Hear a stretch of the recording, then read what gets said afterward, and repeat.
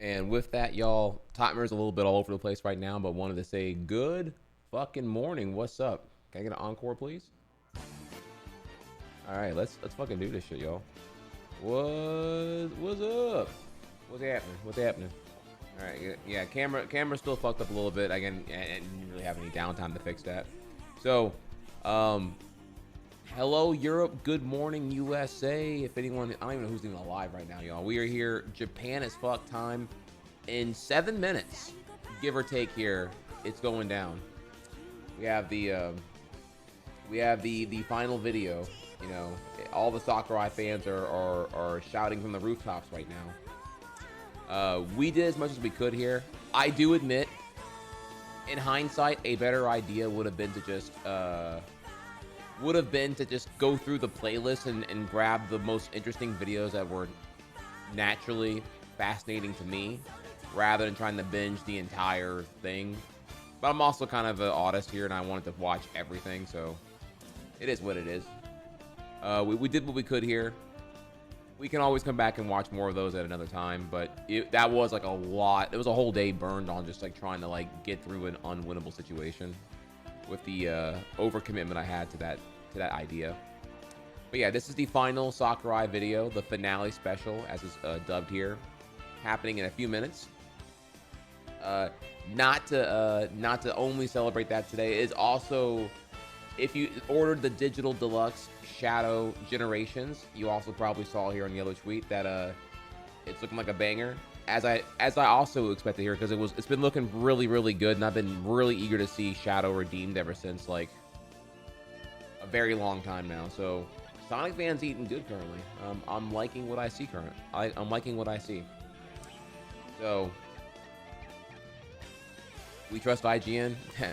No, we don't. But if even IGN sees a glimpse of hope here, then I'm pretty happy about that.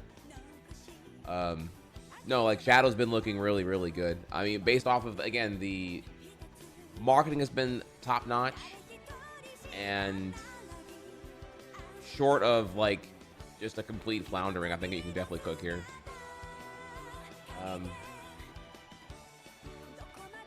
So let me see here. Yeah, we're at an awkward pickle, an awkward amount of time, because it's like 5 minutes left until the premiere happens. So I don't really know what I could do right now. I mean, I can just like talk to me or something. I'm also admittedly, very tired here. I had to take a shower and just kind of like, stare at the not people. Actually, I have the email here. I had to try stare at the at the fucking, just like, I'm like, wake up, bro. Do a quick Sonic hurdle. Oh, genius, actually. All right, sure. Let's do that then. All right. We're all on the line here, y'all. What we got here? Today's hurdle. Emote only. It's another day.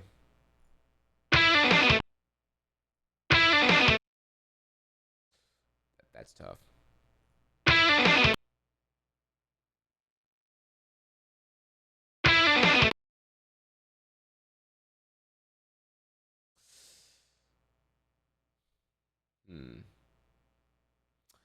Adventure 1 and 2 are heavy on guitars, and it's too little for me to know right away.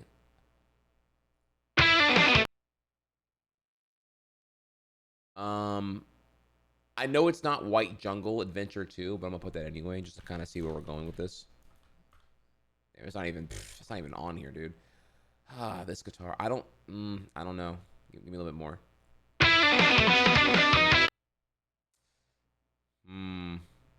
Not looking good. I still don't recognize it at all here.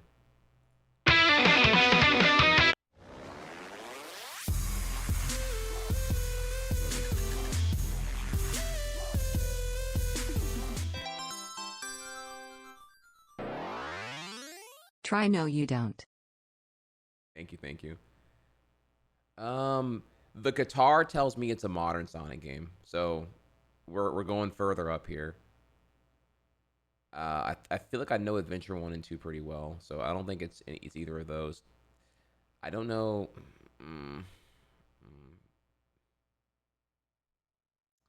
Not Heroes.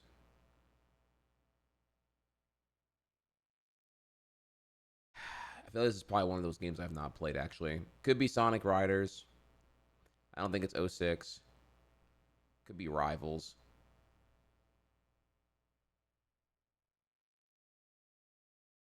Yeah, I don't...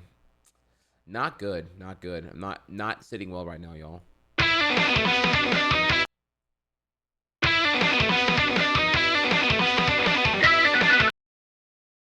Yeah, it sounds like a racing track. I don't know. So let's go with... let's start guessing some stuff here.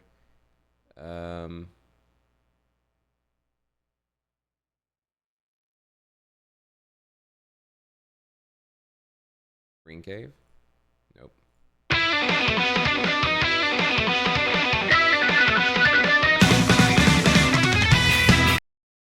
Okay, okay.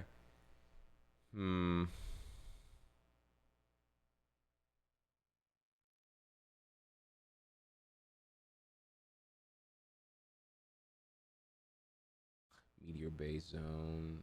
Let me see here. Frontier Canyon, maybe? No, wait, that's a Rival song. Wait. I'm looking at Rivals. I meant to look for Riders here. Green Cave. Hi-Fi and Groove, no. I just, I feel like I'm gonna crash and burn here. We're gonna have to come back. I don't know. Or no, I need to hurry just kind of kill it here. So, could it be Rivals? I haven't played Rivals. That's kind of why this sucks. Because I'm like, Jesus fucking Christ.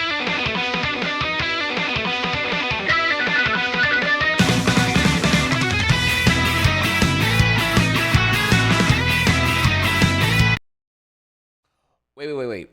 I'm actually dumb. This might be Sonic Rush Adventure. Holy shit. Now that kind of gave it away. Now, Machine Labyrinth, Windmill Village, Mode 2. Oh man, I'm gonna feel so cringe if this was like Rush Adventure the whole fucking time. Oh my god, I suck.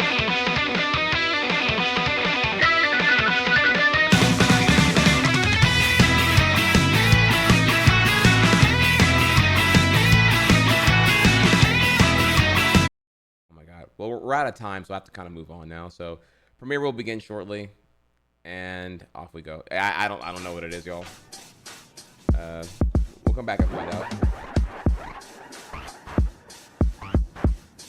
Alright, let's go over to special events.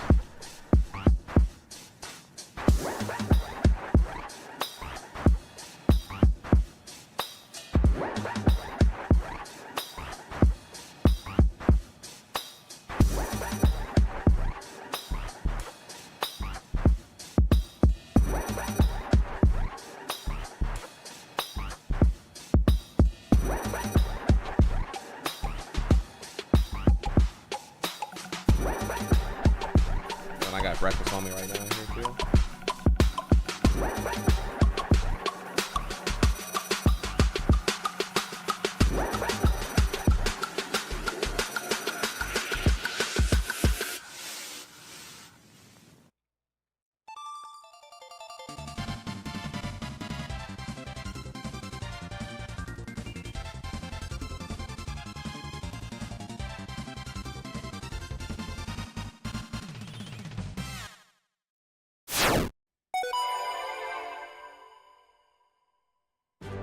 こんにちは、桜井正宏です。最後の動画始めます。今までの配信より年を取ったのではないかって？それもそうなんです。この前までのチャンネルにおける私の映像はもう2年半も前のものですから。Oh, built different.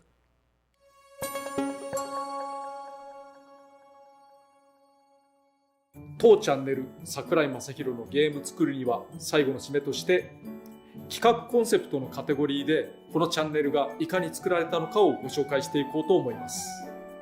このチャンネルを作った意図自体は第1回このチャンネルについてで述べていますから改めて見ていただければ幸いです。まずは制作背景などを順番に語っていきます。いわば桜井正宏のチャンネル作るにはどうぞご覧ください。How I made a YouTube channel, okay.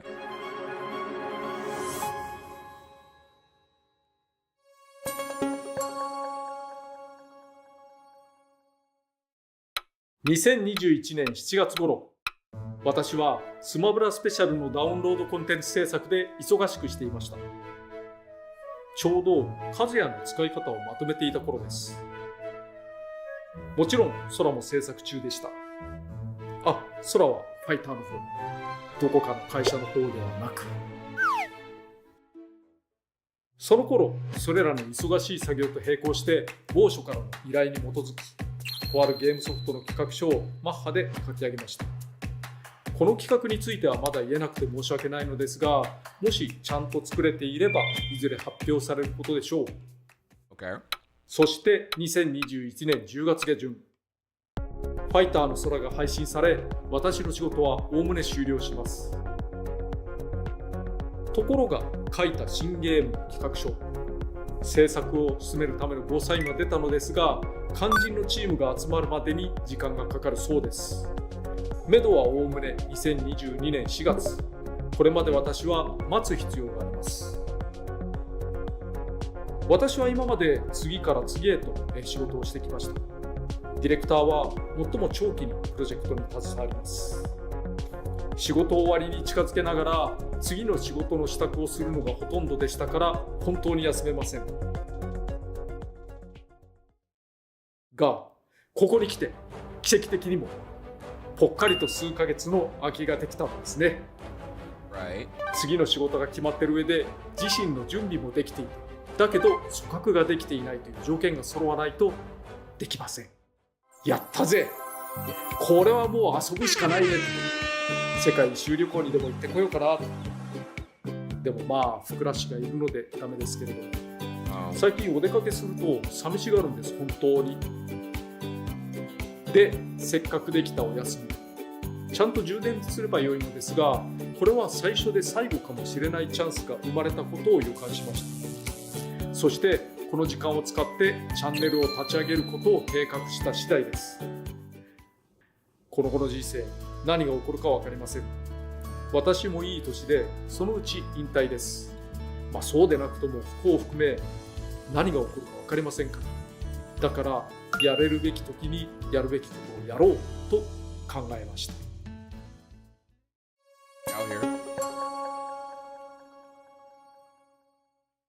では、チャンネルを作るに至った意図や狙い、背景は何だったのか。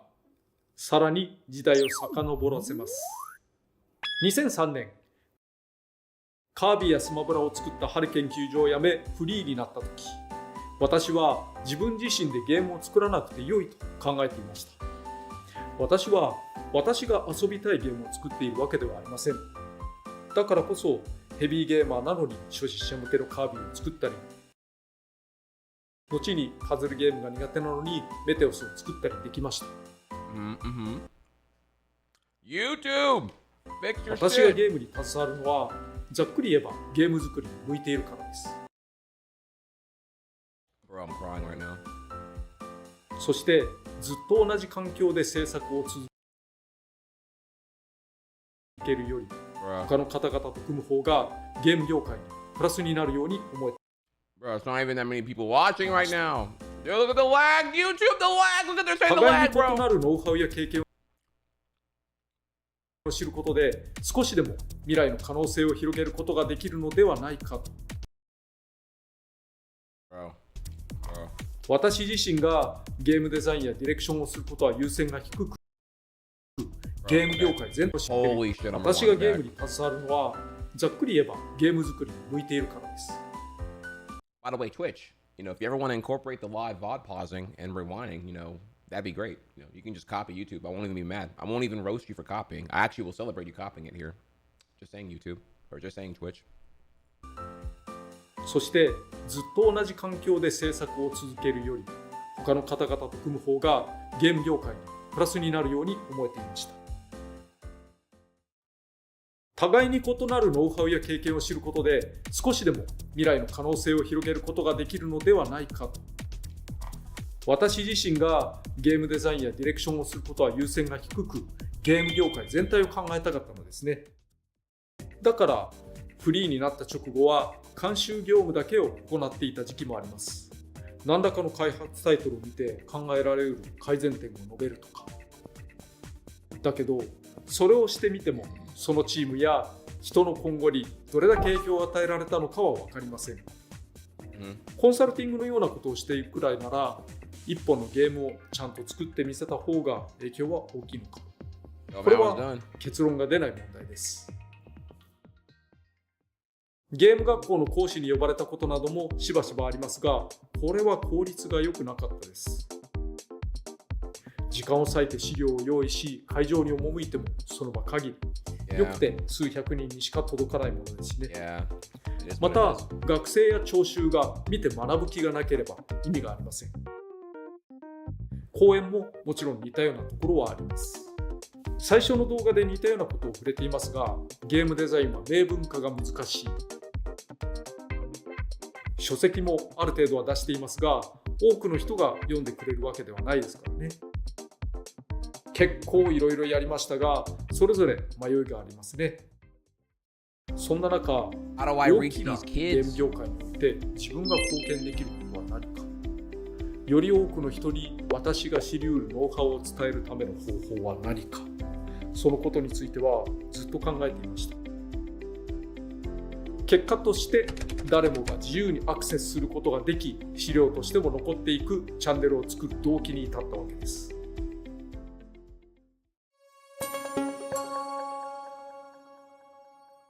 チャンネル制作の話に戻ります。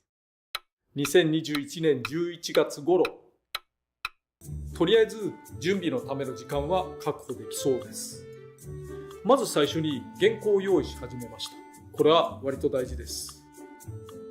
アドリブで話を進めることも多分できますが、話しているうちに何を喋っているのかわからなくなってしまうこともあるし、話したい軸がずれることもあるでしょう。内容の全体バランスも考えなければなりませんしね。また、原稿はテロップや翻訳、事前チェックにも用いられます。やはりどう考えても最初に原稿を用意することは不可欠だろうと思いました。が、見てわかると思うのですが、単に文章を読み上げているわけではないのですけれども、そのように見えるかも。普段から私、こういった感情のつい喋り方です。それが良くないんですけど、原稿を書く手順としては、まず過去に書いたファミ通のコラムやゲーム制作時の思い出などをもとにお題の見出しだけを列挙します。一行で簡潔に。これがほぼ動画の題名になります。それを数百本並べました。次に見出しを簡単にカテゴライズします。ここで仕事の姿勢、ゲーム性、グラフィック、チーム運営など仕分けをし、カテゴリーの動画数が決まります。見直しをして見出しを抜くこともあります。そしてそれぞれの見出しに対して原稿を書き入れていきます。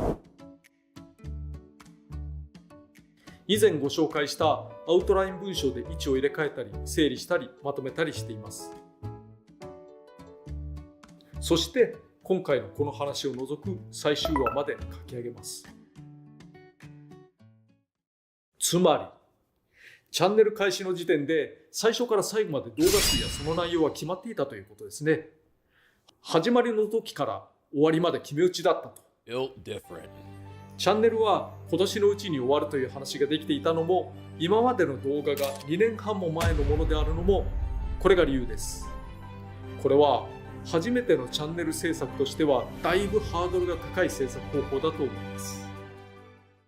なぜin like a true Twitch streamer chat, Sakurai would just shower skip and just change shirts to give the illusion that he had bathed that particular day, just to kind of keep things going here.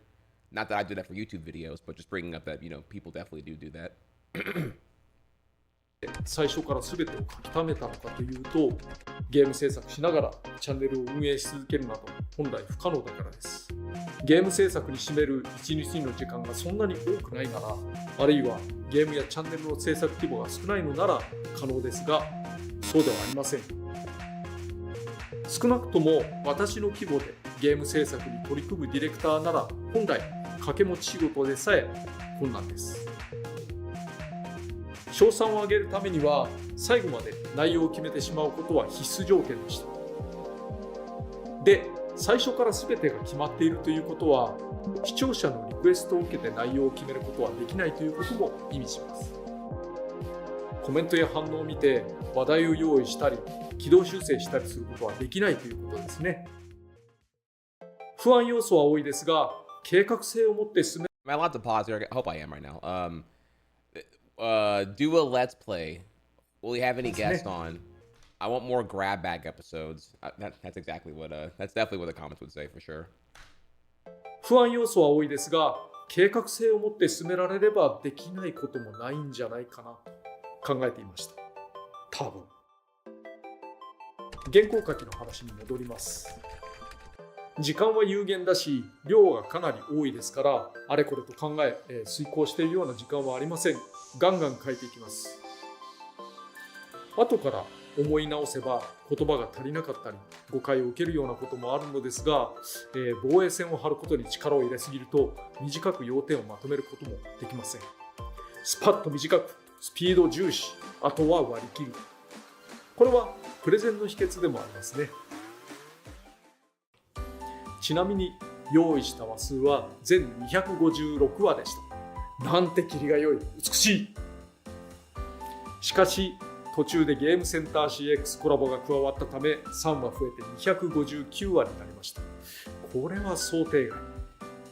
今回の最終回を含めると全260話です。まとめ番組は除きます。で、現行に上がったチャンネル原稿すべての文字数は約30万文字でした。日本語だから海外の方にはイメージしにくいかもしれませんが、タクティクスオーガリボーンのテキスト量がだいたい同じぐらいだそうです。量が多いと読み直すのも時間がかかりますね。添削や修正も大変です。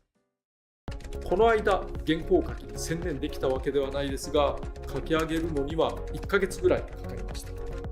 単純計算で1日あたり12本ぐらいのペースです。さらに配信順番も決めてしまいました。カテゴライズも話数も最初から決まっているので、Excel シート上で適度にソートして散らすことでドッと。この Excel がそのまんまスケジュール進捗表になりました。で、原稿がまとまったところで収録に進みます。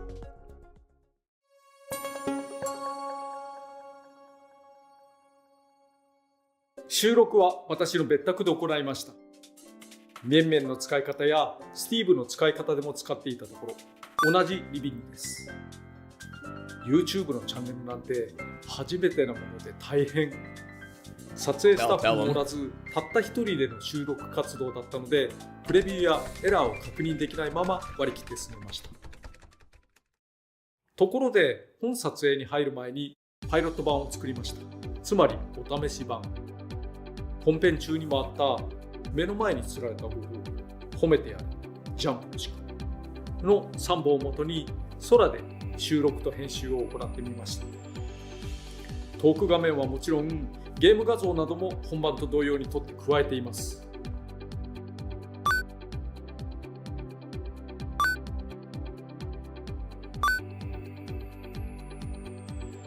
本当にチャンネルを作れるかどうか確認するためのものでしたが、作れる、可能という確信を持てました。そしてこのパイロット版を持って任天堂にも話を通しました。私がチャンネル展開する以上、ゲーム開発の中身に抵触しますし、スマブラスペシャルの開発バージョンの映像の使用許可を得たかったので、さすがに驚かれましたが、協力を約束していただきました。最初に原稿をチェックしていただいているほか、必要な動画は全てチェックを通しています。もっとも中身を変えたいという要望はほとんどありませんでした。ありがとうございます。撮影の話に戻ります。まず撮影は雨が降っていない夜に限定されました。日中に撮影しようとするとブラインドを下ろしていても日差しの影響を強く受けるため、絵の仕上がりがまちまちになりすぎるんですよね。雨は雨音が入るので NG です。別宅なので夕方頃から住んでいるところから移動して、ぶっ通しで何話か何十話かまとめて撮っていき、日をまたいで帰るという日々が続きました。何しろ If I can here, the primary and secondary residence, I feel like this has something to do with like probably, I'm going to assume this has to do with probably living or being within earshot of the Nintendo Kyoto headquarters. And maybe he lives like not in Kyoto, possibly. And or just a second house to have all is the storage house effectively, right? Because he has all this shit, and I'm like, I've been to Japan. I've seen the houses. I'm like, where are you keeping all this shit at, bro? Like, to not make this too long of a tangent, like just the average American house and the average Japanese house, holy shit, night and day, bro. You really gotta, that space, you gotta use it very wisely. Very wisely. You ain't got a lot to work with generally here. 日をまたいで帰るという日々が続きました。何しろ原稿を書いた時の単純計算で1日12本かけてしまうだけで1ヶ月もかかってしまいますから、天候条件などがある上でそんなに日程をかけられないので可能な限り巻いていきます。まずは A カテゴリー1話から次に2話3話と続けて終わったら次のカテゴリーに進みます。もちろん簡単に済ませられるようではありませんから何日何度も通い収録しました。たまには単行本やらフィギュアやファミリーベーシックやらの小物も持ち寄りつつ、撮影機器は単なるコンパクトデジカメソニーの ZV-1 です。今目の前にあるものを写真に撮ってみますが、こんな感じです。愛病ふからしの回で映像上ではいつもにも増してニコニコしているように見えたかもしれませんが、蓋を開ければこんな小さいカメラに語りかけている、ただそれだけです。音の収録はピンマイクやスタンドマイクなどいろいろ試したのですが、結果的に指向性マイクになりました。初日に気合を入れて30話ほど撮ってみたら、なぜかラジオ放送の電波を拾っていて全て使えなかったこともありました。Oh my God, ペライトコアを取り付けて解決しましたけれども、初っ端から見えるトラブルですが、こういったところもたった一人で試行錯誤です。またバイクや救急車が外を通るたび音が入ってしまうために撮影はストップです。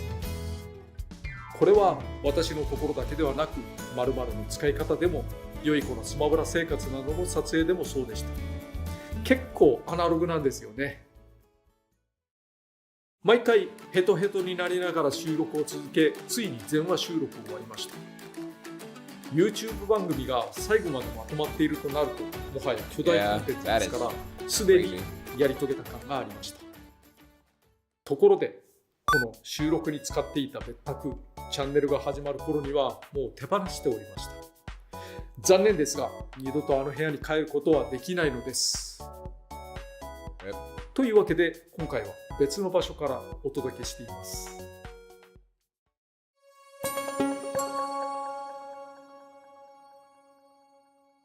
そして撮影が終わると撮れたトーク動画に対し軽く編集を行います。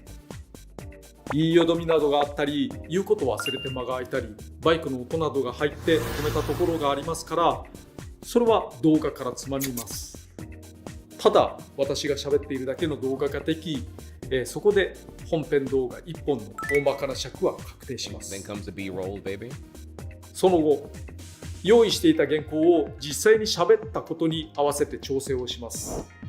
この原稿は後から内容確認や字幕、翻訳にも使われるので、アドリブや流れで書いたことを合わせておきます。で、前編の原稿とトーク動画が完成。そして次の仕事として、それぞれの話の内容に合わせたゲーム画面を取りだめていきます。多くの動画に使われたスマブラスペシャルの開発ロムによる画面はもちろん私しか撮れません。ただでさえ256話もあって多いのですが、その中に用意する映像素材は1本や2本では済みません。一例ですが、ステージをじっくり見てみようの回では200以上ものムービー素材を撮っています。ボツにした分などを含めたら300以上にはなりますかね。そんな中でも、例えばソニックの映像を使ったらセガさんの監修が必要でお手間を取らせてしまうので外すといった気遣いもしています。Jesus. もちろんスマブラ以外のいろんなゲームも撮影します。うちにはゲームが多くてよかったな。 Bro, imagine you're Dan Salvato and fucking DDLC is like chosen by Sakurai to exemplify an aspect of modern gaming. Like, you can just die happy. You can just be like, okay, well, you know what? Like, here we are. I've made it. I mean, what more do you say at that point, right? もちろんスマブラ以外のいろんなゲームも撮影します。 Like, I mean, goddamn, bro. Okay, well, the rainbow pathway to Valhalla / heaven / whatever the fuck I believe in has already been made, and this is a sign right here. Like, you've already done it. Your first game, and you get Daddy Sakurai's attention. Goddamn. うちにはゲームが多くてよかったな。持っているゲームを使いまくって撮影しまくり素材を貯めていきます。テキストを書いている時点で収録するゲーム画面はある程度の想定をしていますが、何と決めてしまわず撮っている最中にも臨機応変に変えていきます。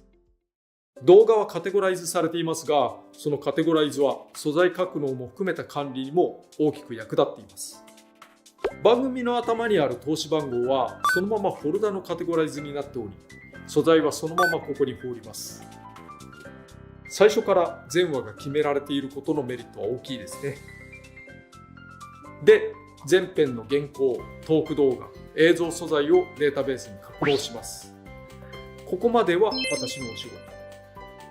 4月から始まるゲーム企画のチームが始動する前に、ここまで確実に終えていることが第一前提でした。成果物を持ち寄っていよいよ外部の方との連携が始まります。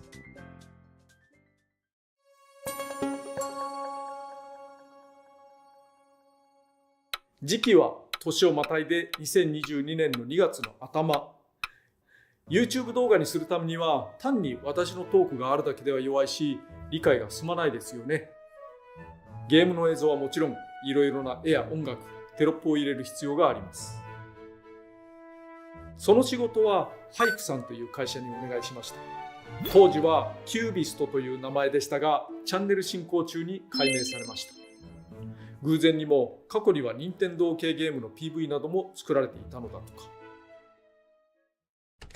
チャンネルを作りたいと私からメールを投げたところ、本物の桜井さん、本当に I was gonna say, 少し like, 疑いの様子だった。 yeah, frame one is like, wait, the Sakurai is hitting us up here? Yeah, frame one is already gonna be the, like, you know, just what's the word here? Like, just not believing it, you know, like, wow, really? 過去にない試みですし、それは疑われるかもしれませんが、そもそも個人でこういった依頼をかける人は珍しいでしょうしね。パイロット版をお見せしつつ本当にやることを述べました。で、結果としてぜひやりたいという反応でした。Of course, naturally. こちらでもパイロット版を作っていただいたところ、問題なく進行できそうな印象でした。コストは想定していたよりもかかりそうでしたが、契約し実制作にかかります。その Yeah, I mean, if you want like pro, I mean, I'm trying to think here. It's like video editing in general.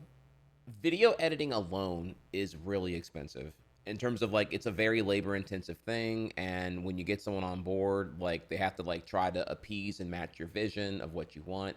Them making a good video and then them making the video that you want are two different things, blah blah blah blah. It takes time, and again, emphasis here, it's a labor intensive thing. Generally, any video editor worth their time in the freelance YouTuber space, like if you want an editor for like your Twitch channel, I mean, you're looking at, you know, the floor to me is probably going to be somewhere around like, I don't know, I would just figure probably like $40 a video, and that's like probably that's like the floor. I can't imagine like in good faith even paying anyone less than that for like what it would take to like, hey, here's you know, generally right, here's like the VOD, the Twitch VOD in question, and here's like when I did a cool thing, make a video out of that. You know, it's kind of like what you're handing off delegation. Maybe you have more refinement and you give them more like the more they gotta do, the more you kind of want to pay them, make them like do a good job or whatever. So like $40 for a video was kind of the floor, but this can easily go upwards to like 100 to 150 depending on how good they are and how much hands off you want to let them figure out most of what you really need out of that video, because you can let them have the discretion on what they're doing versus what you specifically want out of the video to convey. You know what I mean? So video editing is already pretty labor intensive and admittedly expensive. When you go into full production, where you need the cartoon graphics or the manga style graphics and motion graphics with the transitions and the circling of the stuff and everything else here, now we're into like full blown production in addition to video editing. So yeah, that being expensive is not surprising at all. It's I'm not even like denying that here. I'm just kind of like wanting to emphasize that it's beyond just in this case what Sakurai wanted was full blown production. 編集構成についてはこのチャンネルをご覧の通りです。わかりやすく、また手をかけてできていると思います。一例ですが、雑談カテゴリーにある雑談部分のジェスチャーは連続撮影中の私が適当に手遊びしたものですが、その意図を汲み取りつつ毎回面白い絵を当て込んでいるのはハイクさんです。もちろん私からは何の指示もしていません。遊びに対して私からこうしてくださいみたいな指定をするのはおかしいですよね。制作工程としては、もともとの尺が決まっている私のトーク動画は提供していますから、そこにいろんな素材をあてがって上書きするように編集していただきます。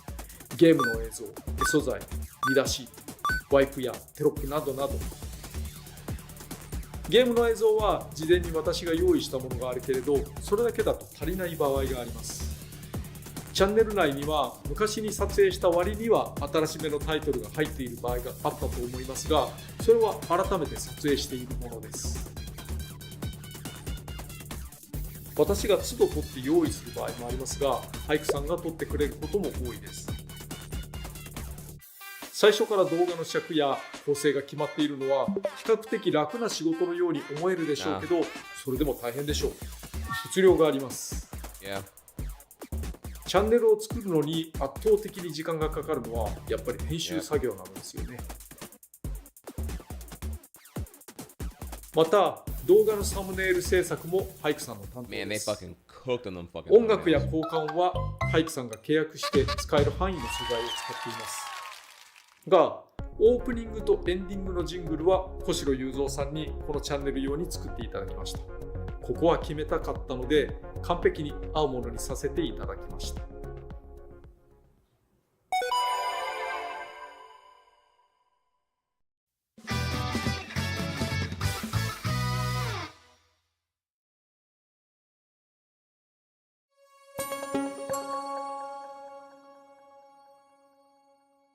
そしてこのチャンネルには英語版が存在します。この翻訳作業を手掛けているのは804さん。日本では知る人ぞ知るゲームローカライズ会社。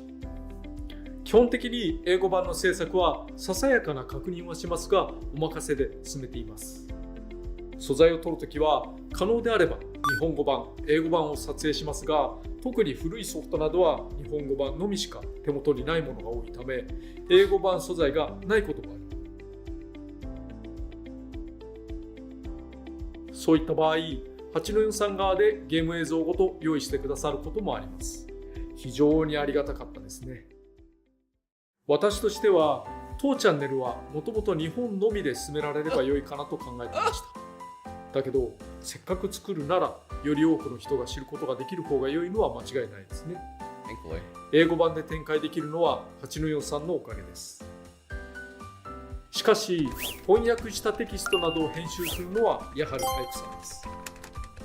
手間もコストもかかってしまうので、もう少し多くの人に届くと良いなとは思うのですけどね。英語版の視聴数は日本より少なめです。英語版のコメントを読むと、翻訳等に対して多少の相互誤解が生まれることもあったようですが、全般的には自然に受け入れられているように思います。他にもツイートやチャンネル概要の解説なども翻訳していただきます。もちろんそれらの元原稿は私が用意します。そうこうしてある程度の作りだめをして公開の準備を整えました。いよいよです。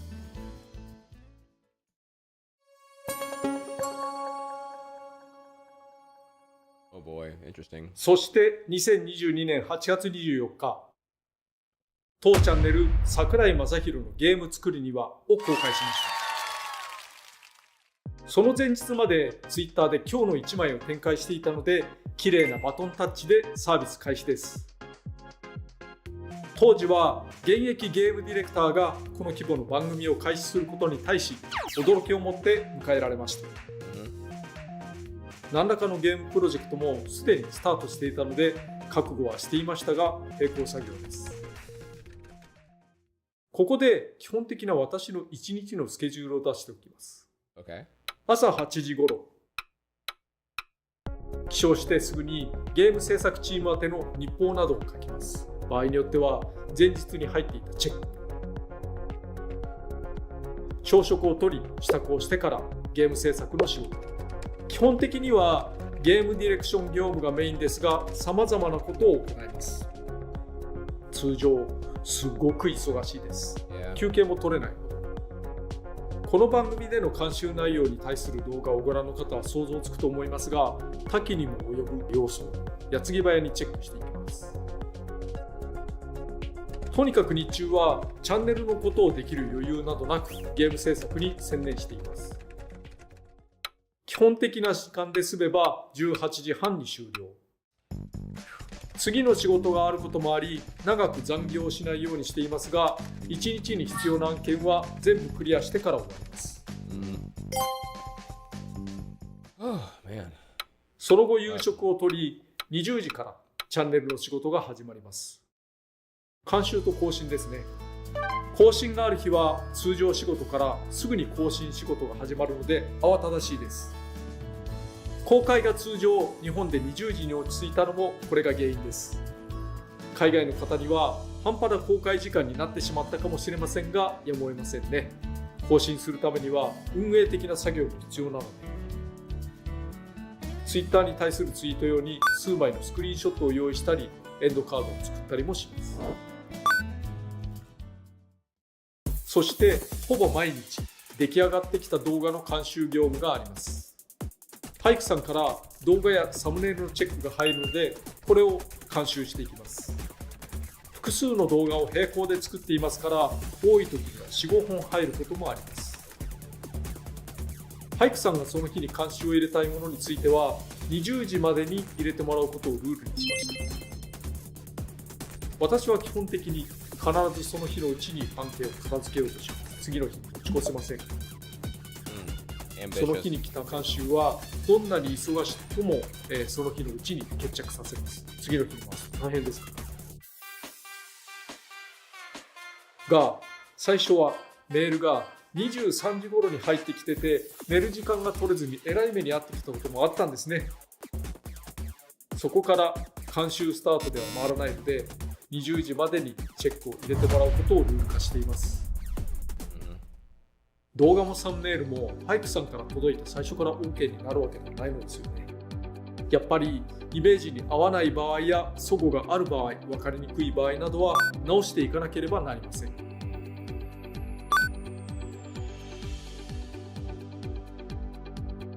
サムネイルと動画でだいたい1話6。There is something interesting about the fact that dude, his day is so action packed. 8 a.m. to, what is this here? Send the channel reviews to my inbox by 8 p.m. so I can get that done and then I can figure out what to do next year.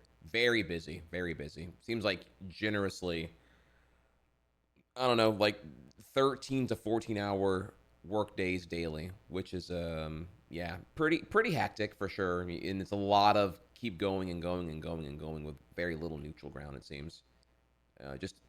Insanely admirable work ethic. Pretty hectic. 6から8往復ぐらいのやり取りを行います。監修はメールベースでチェック点を箇条書き。そしてチェックした映像内に新しいゲーム映像が必要と判断した場合、撮影機器を引っ張り出して映像収録をその場で行い素材提供します。やっぱりたくさんゲーム持っててよかったなと思います。スマブラスペシャルの画面はもちろんですが、説明するのによく合うタイトルを探し収録を試みます。このチャンネルでは非常に多くのゲームが例として挙げられていますが、基本的にはハイクさんか私が全部新規撮影しています。どこからか拾ってきた動画はなし、これが結構大変。大抵の場合、簡単な撮影でも何度も収録するものです。また、どうしても現行機では撮る方法や環境がなくて例に出せない場合があります。例えば、伝説の1986年の回で PC ゲームが少ないのはそのため、もっと取り上げたかったけれど仕方がないですね。それとは別に、最初のチャンネル準備で撮影したものより良いゲームがそれまでの間にリリースされたため、改めて撮影し直したもの、差し替えたものなどもあります。が、原稿自体は昔に書いたものだから、場合によっては喋りを差し替えなければならないことがあります。状況が変わったとか、適切な映像構成ではなかったとか。しかし、音声の追加や差し替えをするのは本当に最後の手段でした。環境が違うため、新たに吹き替え直そうとすると音質にかなり大きな差が出るんですよね。どうしても違和感が拭えないので、なかなかめったにやれないです。動画の監修はない日もありますが、動画の編集なども含めると23時を超えることもあります。で、これに加えて会社としての空の仕事をして1日の仕事が終了。余った時間があればゲームなり運動なりをして入浴。床に着くのは深夜1時から2時の間です。電子書籍のコミックや雑誌を読みながら、寝落ちします。睡眠時間はだいたい6時間程度ですね。こうして毎日の生活を送っていたのですが、日の監修量によって空き時間。Well, chat, not a healthy amount of sleep for sure. Definitely could use a little bit more there. That is but well, I guess when you're a thug, it is what it is. And also, again, here I'm noticing the lack of family or something here. Just I get the implication that there's a work residence, and then there's maybe a separate house, or maybe just Sakurai doesn't. It just, you live for your work, I guess. I don't know. Not hating on it, just I mean, it clearly shows there's very little room for anything else with how work obsessed and prolific he is relative to his own efforts and whatnot. It's one hell of a life. します。睡眠時間はだいたい6時間程度ですね。こうして毎日の生活を送っていたのですが、日の監修量によって空き時間が変動するので、規則正しい生活は少し送りにくいところがありました。この番組のために。更新がある日は出かけられないし、監修などの仕事があると夜に使える時間が減るため、運動量もゲームできる時間も夜に人と会うなど何かをこなせる時間も減ります。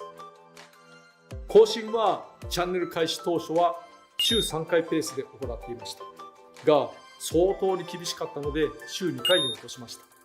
それでもよくこのペースで更新できるなとは思いました。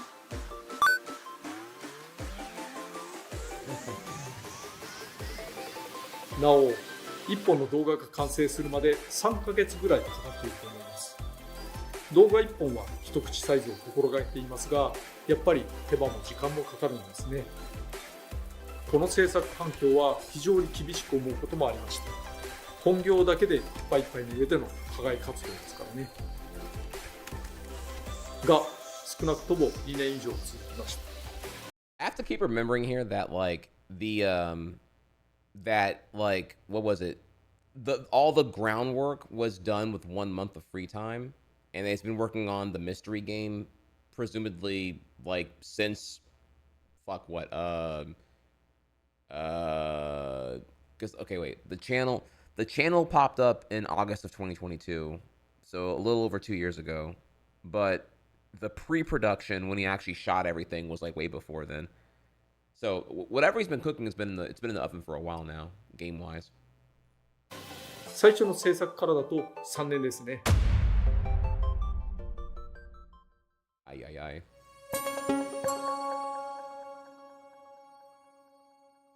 それだけ頑張った上でどのような受け取られ方をしたのかは曖昧にしか分かりません。結果が出ない仕事だということは覚悟しているつもりです。視聴者がどのように思ったのかはコメント欄などから推し量るしかありませんが、その上でコメントが解説の本筋とは全く関係ないもの、茶化すようなものなどだと思ったよりも落胆しますね。その人にとって主題の軸が伝わらなかったということですから。でもこれは広くものを届けられた。Dude, he's so painfully Japanese. You know, it's actually really bad too. Is like I'm thinking about when the channel first dropped, and you know, you got like, I don't know. I assume here Smash North America Twitter all in the comments, just like saying all the dumbest shit possible. I don't know. It's just I don't know. I've given what I've seen for like when it comes to like I guess like communication etiquette in Japan compared to like whatever you want to call the Western world. Yeah, it's just kind of a night and day thing here. I could see where like, you know, just massive disconnect on perception there. 証なのでしょう。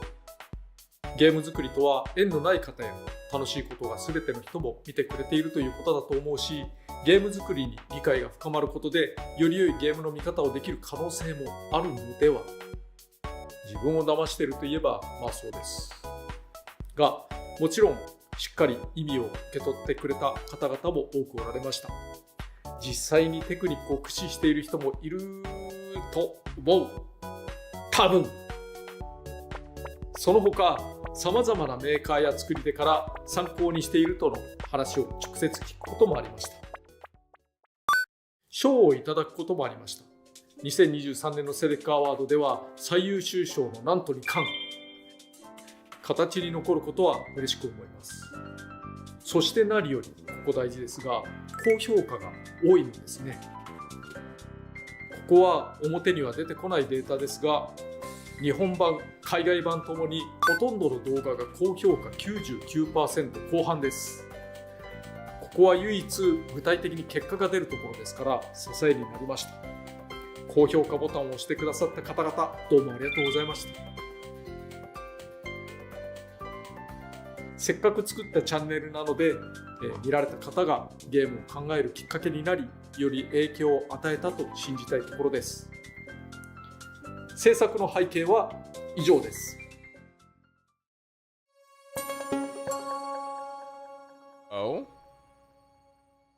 このチャンネルを作り運営し終えるのにかかった総費用はいくらだったか。ゲームプロダクトではこういった話題は隠されがちですが、興味がある方も多いことでしょう。これも制作話の一種なので、多くの人が気にかかるであろう制作費について打ち明けてしまいます。このチャンネルにかかった費用は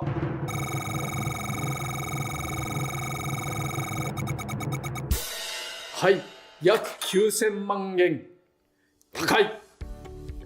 ギリギリ1億円いかなかったようですが、かなりの額。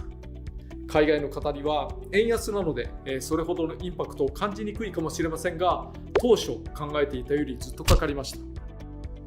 公開時期がもし少し遅れていたら1億円を超えていった可能性もありますね。内訳はこのような感じです。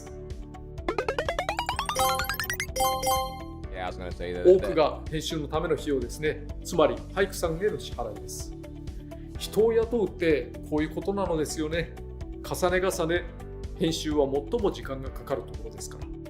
Now, if I can hear even further on this, so consider that one, like every video has like an absolute fuckload of, again, what I'm calling motion graphics.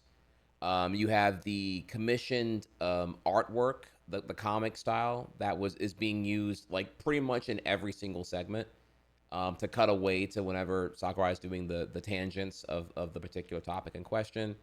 Then you stack in again the editing under a timeline. Then you also stack in, I mean, just again, these thumbnails are literally a work of art. Have y'all seen these motherfucking thumbnails, bro? These thumbnails are just banger all the way through. They are fun to look at. I mean, you can put this shit on a fucking, you can put these like 250 thumbnails in like a little gallery as an individual like canvas portrait thing, whatever here. It's just like straight heat the whole way through. But I'm assuming all the immaculate components here go back to just like, yeah, it's the editing, the motion graphics, the artwork commissioned, the thumbnails. It's just crazy. I'm not surprised. It's what I can say here as a compliment to Hike is that like it's very clear there's like a staff of like 10 to 25 or more people all involved in making all this at the quality it was and is.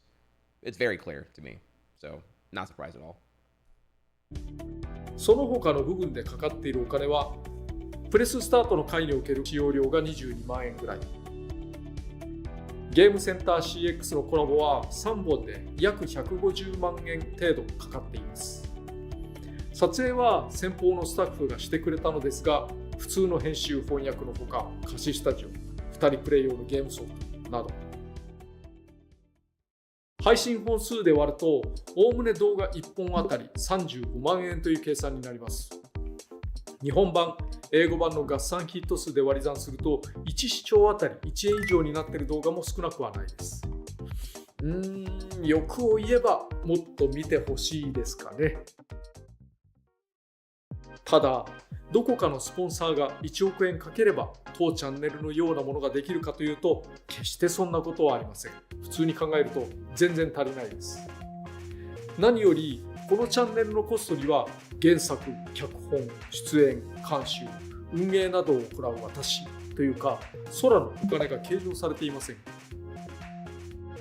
チャンネルの核ですし、説得力を持たせるためには何らかの実績を持つ人を起用し、多大な仕事をしてもらう必要がありますから、これらも委託するとなると制作費が跳ね上がりますよね。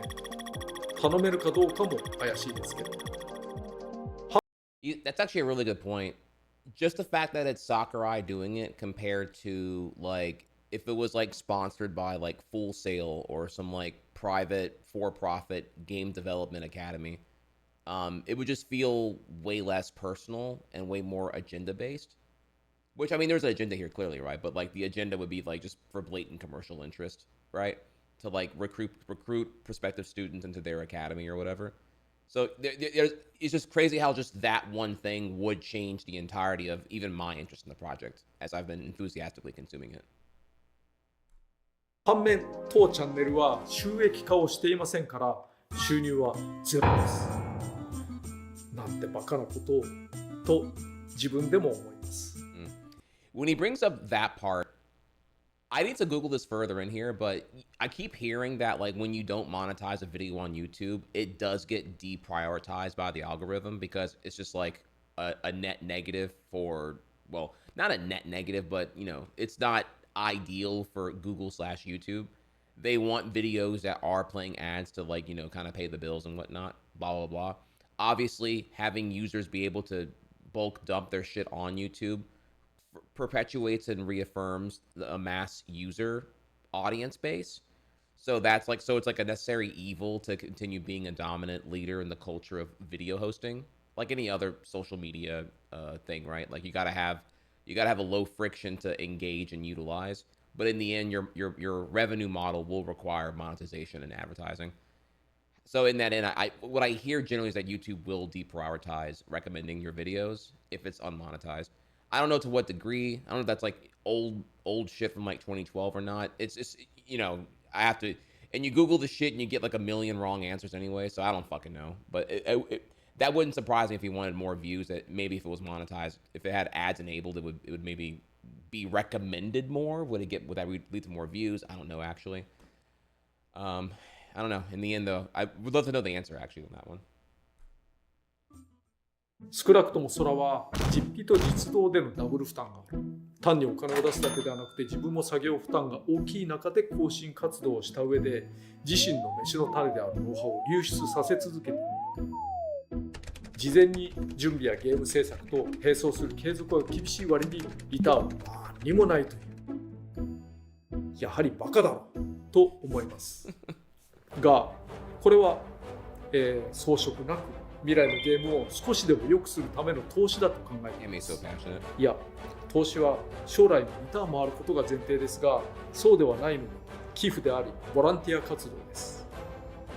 例えば私がディレクターをしていたとして、今時の1本のゲームをチームで作り1億円で世に出すのは難しいですね。重ね重ね答えは出ませんが、費用対効果としてはおそらく良い結果になったので。世の中多くのゲーム作品が出ています。多くの人が頑張っています。その中に埋もれるたった1本のソフトを作るより、少しでもゲーム全体の底上げをしようという試みでしたが、今後のゲーム業界にごくわずかにでも後押しになること、貢献できることを心から願っています。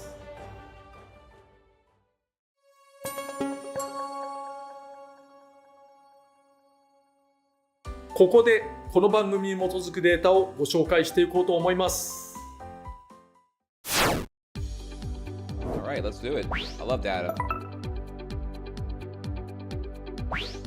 Alright. Yep. You're a good YouTuber.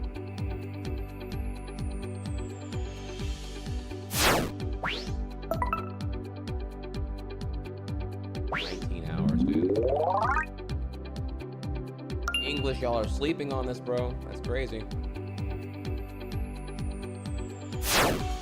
That's crazy if you think about too, like, man, so what, translation was, what was it, like, 20% of the cost? 20%? 15%? It's like, man, man, I'm really happy he did go out of his way to get English out there. That really, really, really good.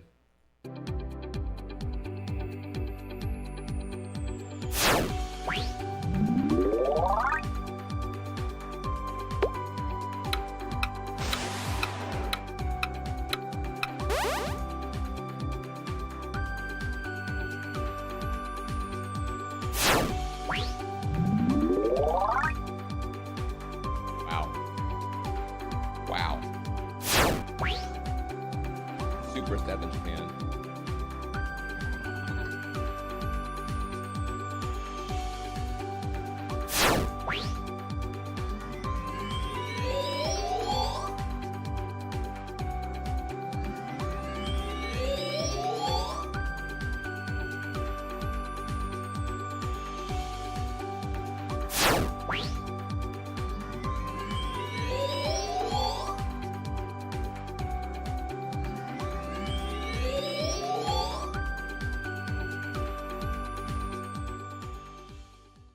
It is what it is. Here we are. You just look at the thumbnails, bro. Oh my god. Variety of fonts, compositions, typefaces, color palettes.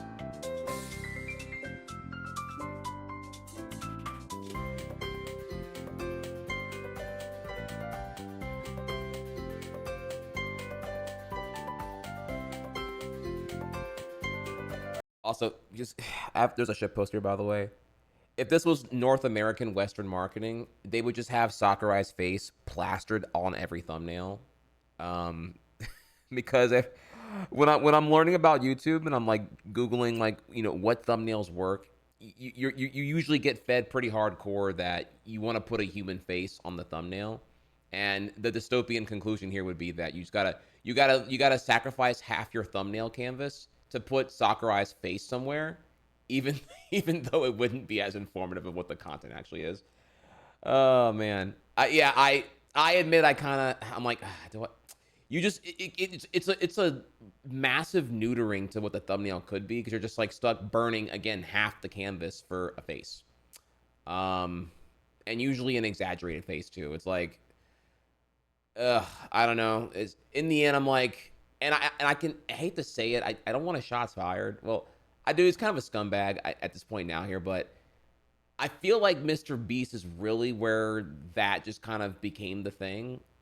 I don't recall seeing faces as often on thumbnails until I saw Mr. Beast's like fucking AI generated face constantly. Anyways, all right. Another topic, another day here. Moving on.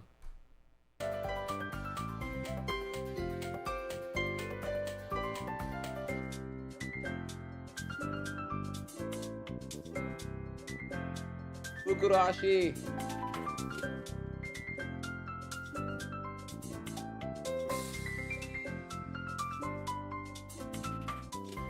Oh, the slow fade to black. This must be the end. Oh man, it's almost over. 最後にこの番組に携わった方々にも感想などをいただこうと思います。Congrats on bringing Masahiro Sakurai on creating games across the finish line. We never dreamt we'd be met with an opportunity like this from Mr. Sakurai himself, and are truly honored to have been part of the production team. We hope the channel continues to provide viewers with plenty of enjoyment in the future. An incredible honor for us to open Sakurai's extensive knowledge to a wider audience and local watch these videos. We've worked on the series for the past 2.5 years has been a highlight of the company's history, and we hope everyone who's watched the English version got as much enjoyment out of it as we did translation. Great translations, by the way. Was never taken out of that here. もともとこのチャンネルは効果も成果もわからない今後のゲームがごくわずかにでも良くなるための活動であり、見返りは期待していません。この映像を撮っている瞬間はまだ更新が続いている最中です。つまり先頃解説したような更新の日々を送っています。番組を終えることでどのような心境になるのかはまだ分かりませんが、やってよかったと後から思えるようになればいいなと思います。私自身はいつゲーム業界から降りるかわからない年になりました。今後健康でいられる保証もありません。そんな中、訪れた機会を逃さずゲーム一本そのものではないノウハウを残せたのは良かったのだろうと思います。 YouTube は思ったよりも揮発性が高いメディアで、時期が過ぎればおすすめにも上がってこなくなると思います。とりあえずチャンネル登録はしてなければしていただき、そのままにしておいてもらえれば幸いです。ゲーム制作者にはいつでもアクセスできる虎の巻として、プレイヤーにはよりゲームを深く知るための手引きとして、働く人には心得や考え方などの参考として広く参照できるところはあると思います。最初の回で触れていますが、このチャンネルは視聴者の方々の経験にちょい足しするものです。つまり活用されなければないのと同じ。視聴者の方が活用して初めて意味をなします。それが唯一の成果です。チャンネルの更新はここで終わります。ネタはまだまだいっぱい考えられなくはないのですが、現状続きを作る予定はありません。あれしてほしい、これしてほしいとか言わないでくださいね。これまでベストを尽くしたつもりですからが、せっかくできたチャンネルなので、ここで何らかの話ができることも将来的にあるかもしれません。何があるか分かりませんから、柔軟に使いたいと考えています。まとめ番組も順を追って整えますので、気が向いたら見直してやってください。何か得られるかもしれませんしね。作り手も遊び手も皆様が理解を深め、よりよくゲームにあるいは仕事に向き合えることを祈っております。今までご視聴どうもありがとうございました。それでは。Oh, the fade to white, y'all.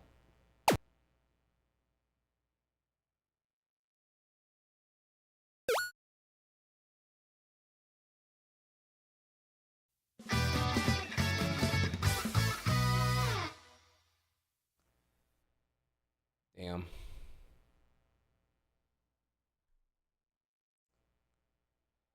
All right, well, we did it, y'all. We did it.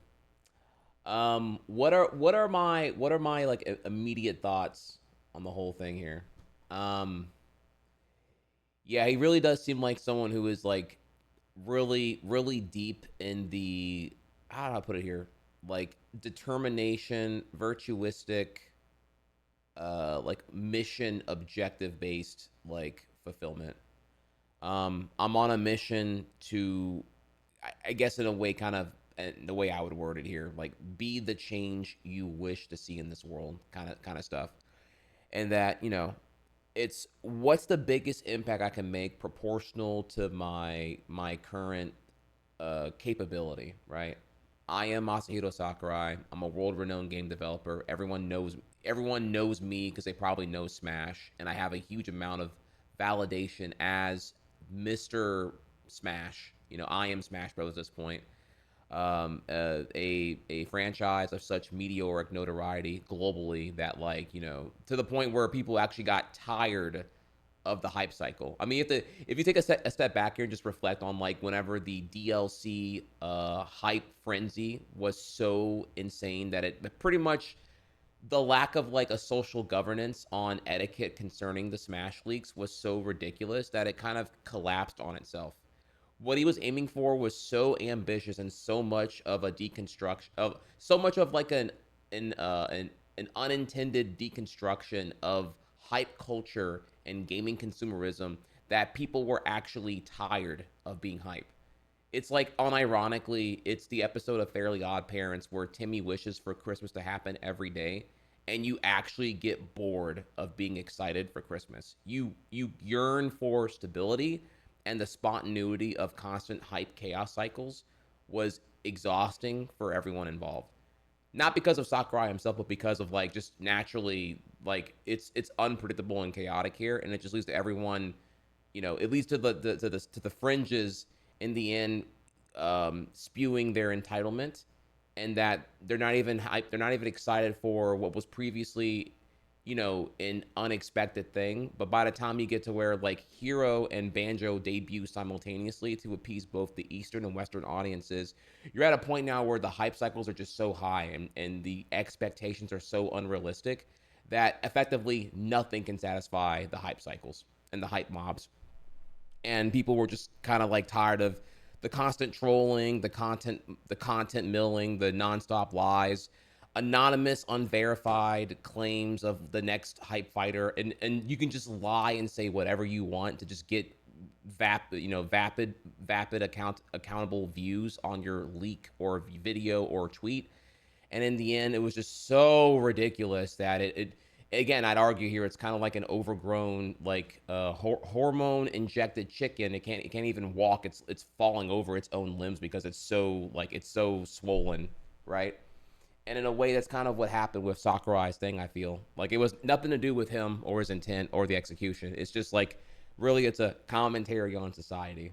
And it's pretty crazy that you shoot for an expectation, or you shoot for, like, I guess an expectation so high here that we saw that unfold in real time.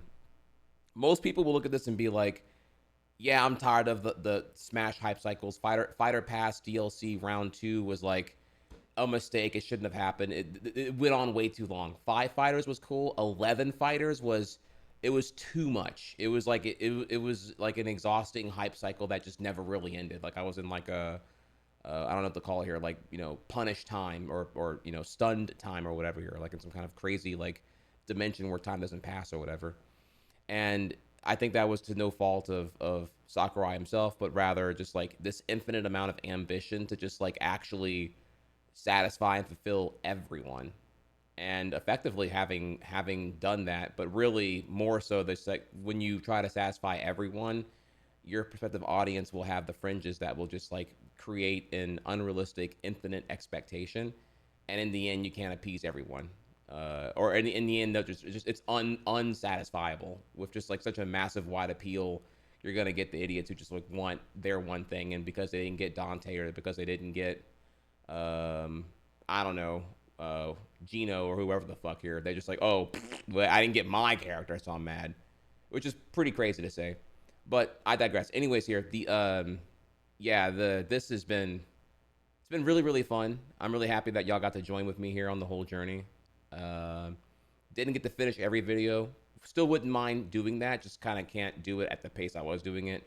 Yesterday, doing 8 hours straight of Sakurai React was pretty draining. I can tell I was pretty tired and mentally just completely fried when I was done, because I was, like, walking the dog, and I didn't even feel like watching a video. Like, I walked the dog yesterday and just, like, pretty much walked mostly in silence. My brain was just completely drained with how much we were just reacting to, like, substance nonstop.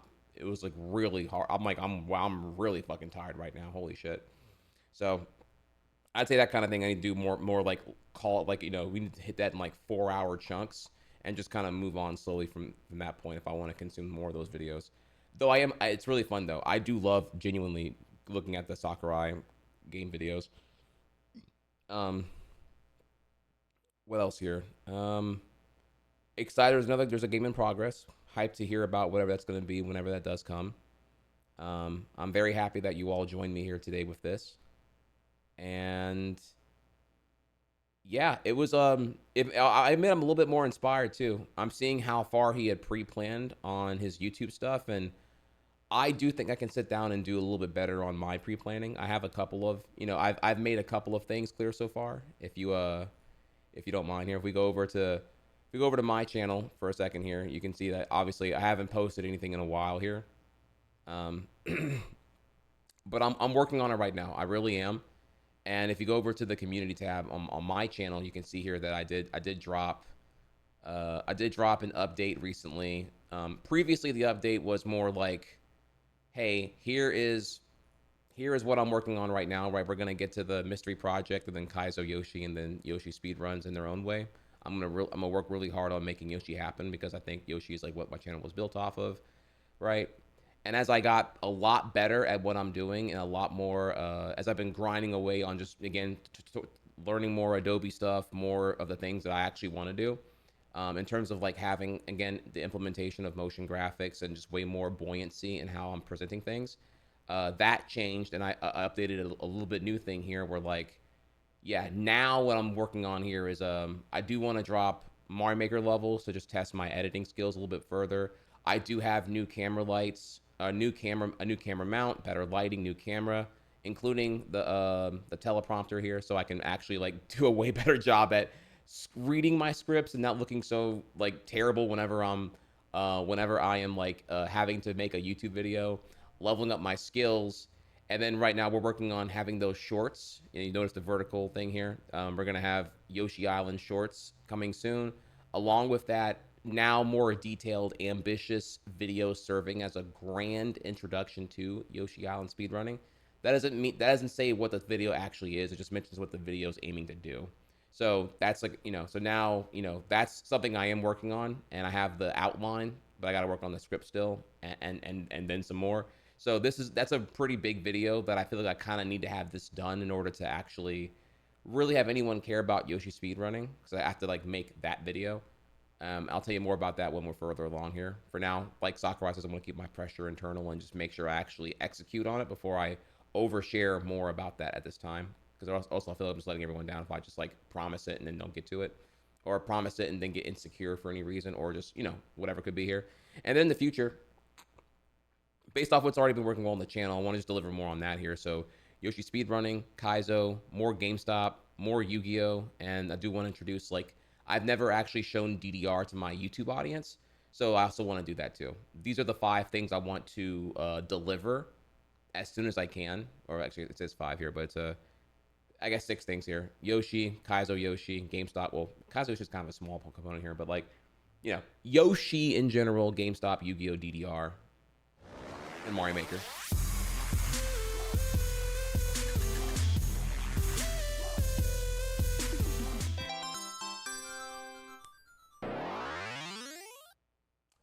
Thank you, Snackle, for the Prime sub. Appreciate you. So I'm trying hard here to really deliver on that front, because I understand here that if you're a fan of me, it's only been Twitch for a very long time now, which is very selfish. It's asking a lot of you to put time out of your day to consume me strictly as a live stream content. Obviously, having me exist in YouTube form is like way more convenient, right? Like, so to not have to wrap your schedule around whenever I'm live. Catching me live should be like a convenience and a privilege, but in the end here, the accessible YouTube portal should be like way more taken way more seriously here. So yeah, even with Sakurai saying that here, I'm kind of inspired to like just kind of grind away even more and get more of my own channel stuff out there, because if I can here for a second, the way that Sakurai feels like the mission is to like make gaming as a whole a little bit better with using his knowledge and his like decades of like industry experience. I do, as corny as it may sound here, I do feel the same way about Yoshi Island. I feel like no one plays this game and no one understands how amazing the game is. And when they watch me play, they get intimidated by the game looks really hard because I'm watching you play it and I don't want to play it now. Like I'm like, ugh. And so I feel terrible that like I've been the Yoshi guy for like 20 years and I have not really. In the beginning it was like, yeah, I make cool demonstrations of like Yoshi Island speedrun tech and everything else here, but also like what do I want the impact to be upon the viewer when they're watching that kind of thing here? And I think in the end it is like I would love people to play Yoshi's Island, and I would like to also leave an impact in the world of speedrunning. And I feel like I'm sitting on a lot of things that really no one else has. You know, there's not many speedrunners who have been at it for 20 years. There hasn't been many speedrunners who are still in their game for 20 years. There aren't many speedrunners who have done what I've done, who have been to as many GDQs as I've been to, or have been around since the inception of streaming or GDQ's live format, that are still doing it now. Like I'm pretty exceptional in my criteria, and I feel like I'm interesting, and I'm not like, I don't know. I got sauce in the end here, and I'd really like to, you know, finally push myself on all the accumulation of credentials I have and get there going. I'm finally no longer in that pit where I've been like, oh, I don't have world records, so therefore there's nothing of value for me to really share. Like as dumb as that may sound, that's really where I was with my worldview on a lot of this beforehand. Oh, I need to get world record in Yoshi in order for me to like contribute, in order for me to then have the credentials to contribute here, as if like I don't already have like a loving audience, fan base, community, and honestly people who are waiting for me to drop the bangers. You know, even with my painfully mediocre YouTube channel right now, I'm still at 103k subs on YouTube, which is something to definitely celebrate. So why have I not realized that and gotten out of my insecurity bouts and just, you know, fucking do it? Like Shia LaBeouf said, fucking do it. So y'all came through. I want to thank y'all again here. Like I know I keep saying this here, but like on the note of the Sakurai reaction, everything else here, and forgive me if this is making it about me as like corny. I'm hoping it's really resonating here. This video hitting 19k views and hitting again what is like comfortably a 800% multiplier on the expected amount of views a video would get here. My shit hasn't cracked over 3k views since 2020, minus the one exception, as I said before here. There's only one exception here, and that would be literally the random Yoshi Kaizo video I made, which was like the one Yoshi video I've made in the last like 2 years. So like minus this one video here, nothing else cracked like 3k views, which is obviously because they're all mediocre in the context of like they're just not like, it's me taking existing content and just like editing it for a palatable, like already Twitch savvy YouTube audience, which is like a minority subset of the people who are just like only consuming me on YouTube. Understandable and whatnot. Totally understandable. So then whenever I finally cook and I'm the one doing it now, I saw that. And this is all I needed here. Again, 19k views is like a drop in the bucket. It's like I don't know, like somewhere around like 40 to 60 bucks USD in revenue. I don't even, hard to know exactly. It's not like a massive amount of money that really changes, like proportional to like what it took to get done. It's more that I see the proof of concept here that I can do it if I continue to grind and develop my skill set, because it's where I am now and where this was then, I can do so much better here. So much better for sure. So I'm really excited to push myself and really get there. So I owe all of you all for that. And I want to thank you again for ever tuning in and even for remaining subscribed on YouTube and just waiting for me to finally get myself to that level mentally to be like ambitious enough and have the faith in myself to actually do it. And I can't wait to show y'all what I'm cooking up next year.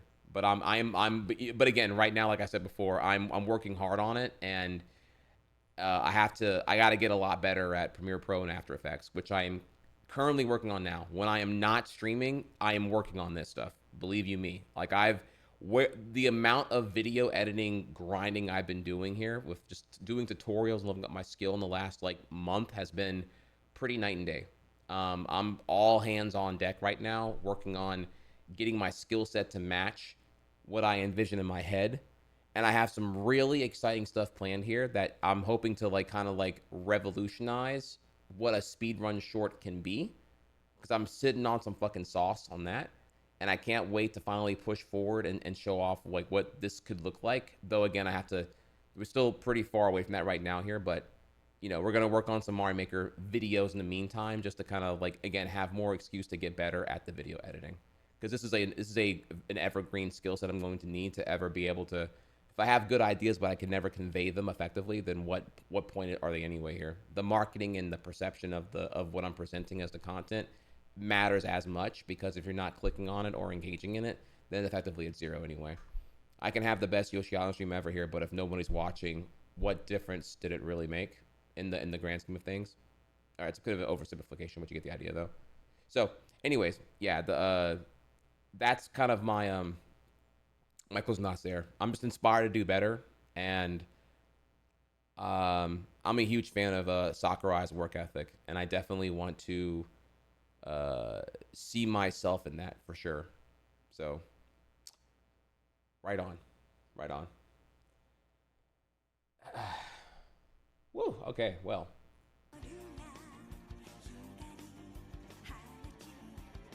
All right, chat. Well, let's let me take a second here and again, sorry that the green. This is all so bad right now. I haven't had a chance to fix the camera yet here, so just pardon me on that one there.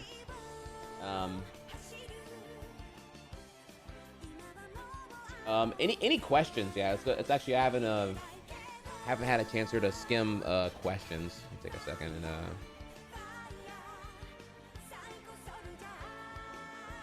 take a second here on that.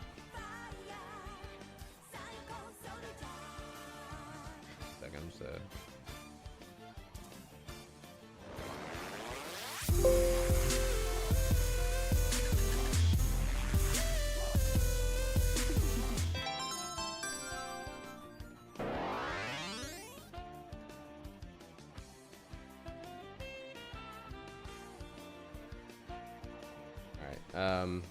So I had to fix that real quick here. So, yeah. If there are, I'm skimming now here. If I missed any questions, let me know. DMAC, thank you for the 53 months.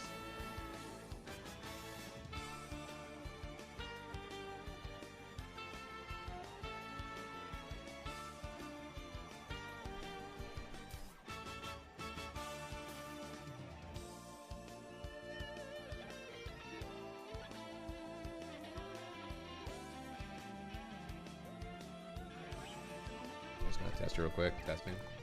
Okay, there we go. Now it's working. So, what are your thoughts on the new Valve game Deadlock? I don't have much experience there. I have not played. Deadlock looks like a hero shooter online, right? So it's just not my forte. I don't play Valorant. I don't play Overwatch, and therefore my commentary on Deadlock would be like non-existent. I haven't really played a hero shooter, so the nuances of how the game mechanics work, the balancing, and all that, I don't know. I have nothing I can really contribute to that conversation. You know what I mean? In the end, 90% MOBA. Okay, even if it's a massive online battle arena, okay, sure. My commentary is still the same. Still the same here. I have not played MOBAs either, so I don't have. They don't look inherently interesting to me. If you want my take on this here, and it's not meant to be like your game sucks. Don't take it as that. But since you're asking here, in the end, I perceive it as I'm playing an online game. I'm playing a collaborative, shared objective, team-based online game. And so I have to, a lot of the outcome of the game will come down to communication, protocol, and sorry, okay, I guess my cat just came in here. Communication, protocol, discipline, and cooperation. And in most cases, usually what I see in these online efforts is everyone blames each other. No one's collaborating. Communication is not standard. Protocol is not unified, and division is intensified here. And personally, I don't really feel compelled to play a game online where I'm stuck relying on strangers to like give a shit about the objective and not get caught in their own egos and their own like, feeling traps, I suppose. And having to like, cushion or pad my communication around their deficits so they don't just like give up or start flaming me in reaction to them feeding, right? So with all of that, it's just like, I don't know. It's not really appealing to have to like just rage over incompetent solo queue dumbasses when in reality, like, the match was already lost because there's no team in the team objective happening here right now. So I would unironically rather just play a game where, I have way more agency on the outcome. So I'd rather play a 1v1 fighting game, a single player game, or speedrun. Like, these all sound way more interesting to me than playing online games that are in the realm of MOBA or hero shooter. So and feel free to combat that as like I'm oversimplifying, but to me, outside looking in, League players look really angry and they hate their game. Overwatch players hate Blizzard. Valorant players hate everyone and everything. And I just don't really see, and also, it's also live service games too, so there's like deliberately no endpoint. Like, sure, if you enjoy it, you enjoy it, but I already don't play it, so I don't really enjoy it, so I don't need to get caught up in that anyway here. Plus, it would be a massive time sink. You know what I mean? It's like for me to get good at like a MOBA or a hero shooter, I would need to like play it a fuckload to like get better, and in the end, you just get clapped by a higher rank anyway. So it's like, unless I'm already like pre-committed to just like growing in that skill set, I don't really see much appeal in being at a casual level to me at this time. So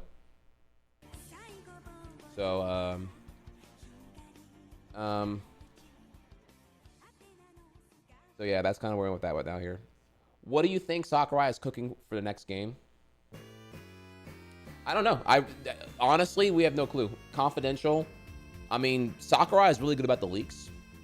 Very little of anything Smash Ultimate development related leaked, you may recall. So I have no clue what he's I really don't know. I think Sakurai is in a very unique position right now where it could be anything. He can pretty much do whatever he wants. The one thing it sounds like, though, is that he was the one giveaway in the video, if we can go back here on that, seemed to be in the very beginning. I don't remember where he said it, actually, but I can't even fucking play this shit right now. Wow.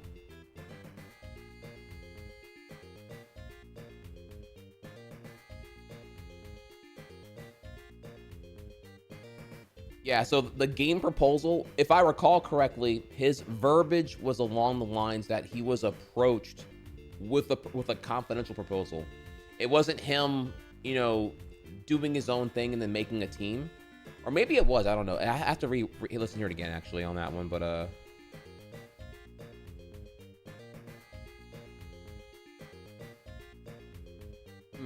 okay, maybe he did the game proposal and was trying to assemble the team, and he had a month of downtime while the team was being assembled. So I guess my question one would be, okay, to get the facts correct here, was it a game proposal that he submitted to a company, a publisher, and he's awaiting the production staff to be assembled so he can manage them?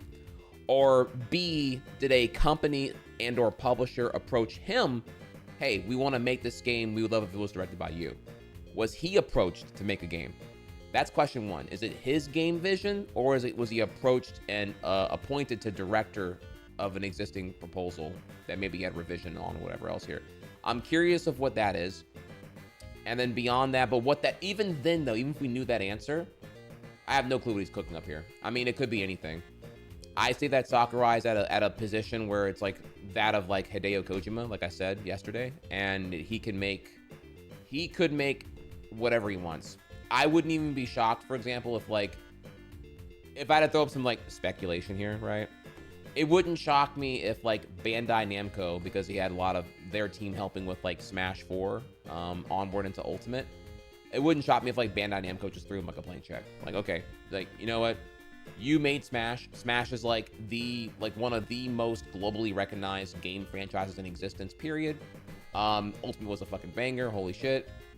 You're built different. You look into every facet of the whole game's existence, including marketing and whatnot. You're cracked. It'd be an honor to have you make a game for us. And so, yeah, here's some really lucrative terms, including a blank check. Make a game. Cook. Please cook.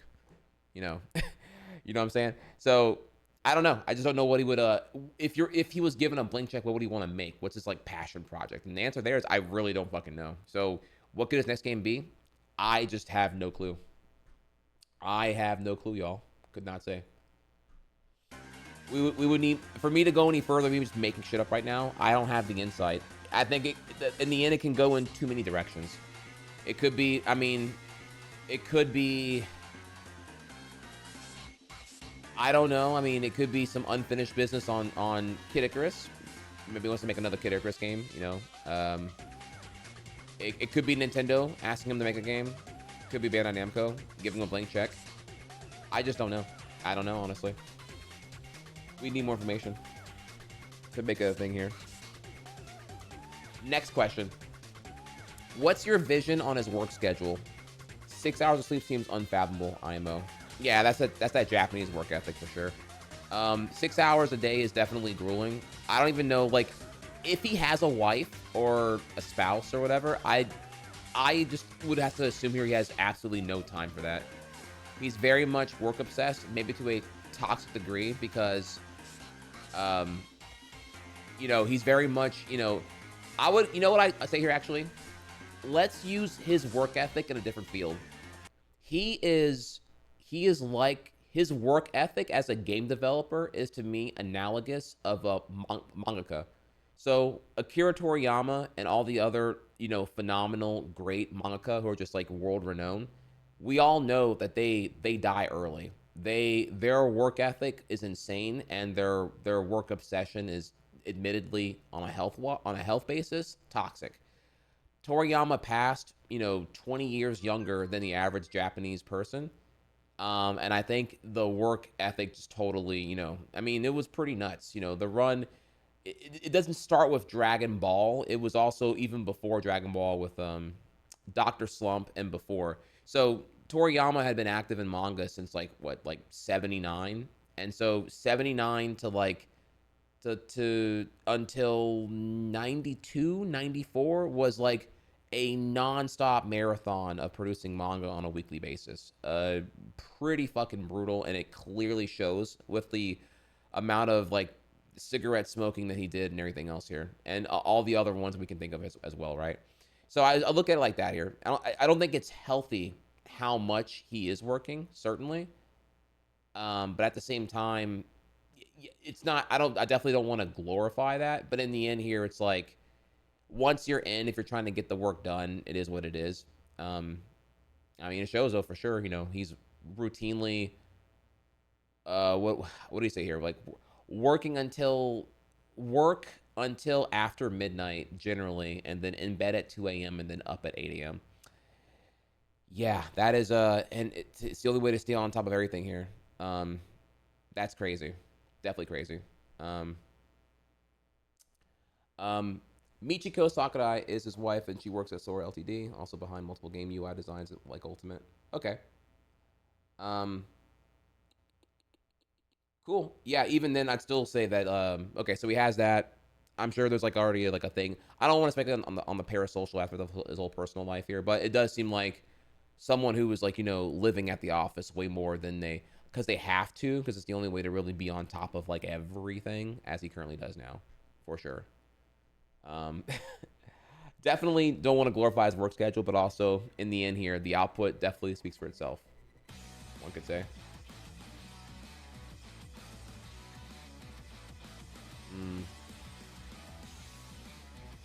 Genku made a 3-minute video edit, got 10K views. Streamer reaction video to that I uploaded to the same channel, got 50K. Yeah, welcome to yeah, welcome to YouTube, bro. There's no the rules are there are no rules. Let me see here. Okay, going further down here now. I was a little behind on chat currently here. Let me see. Yeah, okay, I'm reading here now about this here. 90% MOBA, 10% hero shooter. Yeah, I'm not informed on Deadlock, so I'm not the person to ask here. I haven't even been looking at it at all. What do I think of Valve as a game producer right now? Again, I can't really comment on that either. I don't know. I haven't. I'm not the guy to ask here. I haven't been. I have looked. I have nothing to comment on about Deadlock because I haven't watched it nor looked into it. I would like Portal 3, but beyond that, I can't really speak on like Valve's game stuff because I haven't played Half-Life Alyx nor Deadlock. So.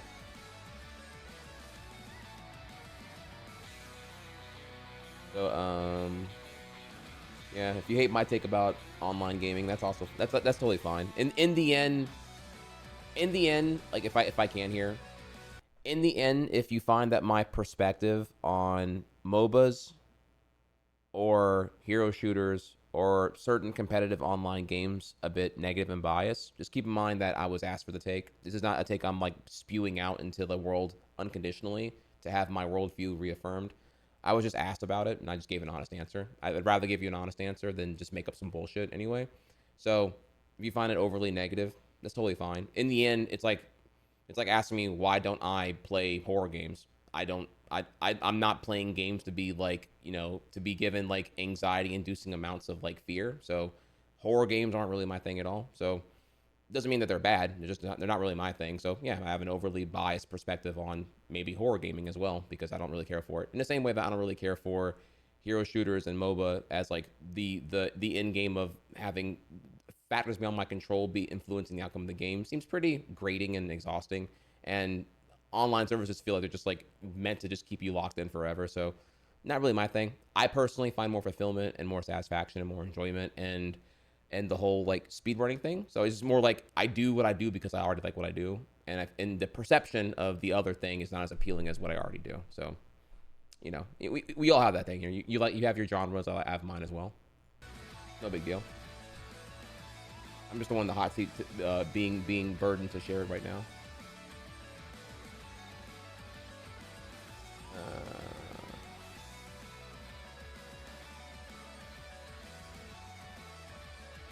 Okay, all right, cool. So that concludes the questions now. And from here, we can move on to the next thing, chat. Let me take a second here and go over here now. So now we're going to move on to Shadow Generations here. So for the next 4-ish hours, 4 hours and some change here, we're going to hop on Shadow Generations and we're going to play that.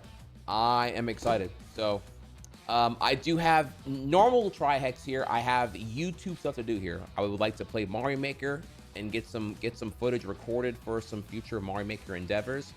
However, I'm also a Sonic fan here, and Generations did drop. So I admit right now I'm gonna be a little indulgent. We're gonna hop on Generations here. So, all right.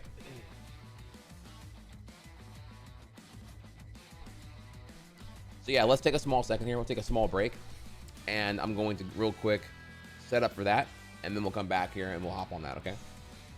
So don't go anywhere. Hang tight. BRB.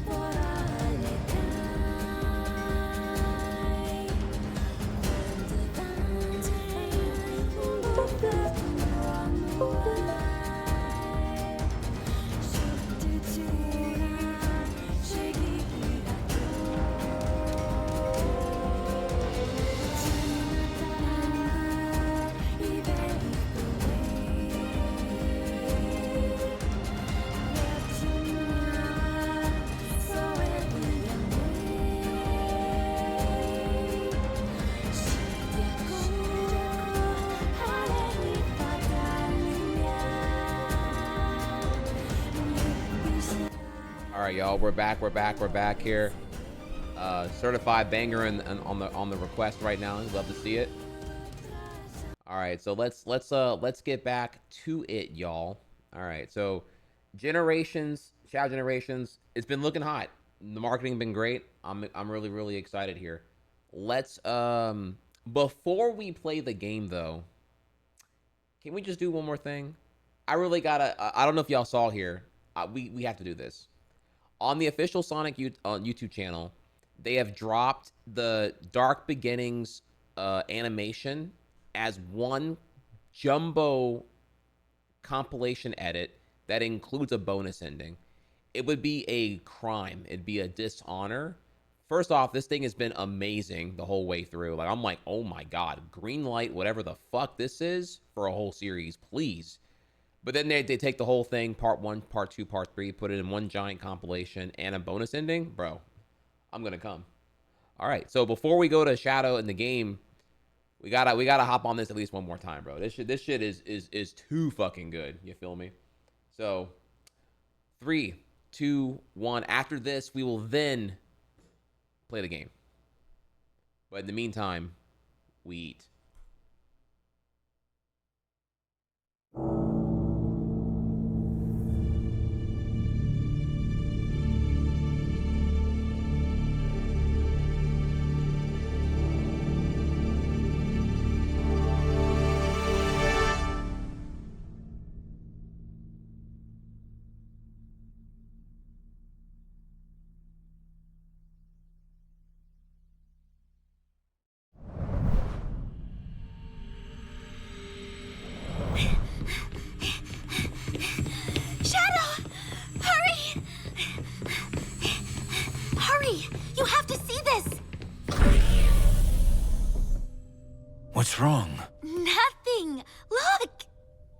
It's lights. It's the Aurora Borealis. You can only see them from certain latitudes down there. But up here, we can see the whole... Maria! Thank you. I just pushed it a little. That's all. The low gravity here only keeps your condition in remission. You should know better than to exert yourself. I know. You're right. But when it comes to the beauty of the Earth, I can't help myself. I can't wait for the day when we can finally return. I was created here. I don't know if there's a place for me on Earth.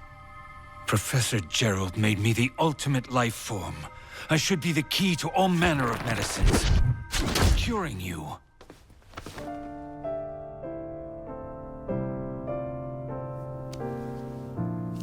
You and Grandfather are doing your best. I'm just as happy to spend time with you here while you both research...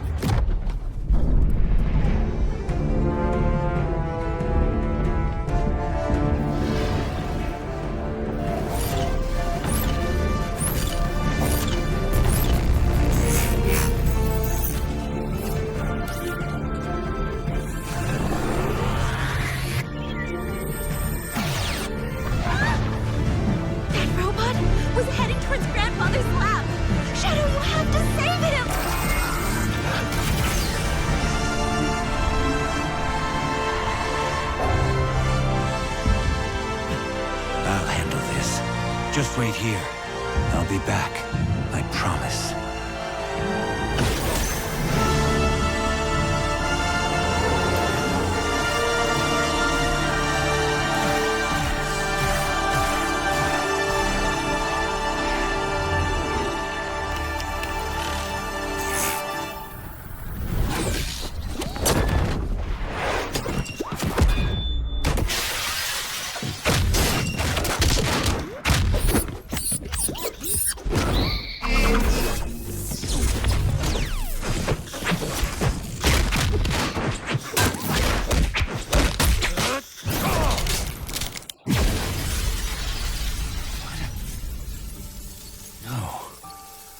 This isn't right.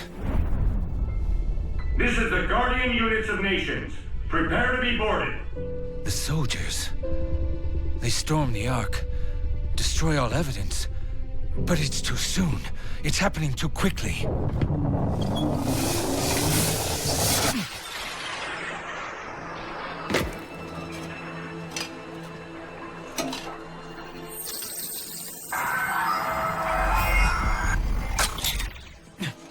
Professor, we must...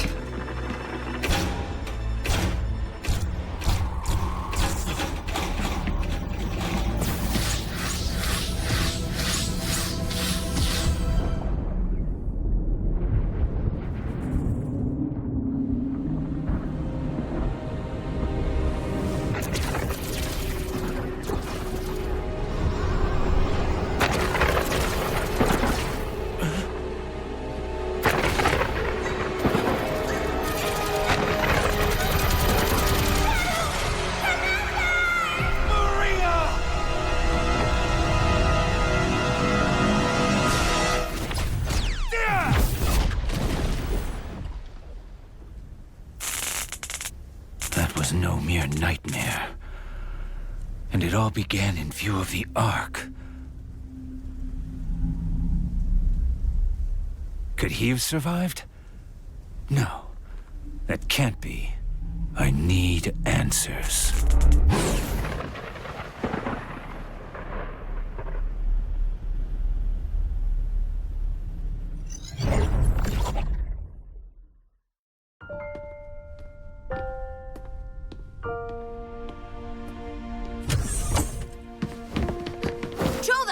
To stay away from me! Abe!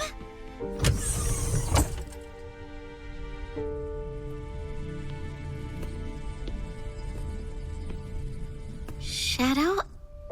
Are you alright? Maria, I'm fine. It's just... The professor created me using alien DNA. The Black Arms, he called them. The same DNA as this larva. This ugly, heartless creature. I may look like a hedgehog, but I'm really no different than this thing. It's not true. You have a big heart.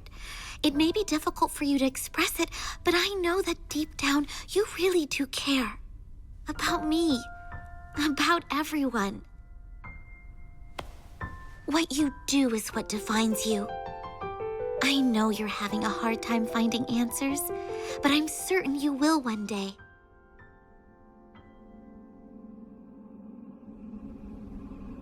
Then, you'll find even more people you can trust.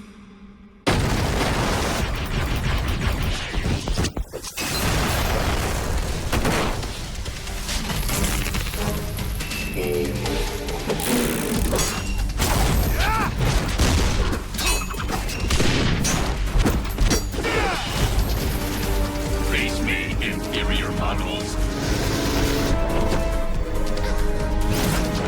Evening, handsome. Didn't expect to see you here. Rouge, what are you doing here? Just gathering some intel for Gun. I convinced Omega to be my backup. What's your story? I need a spacecraft to reach the Ark. I have reason to believe the Black Arms have returned. Well, you're out of luck here.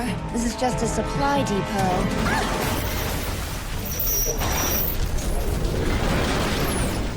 Hold that thought. I call dibs. Take it out.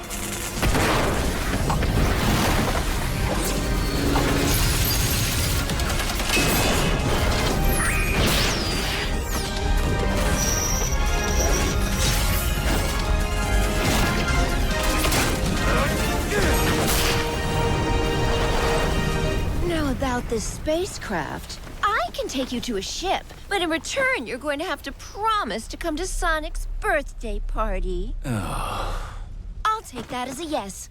Now then, interested in raiding a gun base?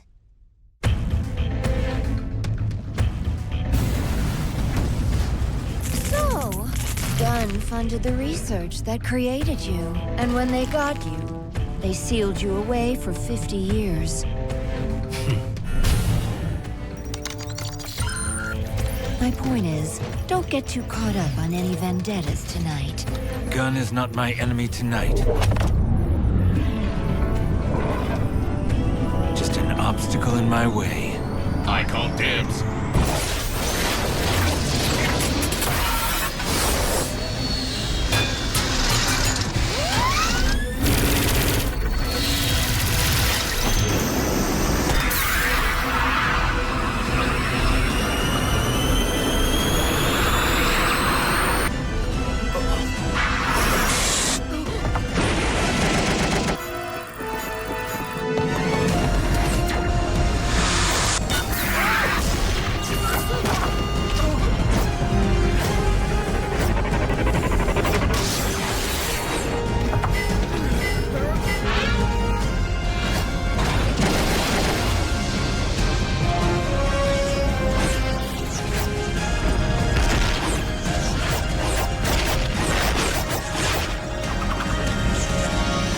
Chaos Control!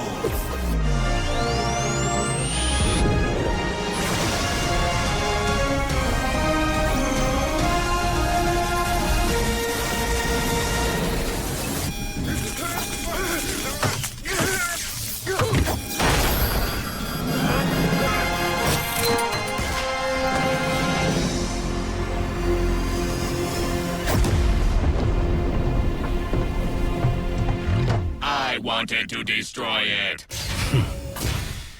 Shadow to Rouge. I'm in position. Copy that and initiating launch.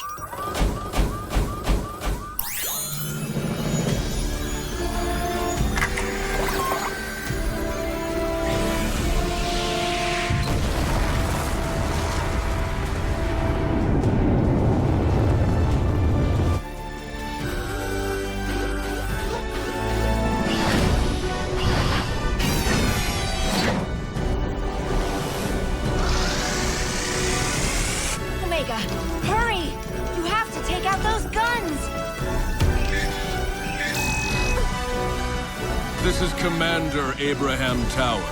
All forces, stand down.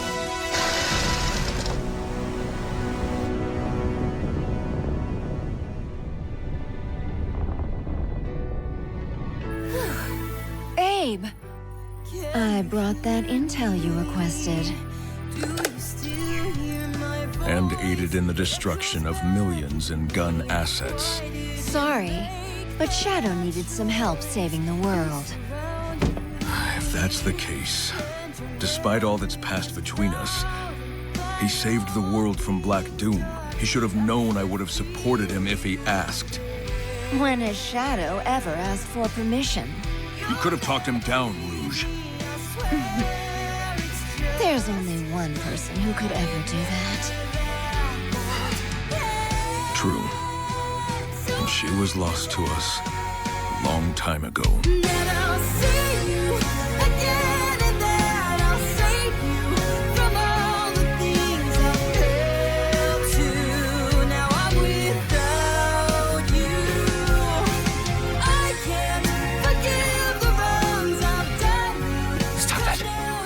That life was taken from me long ago. I need to focus on the mission at hand.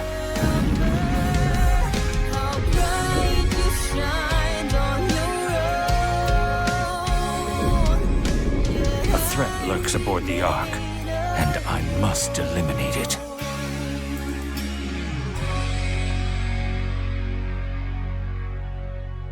Damn, y'all. In the fields right now on that one, bro.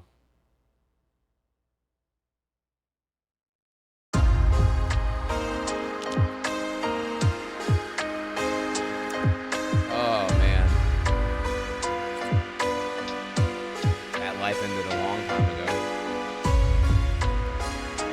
Can I get a cinema in chat, please? Can I get a motherfucking cinema in chat, bro? Holy shit. I mean, look. There's also like a bonus ending apparently. I don't know. I guess we'll see what happens here.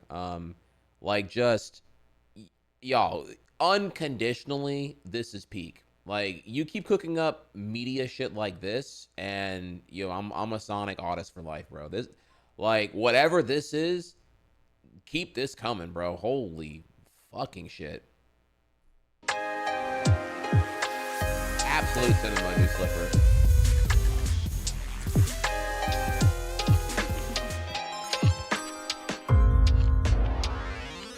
Cinema. Oh, hands down, easy.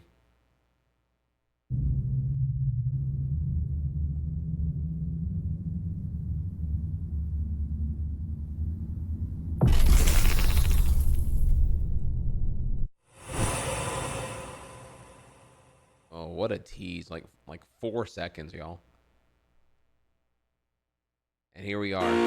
Your boy has this, by the way. So we have the digital deluxe edition for the early access that started today. And yeah, if y'all are ready to get to it, then let's get to it. If you want to share it with your friends here, that was the Dark Beginnings full animation on the official Sonic YouTube channel. I'll drop a link for you right here. And without further ado, let's head on over there, y'all.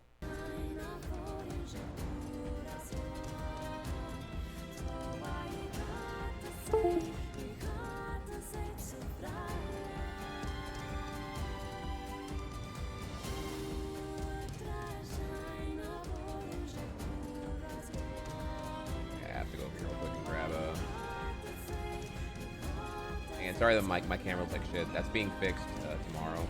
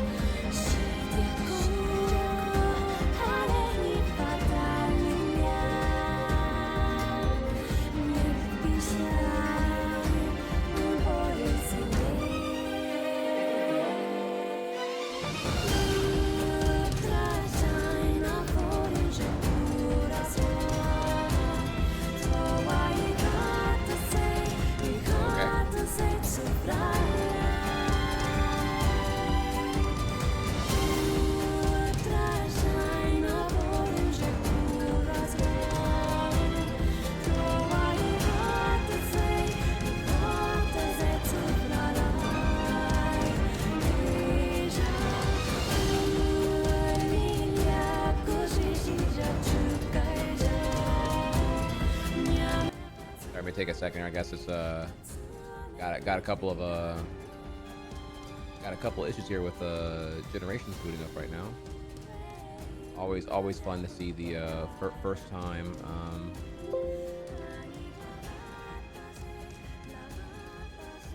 Just give me 1 second here to fix some things.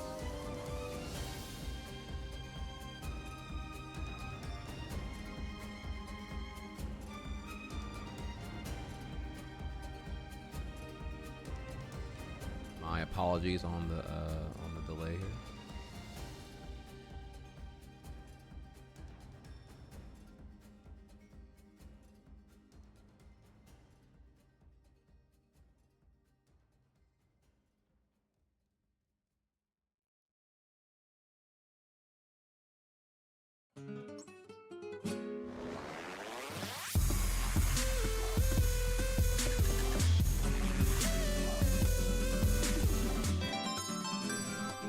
There we go. Okay. Good now morning, we're in. Tri-Peak. Woo! All right, we're here. Gonna fix the camera real quick here. 1 second.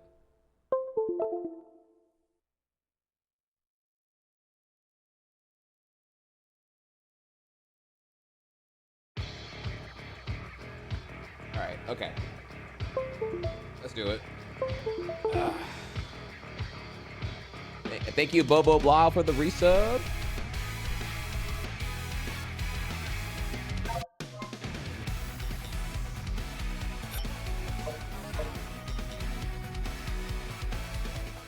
All right, so Generations, been there, done that.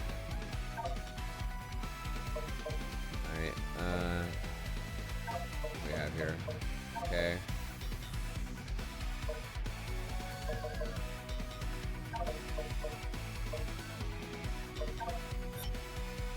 Yeah, you know why we're here today, y'all. All right, so Shadow Generations, it is.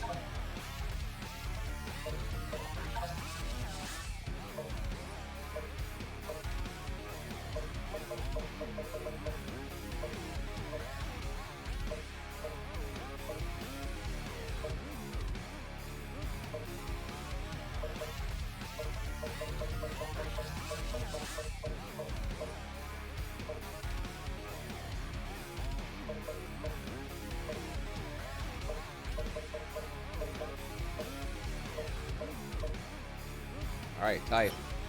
Settings are good. New game.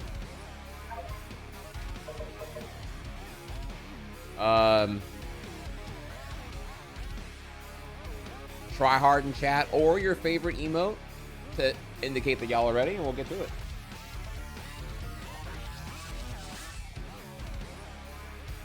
Ready to roll? Was not farming that emote, but okay. I'll take it as a sign. Let's do it.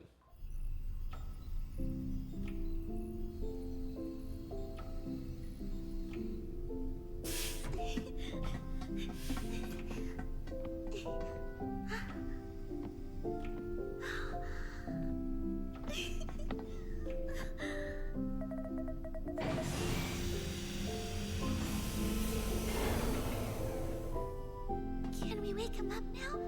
Can I meet him? I believe so, yes. It is time to awaken the ultimate life. Welcome to the world, Shadow the Hedgehog.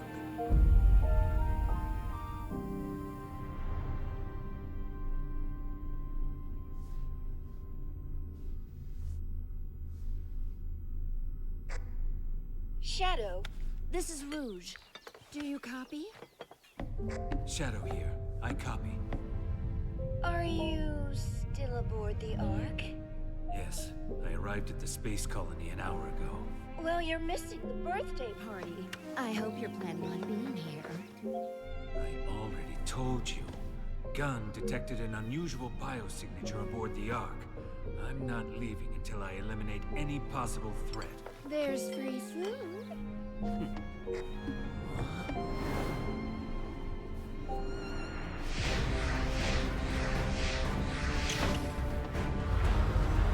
There.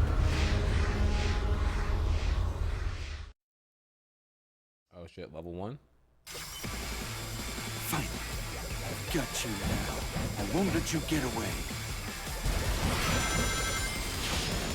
All right, y'all, we're in here. Boost meter, check.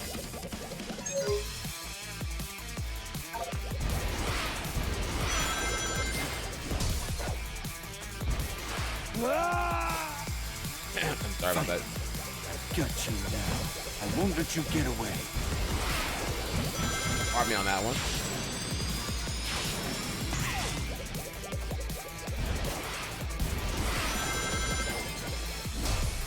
So we got a drop down.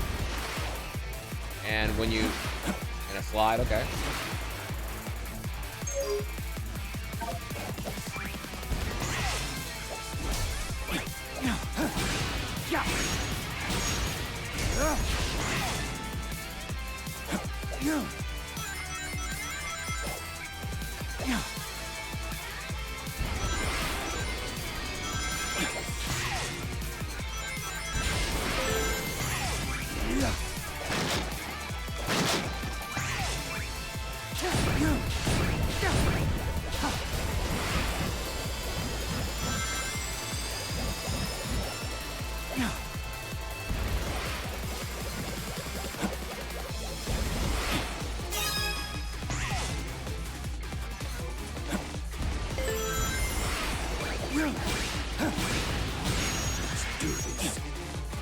Oh? Three.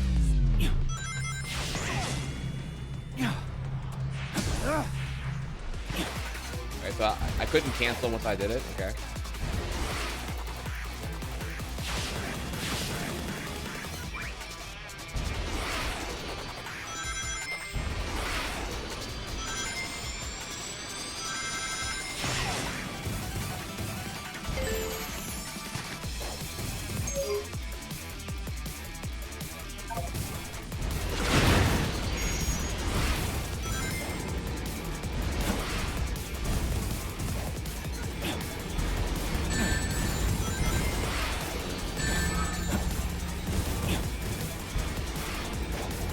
Can't really,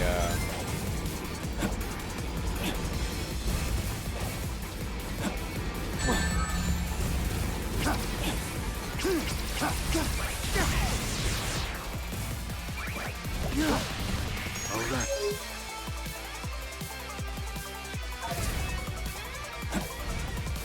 This is the ultimate power.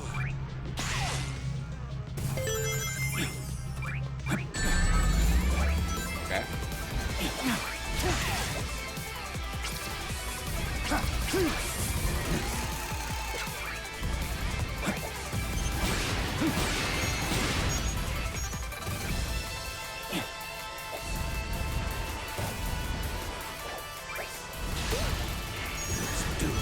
Chaos control.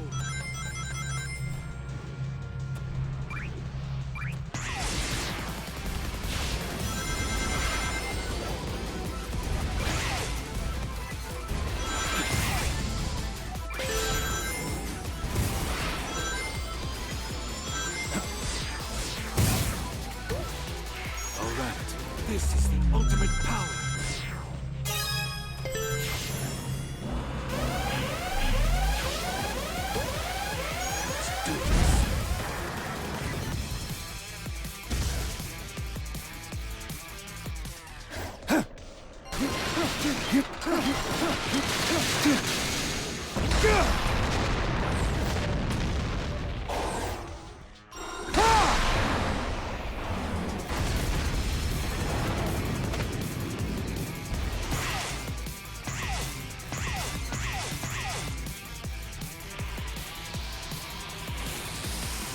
Okay.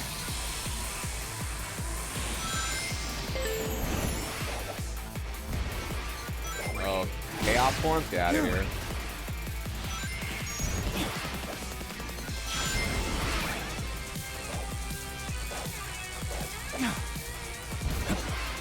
And I'm on the bottom path like a pleb right now.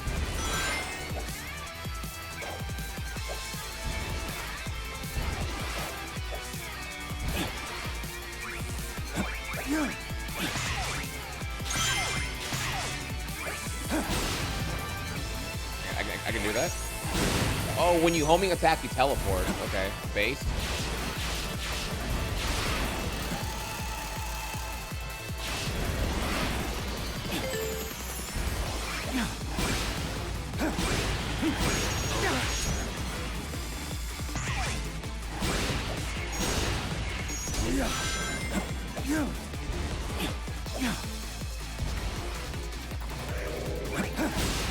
Chaos control!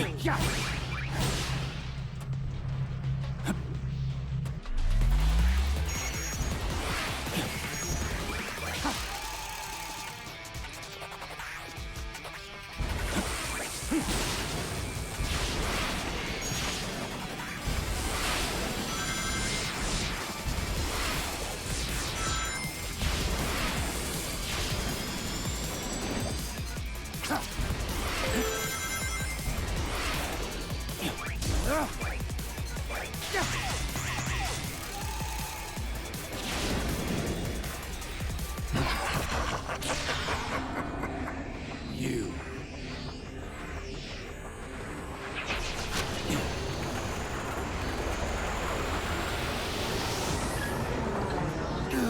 Oh my god. Oh shit.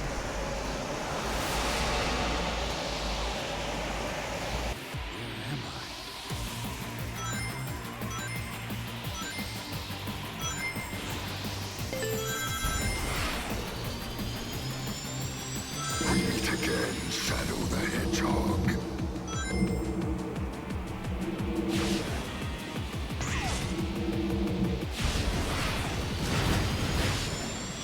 My latest creation. This is your doing?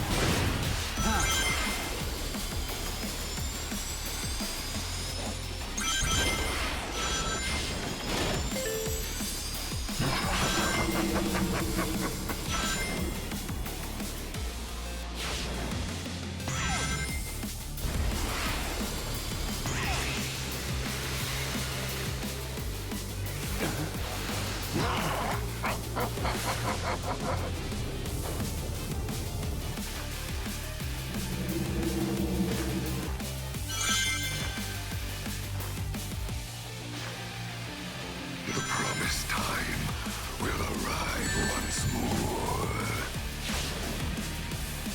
Sorry, y'all. I'm bad, right? I'm bad. I'm kind of blown. I'm like blown away right now. Like it looks so fucking You cool. cannot deny your fate.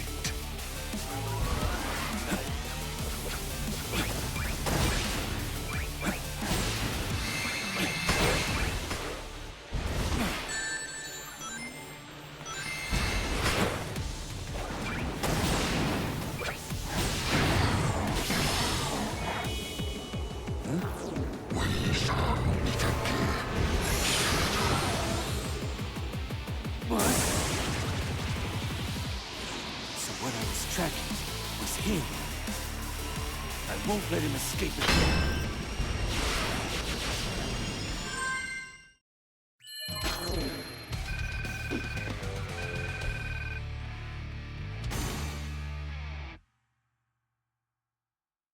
Oh my god, bro.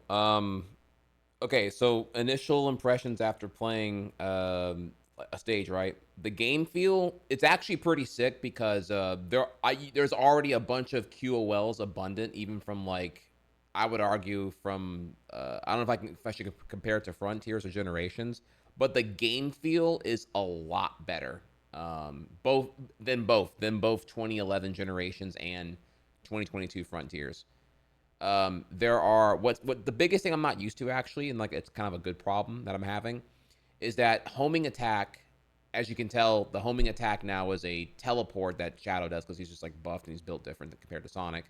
And so previously, jumping and homing attack were the same button, which I found very frustrating in Frontiers. And just in general, most 3D Sonic games, I find it really annoying because you jump and you have to now, you want to do a second jump, but you're just too close to the enemy, so you auto homing attack even though you want to jump. Annoying, whatever. Anyways, now it's a different button, which fixes a lot of things now.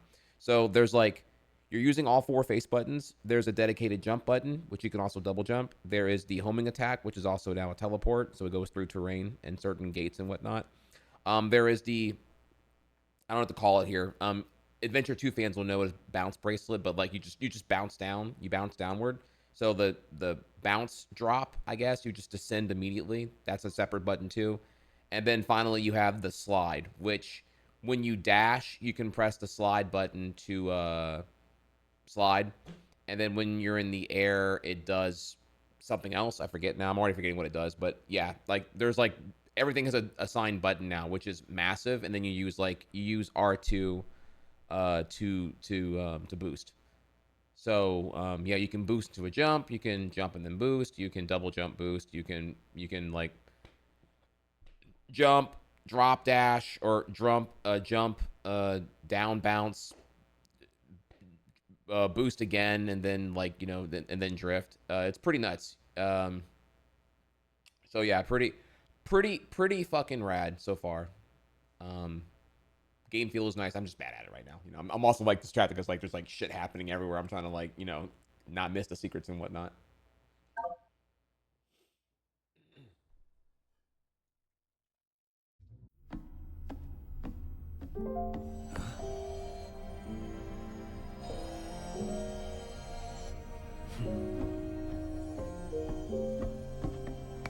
The fake Chaos Emerald Tails made to foil the Doctor's plans. Even I have a hard time distinguishing between the two of them. I get that reference.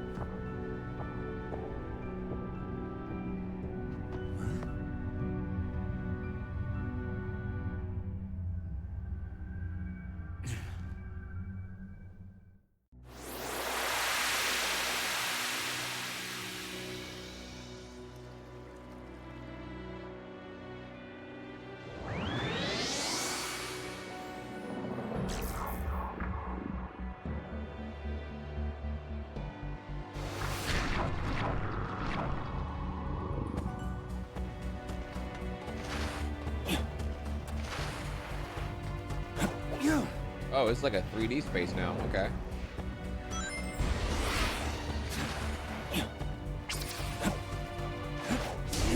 I'm sorry. So okay. So the drifting is also the drop. Chaos sphere, projectile, presumably to replace the guns because the guns are kind of antiquated. Actually, Y does nothing. So it's jump, double jump, boost, drift in the air is a drop, and then spears. Okay.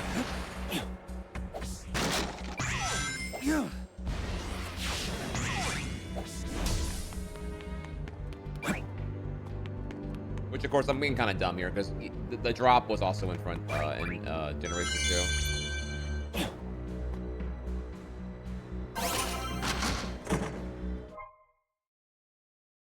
Rhythm balance for White Jungle. Nice, nice.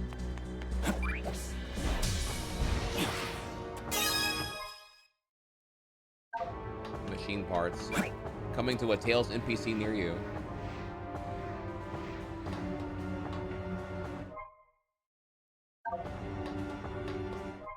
Find keys and axe and challenge axe. Okay.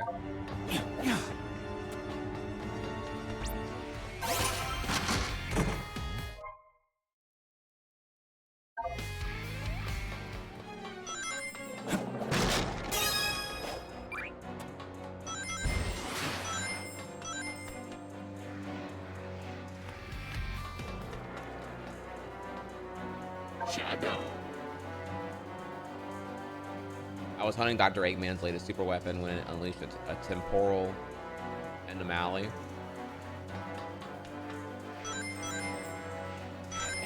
Nerd in English, please.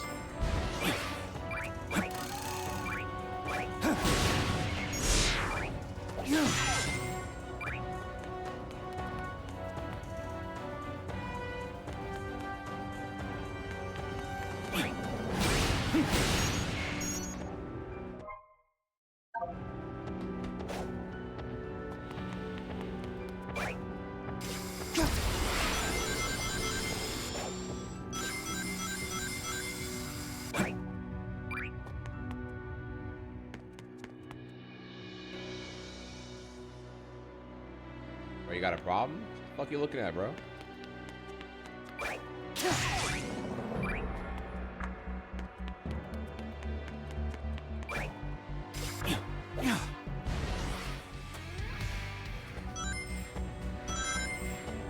Something calls to me. Is it big booty Latinas? You know, really Calls to really me. speak your mind here, Shadow. What's going on, bro?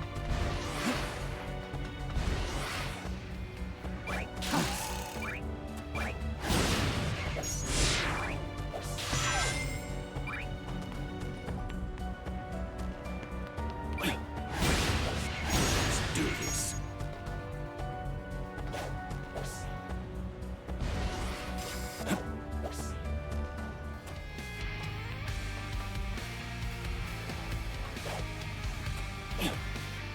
All right, and I guess okay, so now from here, I want to see about the. Okay, that's all I want. I'm gonna go to collection real quick here before we do the next thing.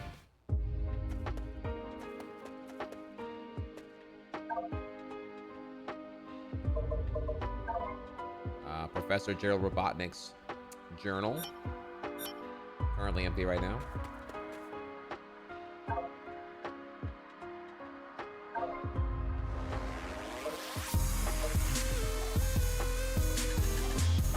Battle box art.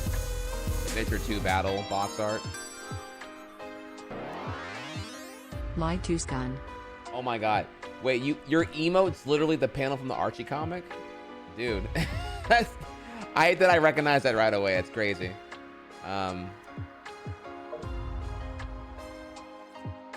Heroes box art. Foreshadow? Sonic 06 box art.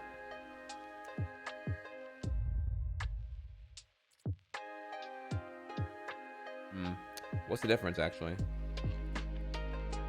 Oh, the hands. Okay, the hands are a little bit different. Horses.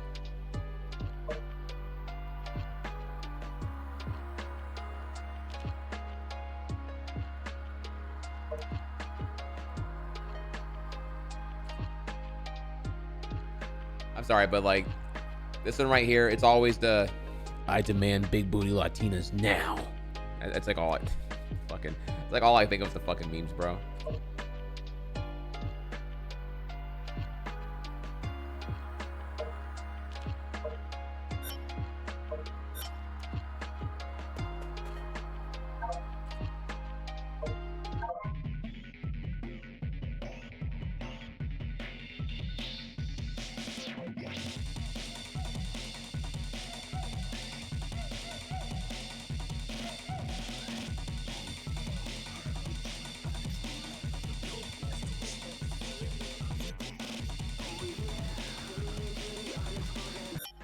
Nice, nice. More to come. Bangers nonstop.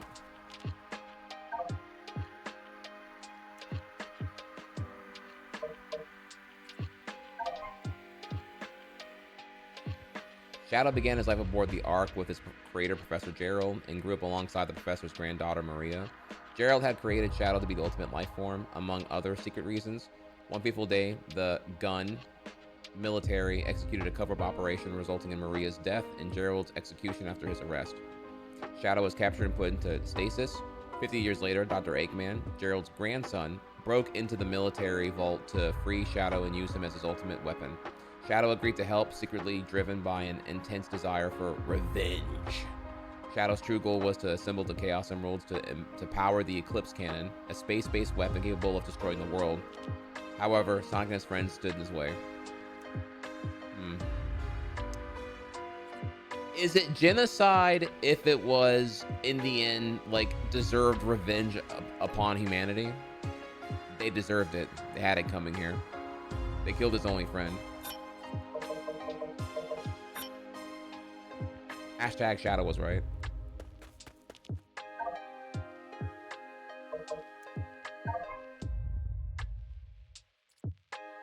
At first glance, Shadow looks like a grim version of Sonic. In fact, he is the ultimate life form, created by Professor Gerald.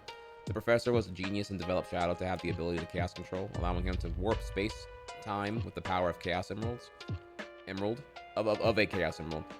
Shadow will use any means necessary to achieve his goals. Omega. Oh my god, yeah, just so cannot wait for Team Dark to come back. The last and strongest of Dr. Eggman's E-100 series of robots, he seeks revenge for being sealed away and unused. His rampage is meant to prove he is the strongest of all. He is heavily armored and his massive arms contain a wide variety of weapons that can cycle in to replace his hands. Oh, apparently you can rotate them. Okay, of course.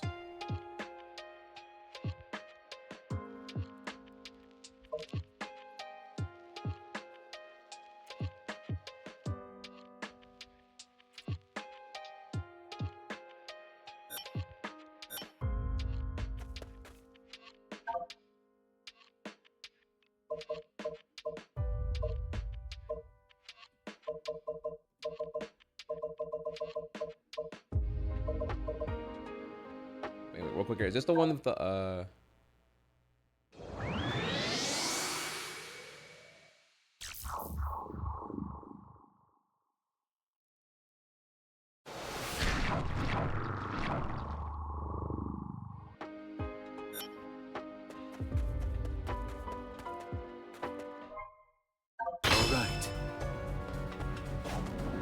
Alright, and with that,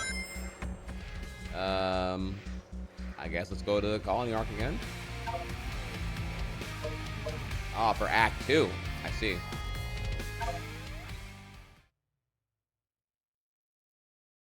Let's do it.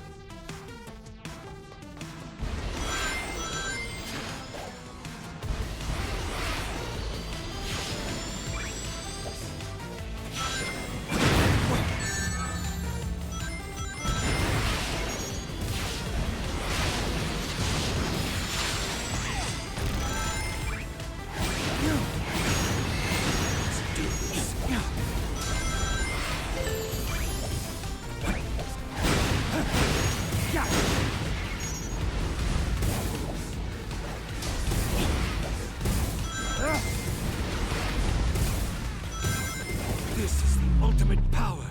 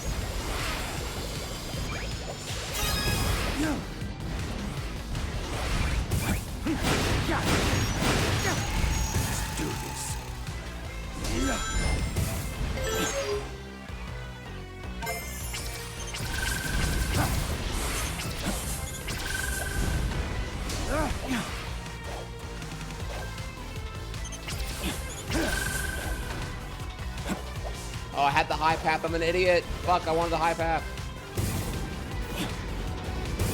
Freeze.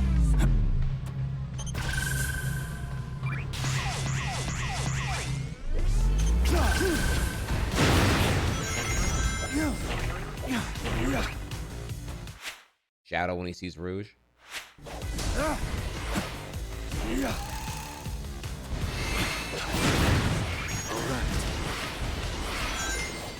Out of my way.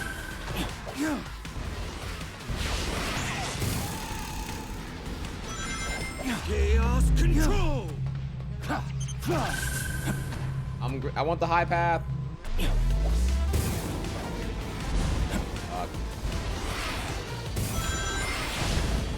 Out of my way.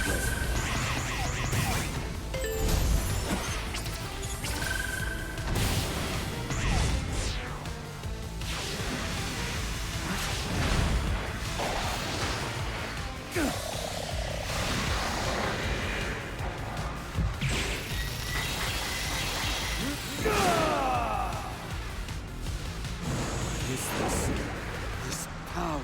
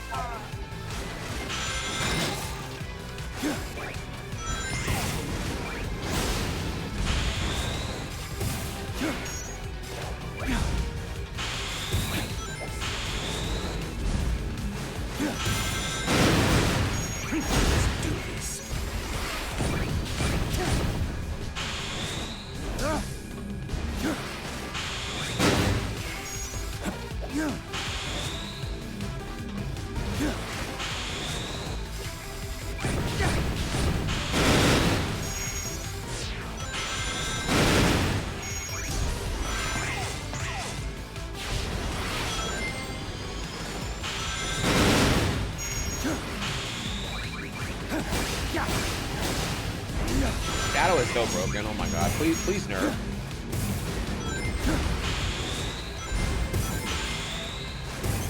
Imagine mechanically accurate Shadow and Smash Ultimate. Freeze.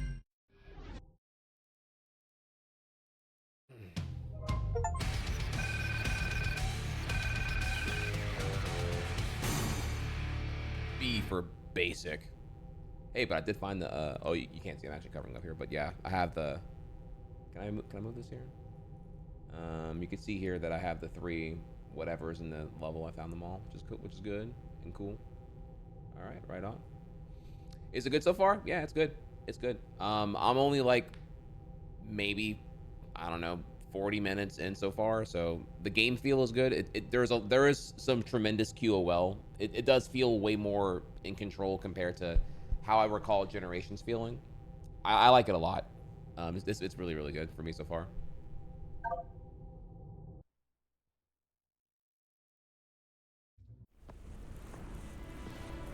What was that new power? I've never done anything like that before. It's not something I should normally be able to do, yet it felt natural. What could be causing these mutations?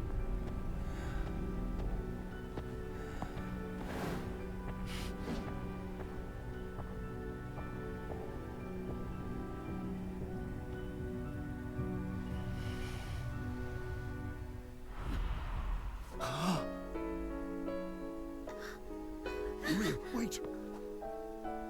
No, Shadow, don't give in.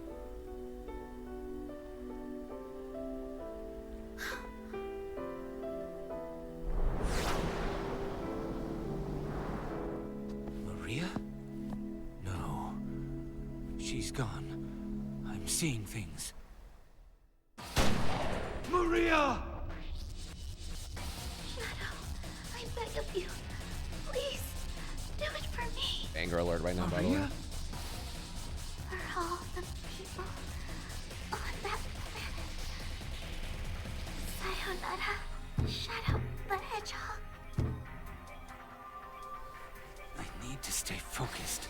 Deal with the problem at hand, not chase dreams.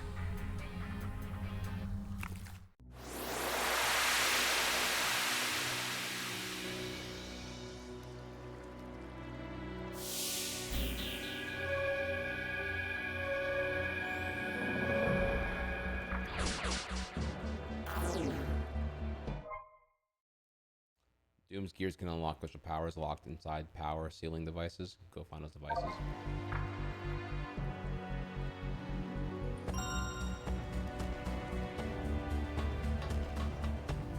Something calls to me.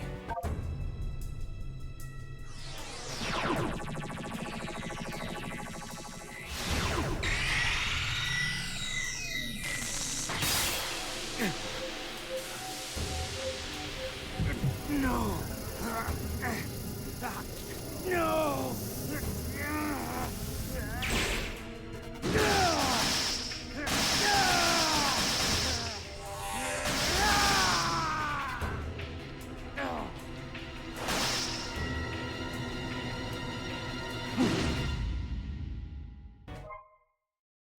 Shoot multiple chaos spheres by holding Y. A new power. God, he's so edgy, dude. Mom said it was just a phase. That mortal was sadly mistaken.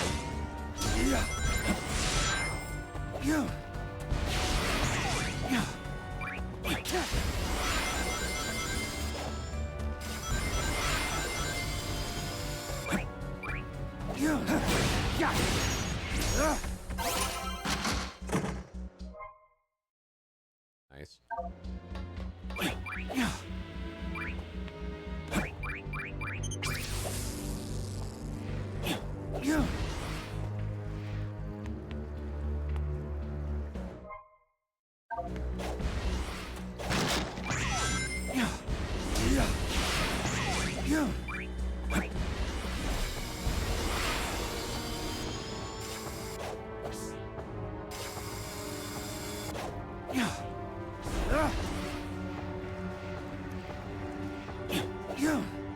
Out of my way!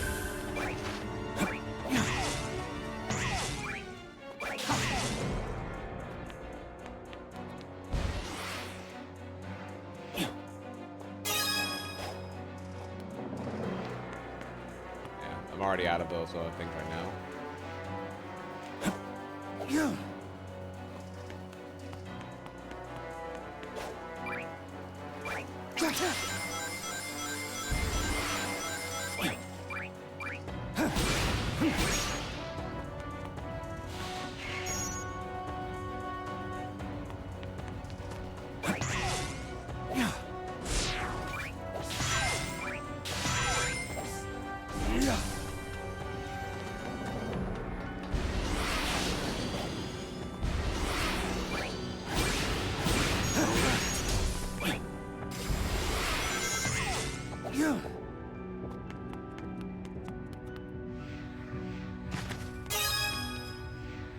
Alright, and then go up here.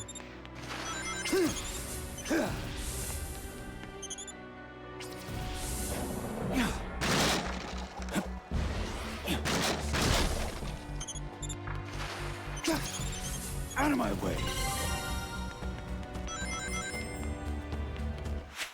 Shadow on the subway. Just rude. Out of my way. Please? Out of my way. Please. See, that's better, Shadow. That's better.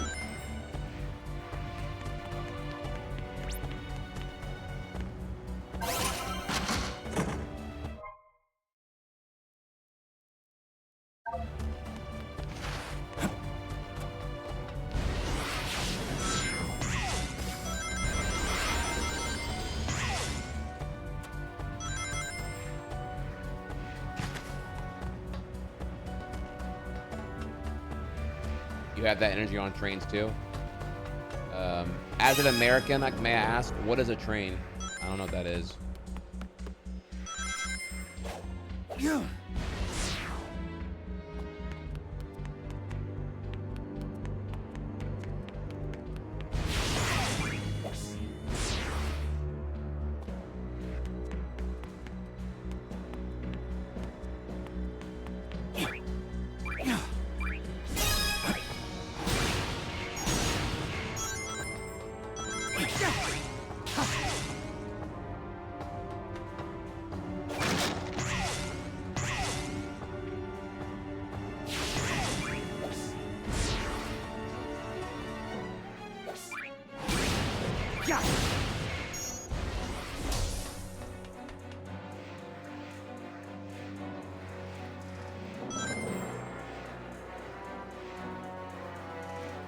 guess everybody ready for the next level then.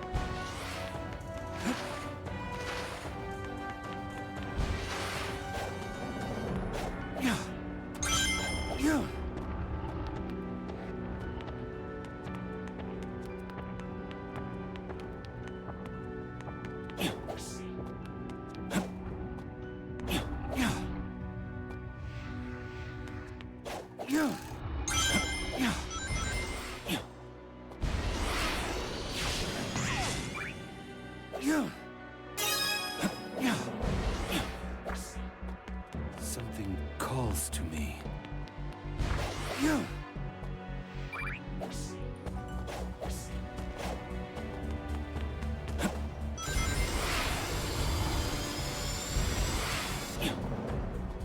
Any Sonic mega fans here?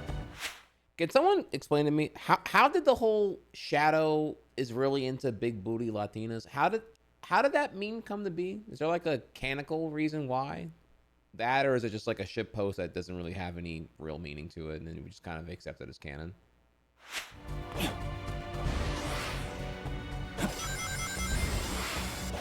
You think I started that? I'm flattered you think I started that. You gotta hop on. That wasn't me. That was. Let's do this. Grobby, what's up? What's up?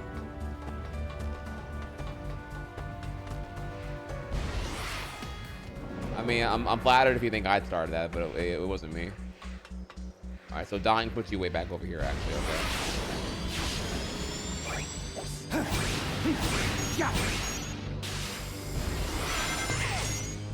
Do you want me to show you the memes? Like, I didn't just make it up. That's it's definitely like a quite popular shitpost thing.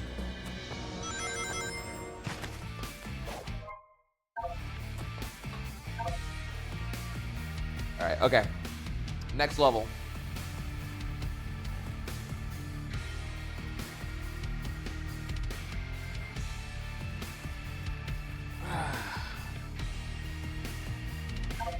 Let's fucking do it, yo. All right, what's good? Suddenly Rail Canyon? What?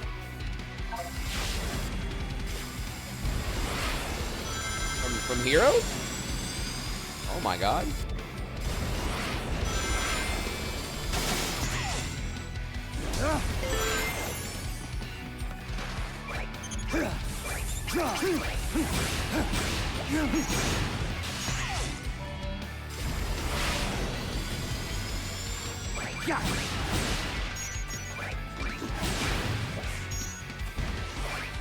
Hang on.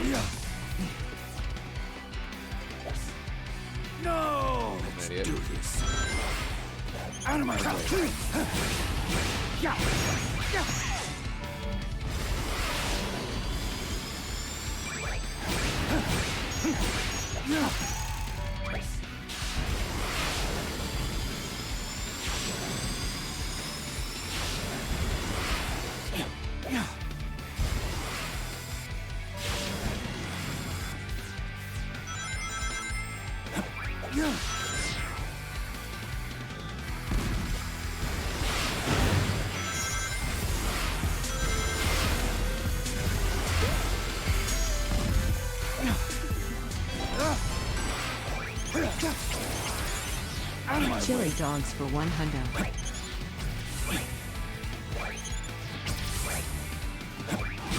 I'm sorry, I was dumb. The prompt was saying X, and I was thinking the wrong X. What's this?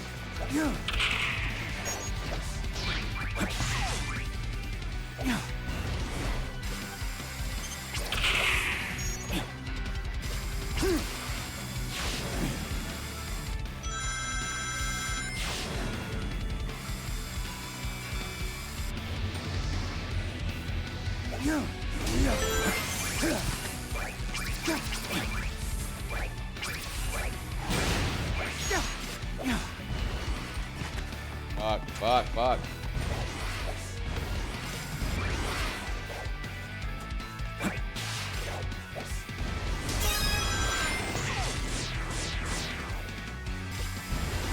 Out of my way. Oh no. All right.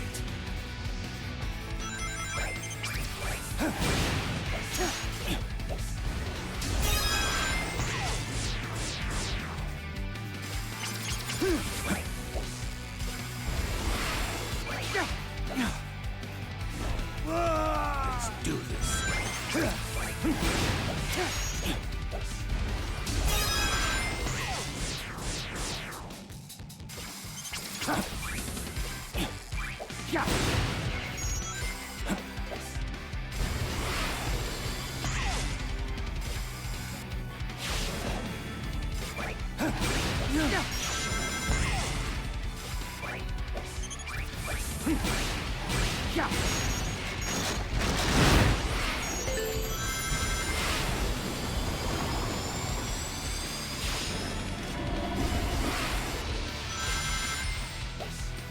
All right.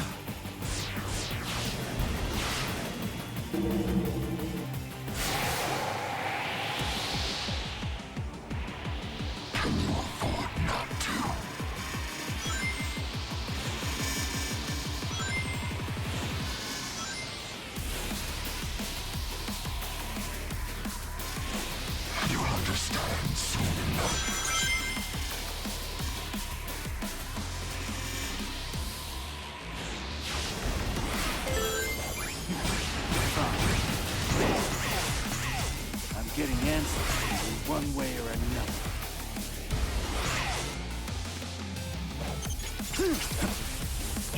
Out of my way. Very good, Shadow. Come to me if you can.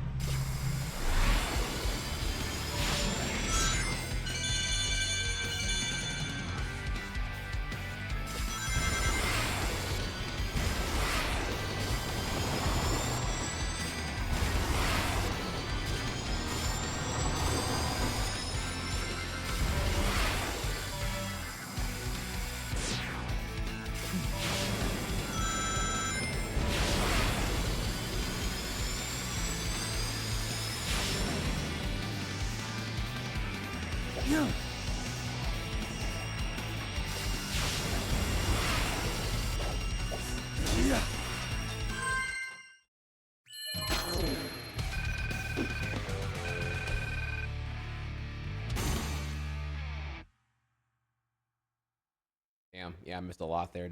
I missed the art and the music, but I did get the whatever the other one is.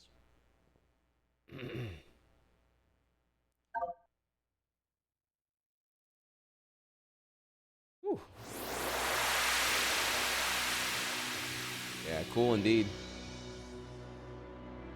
The game feels good. The game feels really good.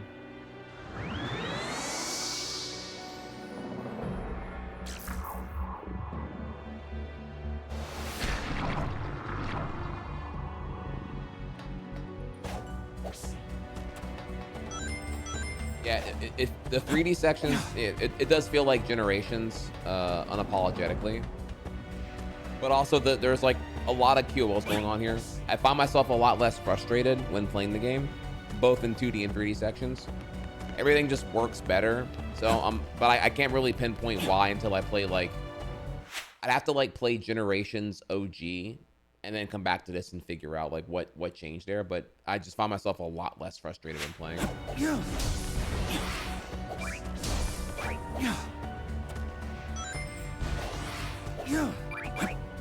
All right, so from here, if y'all don't mind, let's take a small second here.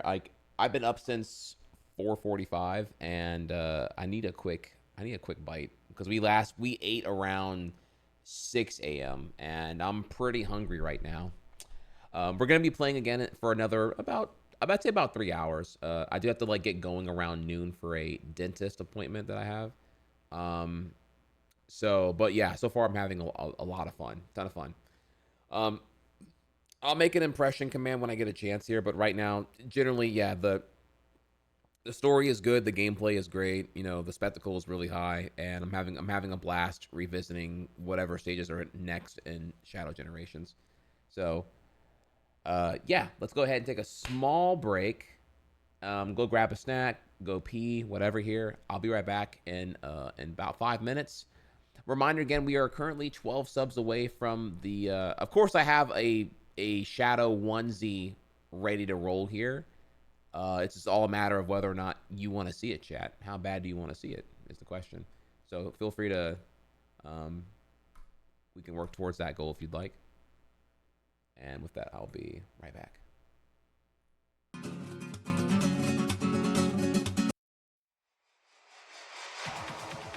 Need songs in the queue, by the way.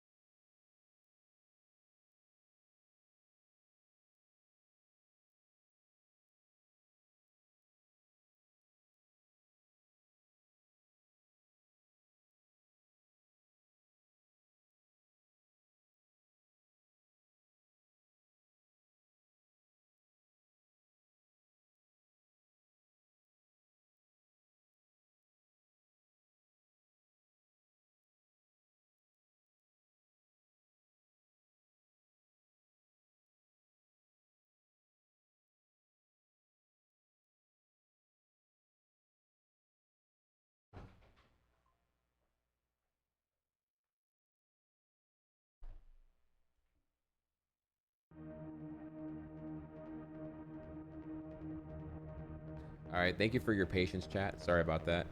I forgot I don't have the camera on this scene. I have to fix that. Yeah, sorry about that. I had to, you know, I woke up extra early right now, and again, you know, 4:45 a.m. So, my appetite and stomach are on a bit of a wonky, I guess, what's the word here? A wonky cycle. Again, I'm kind of tired right now. I'm pretty fucking tired. The weird thing is, like, I'm more tired than like yearning. So this is me, like, just. I wasn't even sure I was gonna be able to even do Shadow right now. I'm pretty fucking dead right now. So it's like, I just want to prelude here that if the gameplay sucks ass, it's because I'm playing really tired right now, and I'm shocked I'm even here currently. But yeah, I need to take a second just to like eat my appetite went from like 0 to like 500 in like a 20-minute span. So appreciate y'all for understanding here. If you're like, man, this guy's fucking playing Shadow like a jackass, it's because of that. So then now with that, let's go ahead and take a small break. We're gonna change over to just chatting here. I'm gonna eat for a little bit and unwind, so we can and then we'll continue Shadow. Do not fret. But I have some stuff here in the backlog we can look at here. You give me a second. Definitely don't feel like doing more Sakurai videos. Those are require too much brain power to do right now. I have some Sonic stuff we can look at, actually, since y'all enjoy Sonic. There's I have 2 videos here. Actually, I have 3 videos.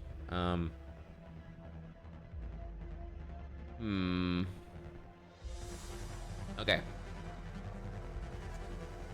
Do I pull this? Kind of hard. I'm trying to think here. I have a video on. It goes into a deeper dive into how Sonic changed his appearance for the Sonic 2020 first movie, like how the fans saved Sonic. There's that one. Then there is the story of Sonic 3 and Knuckles and the lock-on technology that came with Sonic and Knuckles cartridge. Very interesting, very information dense, very good. And then we have like more of like a YouTuber fodder here, which is like the worst way to play every Sonic game. Like, I admit that one's kind of got my curiosity a little bit there. Like, the guy goes through like the absolute worst Sonic 1 port, Sonic 2 port, Sonic Mania port, and there are some ports that I'm seeing here that I don't think I've ever heard of before. So, in your heart chat, we have to poll here. Which one do you want to see?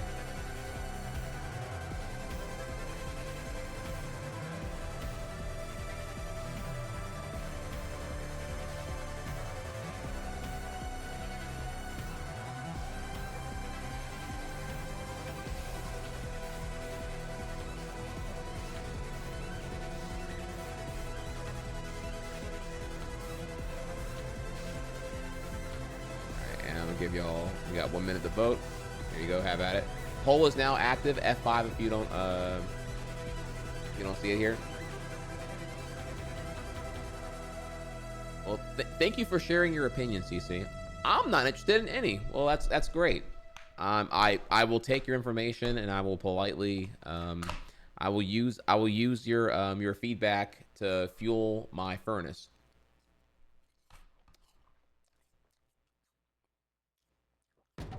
Anyways, yeah, so,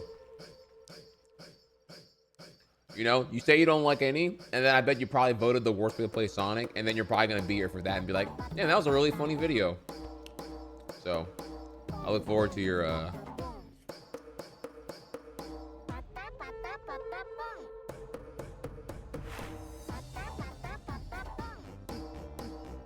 put the suggestions in the suggestion box. It's really just a fireplace. All right.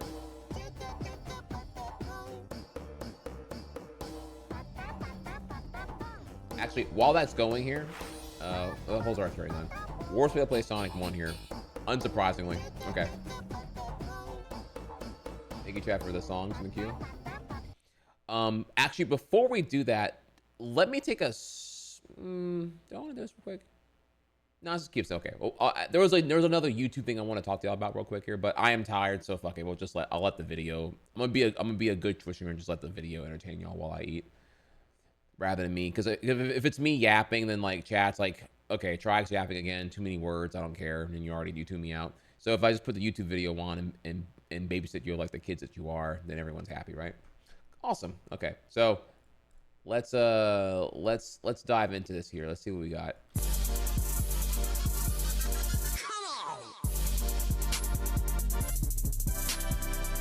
Bruh. Principal Skinner came in here with the 12 snipe. Alright. Alright, y'all. Well, Shadow Furry onesie immediately, he says. Alright. This has been demanded. Give me a second.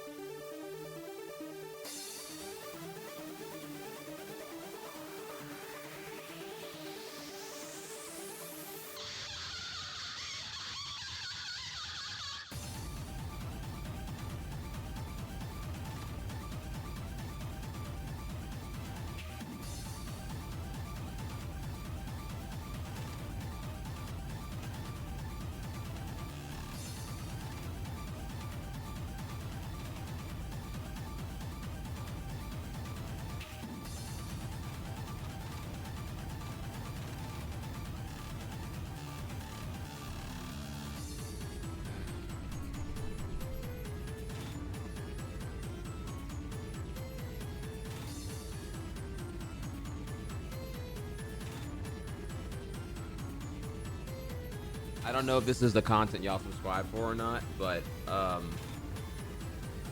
as much as I want to hate, it's actually a really comfy onesie. This is probably the best one I've had to wear so far. Like, it's really comfy. Good morning, Mr. Hard. Feeling a bit angsty today? Try hard. Oh my god, dude, look at the drip. Look at the drip right now, bro. Like, hey, look, hey, real talk, look. When Halloween comes, I'm rocking this shit. This is like Dripzilla right now, bro. Yeah. Big shout outs here. The mods brought to my attention here. I can't even knock it. Like, this is, I think this was like 65 or 70 bucks. This is actually like hella good. This I can blatantly feel the material is high quality.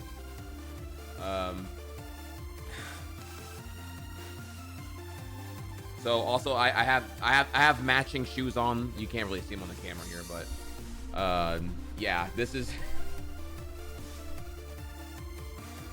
oh my god, bro. All right.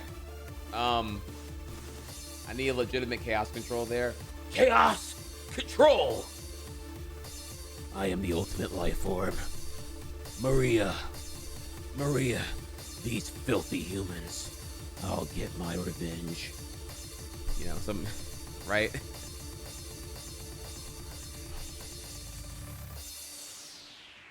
Look, man. All right, so let's continue. Let's go. Let's keep it going here. I don't even remember what we were doing now. We were okay. The worst way to play every Sonic game is what we're doing here. A small little break before we get back to more Shadow. All right. So let me see here. And you know, actually, a Shadow emote would be solid. I'm not even gonna lie to you there. Not a bad idea if I can think of one. Disgusting black creatures. Sorry, right? Is that how? Bruh. All right. Let's get to it then. So, and 3, 2, 1.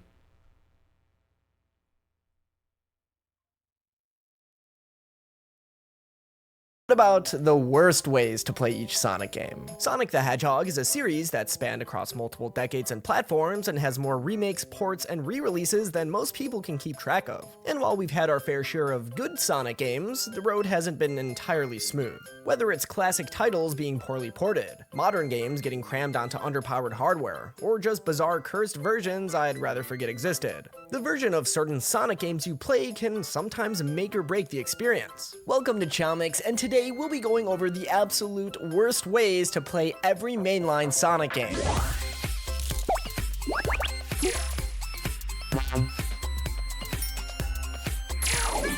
We'll be going through mainline games only, so we aren't here all day. We also won't be going over games with exclusive singular releases like Secret Rings or Black Knight, since there's only one way to play them. So let's go over the worst way to play each mainline Sonic game. Like usual, we're starting at the very beginning with Sonic 1.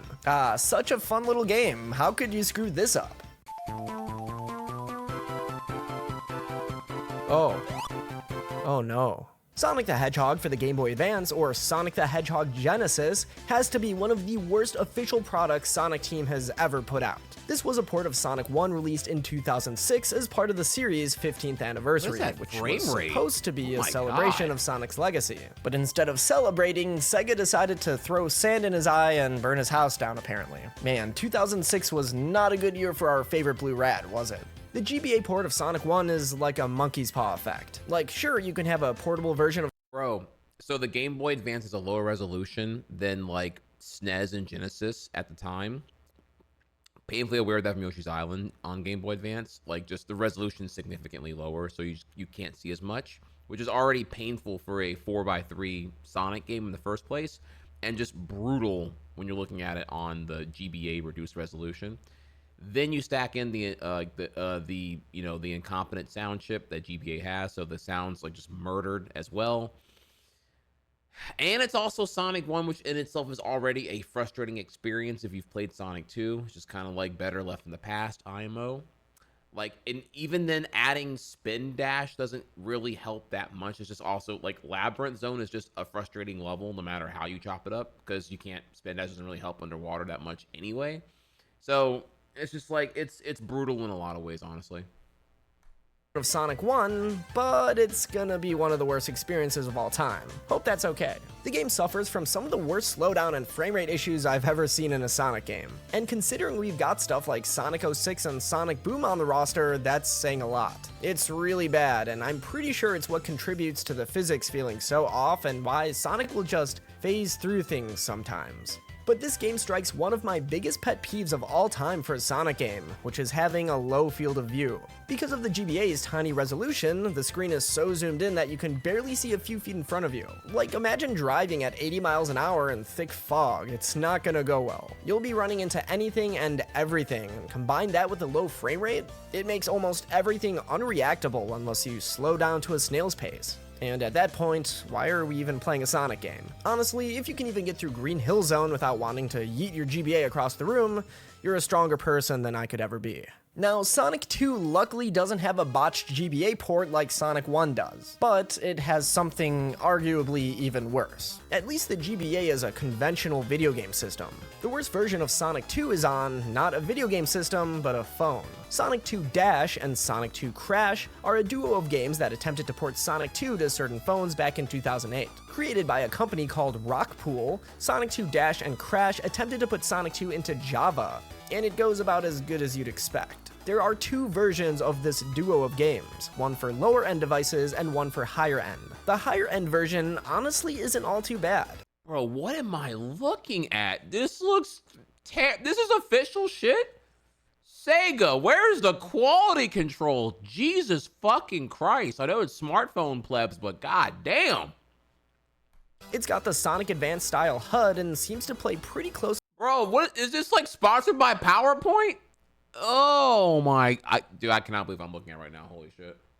To the original for what it is, just with a weird vertical phone screen aspect ratio. But it's specifically the lower end versions of these games that we're interested in today. Yes, the children yearn for bad Sonic games. The lower end versions of Sonic 2 Dash and Sonic 2 Crash have very similar issues to Sonic 1 GBA. It has awful frame rate, terrible physics, and the screen is extremely zoomed in. Sure, you've got all this vertical space, but looking up at the beautiful sky can only help you so much from constantly running into everything that pops up in front of you. And that is if there's even a beautiful sky to look at. Some of these levels have flat out blank backgrounds. Yeah, did you know that null space from Sonic Forces actually first appeared in these games back in 2008? And while the high-end versions feature every level from Sonic 2, the low-end versions leave a handful of levels out. You're only able to play through Emerald Hill, Casino Night, Hilltop, Mystic Cave, Metropolis, and Death Egg Zones. That means we're missing out on Chemical Plant, Aquatic Ruin, Oil Ocean, Sky Chase, and Wing Fortress Zone, unfortunately. There's also no special stages, and in turn... Bro, what am I... Oh my god, dude. I was ready for Sonic Genesis on Game Boy. I knew that was coming, right? Easy. This... You know, this is embarrassing. It's really embarrassing, yo. Holy shit. I know Sega has some hella blunders in the 30 years of Sonic existing, but Jesus fucking Christ, get it together, bro. No Chaos Emeralds or Supersonic. This game doesn't even have boss fights at the end of the second zone. The only boss fight in the game is the Death Egg Robo. And, oh god, did they amputate his legs? What the hell, man? Now, even if your legs get amputated like the Death Egg Robo, it's all good. We don't need them where we're going. That's right, with the help of today's sponsor, Factor, you can get fresh, dietitian-approved meals delivered right to your doorstep. Thank no you. prep, no mess, just delicious, healthy food. Chat, make sure to click the video and give it a like. In minutes. Whether you're looking off, We gotta move on. I'm super proud of myself for that. And for me, Okay, protein is always on my mind. With good Factor, game. I hit my protein meal, ready to eat healthy. And make sure to use code CHOWMIX50 for 50% off your first box and 20% off your second month. That's code CHOWMIX50, and with all that being said, let's continue with today's episode. For Sonic CD, the worst version of this game is probably the PC version. And no, I'm not talking about the delisted Taxman port from 2012. I'm talking about the Windows 95 port. Now, to be quite honest, this port of Sonic CD isn't inherently bad like some of these other games we talked about, but very few know that there's actually two different versions, as explained by user Black Squirrel on this super interesting Sonic Retro thread. Basically, Sonic CD came out on PC twice in the 90s. First in 1995, and then again in 1996. The 1995 version was made in tandem with Intel to show that it could run games made for consoles like the Sega CD on a PC. But this version of Sonic CD wasn't sold in stores. Instead, it came pre-installed as a free bonus with certain new computers. The 1996 version was made using DirectX and distributed through CD-ROMs.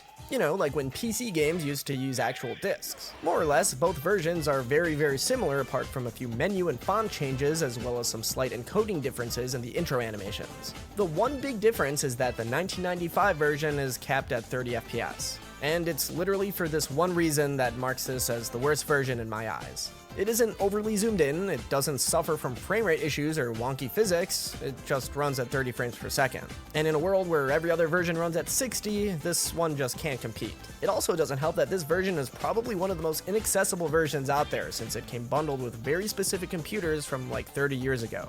Though if it weren't for this version, I would have to give a pretty hot take and say it's the original Sega CD version. Like, it couldn't even properly Wait, was that the meme? Computers from like 30 years ago. Though if it were... Oh, it was the meme. Look at that.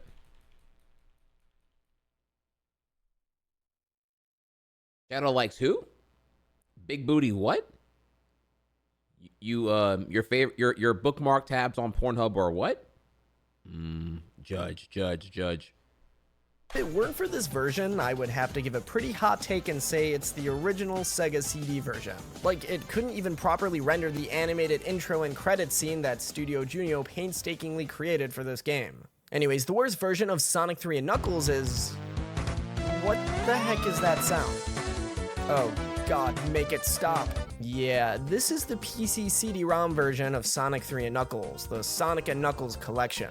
And as you can, hear, it uses the stock Windows MIDI sound font for all of its music. Now, let me just say, if you grew up with this version, I'm sorry, but are you okay? I have no idea how you survived this audio massacre. The original soundtrack, composed by a team of absolute legends. What's insane is that, like, bro, Sonic fans will be in the comments like, hey, man, I don't like how you're dissing the PC media version, bro. It's bussin'. And then you hear it, and it's just atrocity on your ears, and I'm like, bro, you're gaslighting yourself here, bro. Like, I mean, yeah, it's impressive given the limitations that they were imposed on with the PC release, but obviously it sounds worse, clearly. Like, man, it just, yeah, I don't know. Sonic fans are weird. They're so fucking weird. And rumored to involve Michael Jackson, is one of the best soundtracks in all of video games. But on top of the sound font sounding like absolute garbage, a lot of the music is replaced with completely different tracks. This is likely due to the legal issues with the Jackson estate. The same thing happened in Sonic Origins. But it's not just the music that's a problem. This version has compatibility issues on modern PCs, making it almost impossible to play unless you're running a virtual machine or just straight up using an ancient-ass computer. The frame rate can also be choppy in certain areas, but that's really the least of our concerns right now. Seriously, the Windows MIDI sound font alone makes this version of Sonic 3 and Knuckles a borderline war crime. If you value your ears, stick to the original or any of the other re-releases. Sonic Adventure 1 is an interesting entry. We've got the original Sonic Adventure on the Dreamcast and its port on the GameCube's Sonic Adventure DX Director's Cut.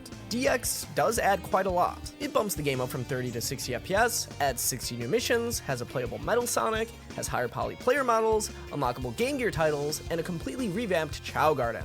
You'd think that it'd be a no-brainer that this is the better version, but you'd actually be surprised in how many ways this port botches certain things from the original. For example, the lighting is an overall massive downgrade. What were once extremely atmospheric environments are now almost completely unlit. The new models, while nice, have awful materials that make them look like they were smothered in olive oil. Most of the textures were changed for pretty much no reason, leading to certain areas having different vibes, and there's a ton of new glitches that didn't exist in the original. Now, even at this point, I'd say the better version may be arguable, depending on your preferences. That is, until we introduce the PC CD-ROM version of Sonic Adventure DX. There we go. Yeah, we've got another one of those.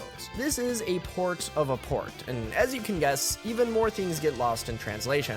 Like usual, it has pretty bad compatibility on modern PCs, and I'm almost positive it has zero controller support. I used to have this version of the game, and I can't remember a single time I was able to get a controller working with this thing. Keyboard controls were luckily never too bad for the PC versions of Sonic CD and Sonic 3, but trying to play a high-speed 3D platformer on a keyboard, it just shouldn't be done. But hey, this makes the decision easy at least. This version just sucks objectively, it's so bad.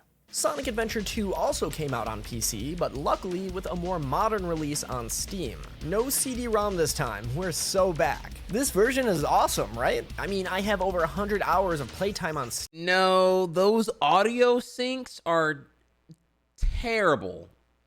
And they're not fixed to this day. You got to install the mods to make the fucking Steam release like not totally botched. Go ahead, sing it. Steam, I went through and got all the A ranks on every level. I spent a good amount of time raising my son in the Chow Garden. But then you start to remember, oh yeah, I have like 20 mods keeping this game on life support, don't I? What the heck was the vanilla game like again? Ooh, yeah, never mind. Fuck this game.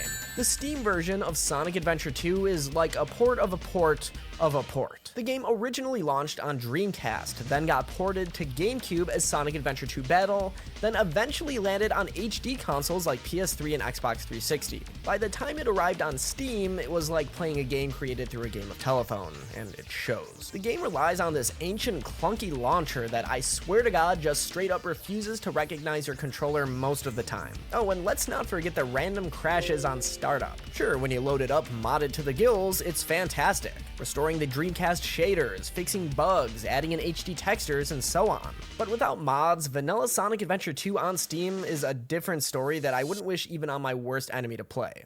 Sonic Heroes was a major turning point in the series. Yo, he's spitting so good right now. It really is a mess. He didn't even get to the audio thing, bro. Like, the cutscenes just straight up, like, comically don't fucking work. Like, not only are they not synced at all, like, they're just playing the audio, like, 2 seconds later, whatever. They are also, the audio mixing is non-existent. Like, random background enemies are, like, insanely loud. There's, like, a jet engine going off in Great Metal Bay or whatever it's called, and you can't even hear Tails and Eggman talking. It's just, and I don't even know what they're even saying. You can't even hear them. Just broken ass cutscene, and then you're off sync, loud jets. Don't know what was said. Off we go. Next cutscene. It's so bad. It was the first true multi-platform Sonic game, and it was kind of a big deal. Released on the GameCube, PS2, Xbox, and even PC via CD-ROM, this game was supposed to be a universal experience, giving fans across all platforms the same fast-paced action they knew and loved. And I know what you're thinking. Oh, of course, the worst version of this has to be the PC CD-ROM one. But would you believe me if I told you that the PS2 version is by far the worst? Let me explain. First off, the frame rate. The PS2 version seems to be the only version of this game locked at 30 frames per second. It's a significant downgrade compared to the smoother experience on the GameCube, Xbox, and even PC, which are all a pretty consistent 60 FPS. But even worse, the PS2 version doesn't even consistently hit this 30 FPS. But the frame rate issues are just the beginning. There's also the visual pop-in. In the PS2 version, objects and textures appear out of nowhere, giving the game an unfinished, janky vibe. And don't even get me started on the load times. You finish a stage, get hyped for the next level, and then bam, hit with a loading screen that feels like you could have made and eaten an entire sandwich. Sonic 06 is pretty much bad no matter what console you play it on, but it's especially bad on the PS3, and it all comes down to performance. Although the PS3 was the more powerful console compared to the Xbox 360, it was extremely hard to develop and optimize for according to many developers from the time. This led to a lot of multi-platform games performing worse unfortunately, and Sonic 06 was an apparent one given how already bad it performed in general. The biggest issue is the slowdown. This game is interesting because instead of frame skipping, which has the game skip frames and looks choppy in order to keep up. I gotta be a bit of a nerd here. When we say PS3 is the more powerful of the two, I mean, it's like, I guess in a vacuum, the cell architecture is innovative for its time, and it could do things that a conventional GPU-CPU relationship couldn't do. But in terms of video games and, like, practicality, like, the effort it would take to, like, get cell optimized for, like, game utilization was kind of bonkers. So it's like, if we're going off of the pure theoretical max, sure, but in the practical application, no, not really at all. I don't know. And again, you also have to, like, I mean, when you saw the utilization, get to the max, it was very clearly like Sony using its like second party studios to like just like commit to learning cell architecture effectively. Which no third party would really give a shit to do anyway. So it's very obvious, things like Uncharted, 2 and 3 and the late PS3 generation stuff was really gonna show that. But it's so unpractical that it's almost want to just dock points for that because it's like never gonna get there anyway. Anyways, just kind of wanted the small tangent there. Let's get back to it though. already bad it performed in general. The biggest issue is the slowdown. This game is interesting because instead of frame skipping, which has the game skip frames and looks choppy in order to keep up, it'll just slow down the entire game to compensate. So while the game is still technically hitting 60 FPS, the game can slow down to like half the speed. The PS3 has worse slowdown than the 360 version. Some people even say the glitches are worse on the PS3 version, but I feel that that's a bit anecdotal. The glitches are bad on every version. The moral of the story is just don't play this game. Similar to Sonic 06, Sonic Unleashed released on both PS3 and Xbox 360. And between the two, I'd have to say again, the PS3 version is much worse due to performance. Interestingly, the PS3 version targets 60 FPS, while the Xbox 360 version targets 30 FPS. You'd think this is a huge plus for the PS3 version, but not really, because it hardly ever reaches this 60 FPS target and it's much more unstable. While the 360 version is capped at 30, it's much more consistent at hitting this target. I swear, the PS3 version will sometimes dip into the single digits for frame rate. It's awful for such a fast-paced game.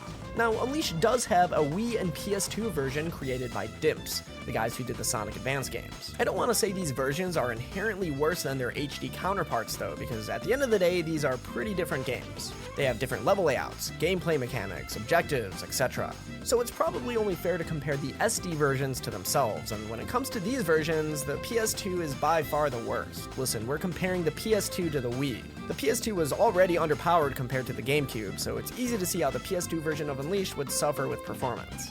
Reminder, I didn't even know the PS2 release of Unleashed existed until like early last year. Like I remember I was telling chat like, no, there's the Wii 360 and PS3 version. I worked at GameStop. And even me working at GameStop, I never even saw this like PS2 low print version that is around, which is nuts. So I chat corrected me here and I was like, oh, okay, that's a thing. And then we watched a video on it to see how bad was, and it's like, I say bad, not that it's bad. It's very clear that the PS2 is like out of breath and just cannot keep up with what this game's concept is aiming for. There is one more version of Sonic Unleashed I'd like to talk about though. In 2009, a Java version of Sonic Unleashed was created by Gameloft for mobile phones. Can't let it It's a slide. somewhat janky 2D platformer featuring boost and even werehog gameplay. It includes the levels Chunnan, Apatos, Rooftop Run, and Mazuri. It even has boss fights. For what it is, it's honestly pretty cool despite how janky it can be. But if you consider this a version of Sonic Unleashed, I'd probably say it's the worst one.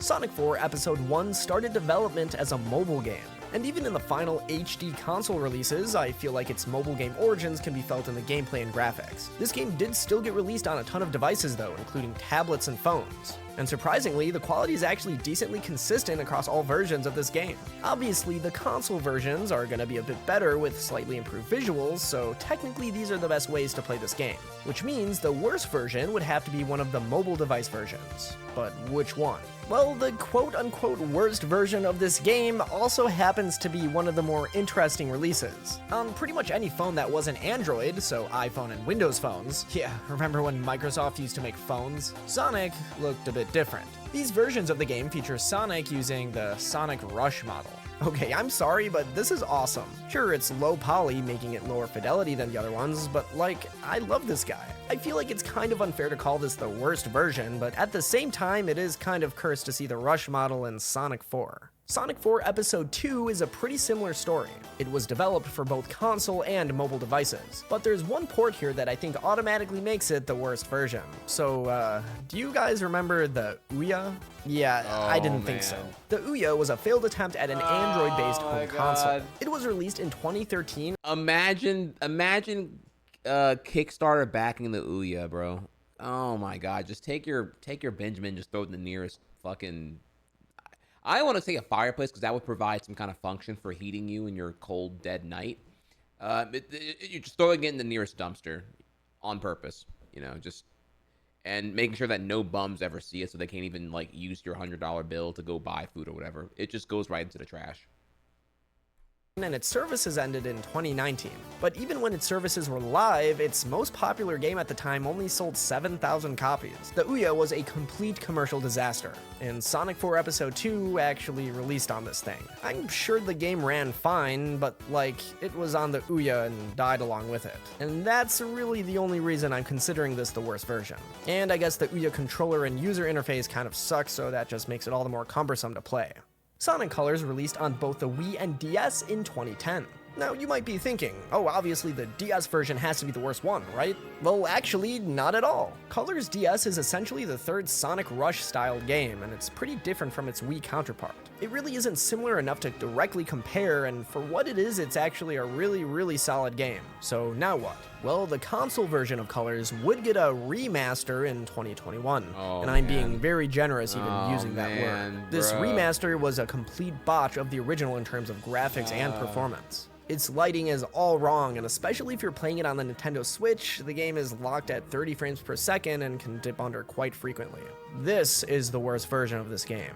Even the Wii played this game better. On top of that, before it got patched, the game used to be riddled with glitches not found in the original. Some of them being... Oh man, how do you remaster a game and it runs worse on more modern hardware? How? Oh my god, embarrassing. Straight up seizure inducing. Sonic Generations was also a multi-plat release, coming out on PS3, 360, PC, and 3DS. And I'm not even going to sugarcoat it, the 3DS version of Generations isn't all that amazing. Now, don't get me wrong, it's not bad, especially considering what they tried to do on the 3DS hardware. And once again, it's worth noting the 3DS version isn't a direct port, it's kind of its own thing. The game still features the classic modern Sonic gameplay split, the stages are based on iconic Sonic levels from across the series, and the controls are serviceable for a handheld Sonic title. But the roster of levels is completely different. This isn't a bad thing or anything, I think it's actually pretty awesome. It really just comes down to the fact that this isn't as fun as the HD release. It has completely 2D level design and doesn't feel as polished as the console release. So while the 3DS version isn't a complete disaster like some of these other games, it's hard to praise it too much when you're literally comparing it to one of the best Sonic games of all time. Unfortunately, it's just a matter of the bar being set too high by the HD release. Just like Generations, Lost World has releases on console, PC, and handheld. And trust me, the worst version of Sonic Lost World isn't even up for debate. It's the 3DS version. Once again, this isn't a direct port of Lost World to a lower fidelity system. It's another reimagining, just like Generations 3DS was. I didn't know this even existed either. Damn, I am not a true Sonic fan here. I've learned 3 games I didn't know exist. It shares the same level themes and very loose gameplay ideas, but at the end of the day, this is its own game. That's fun in itself, but this is just another case of it not being as fun as the console release. Now, unlike Generations, I really don't think the HD version of Lost World is even that great to begin with, so I think this version could have had the opportunity to be the better version. But as expected from games like these, it's pretty much a watered-down version of the original, having more awkward controls and worse level design. I'm sorry, but this version didn't even stand a chance. Okay.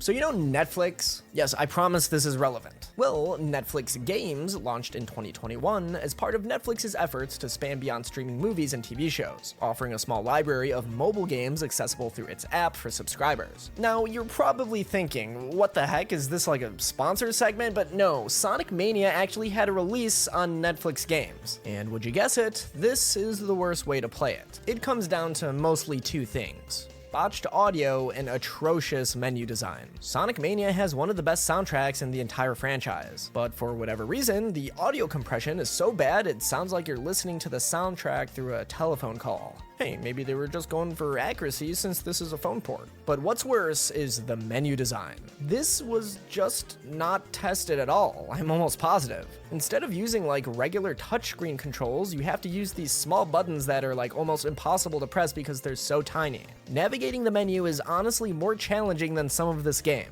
Also, the in-game touchscreen controls just kinda suck. But that's just a general complaint I have for most mobile games. Sonic Mania on Netflix is truly the port nobody asked for. Now, for this next one, I'm gonna lump all 3 of these games together because I didn't even know that existed. Every day I'm surprised, y'all. Okay, that's a thing.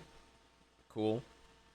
have the same answer and issues. But for Sonic Forces, Frontiers, and Superstars, I wish I could say that they had some kind of crazy obscure port that completely sucked. But they really just don't. The worst they all have going for them is that they released on the Switch. You've got the usual issues, like Forces and Frontiers being capped at 30 FPS, and all three games having frame drops, lower resolution, and worse graphics and lighting. But at the end of the day, these aren't terrible ways to play any of these games. Yes, they're objectively worse, but man, I think this really just goes to show that gaming has come a long way. No longer do we need completely separate demakes of games for portable consoles. Our portable consoles these days, while still admittedly are noticeably weaker, can more or less play a lot of the same games as the big boy consoles. Sure, you're gonna have to compromise, but if you would have told 10-year-old me that you'd be able to play a fully 3D Sonic game on a handheld system, I wouldn't have believed you. Don't get me wrong, all of the Switch versions of these games have pretty glaring issues that their higher fidelity counterparts don't have. But I really think this gap is only going to get smaller and smaller as video game consoles progress. And there you have it, the worst way to play every mainline Sonic game. It's clear that Sonic has been through the ringer for certain ports or versions of his games. While some of these games can still be fun despite their flaws, others feel like pure masochism. But hey, that's the roller coaster ride of being a Sonic fan, right? If anything, these terrible versions make us appreciate the good ones even more. Except for Sonic 1 GBA, that game can burn in hell. He's not wrong. The less people play Sonic 1, the better. Sonic 1 exists just to humble you into appreciating Sonic 2 onward all the more. So, Frontier's better than Sonic Sharks. Not wrong. Sonic, God, Superstars is so fucking shit. Alright, here's a link. Go over here, give it a clap. Glad y'all enjoyed. Let's get back to the game, shall we?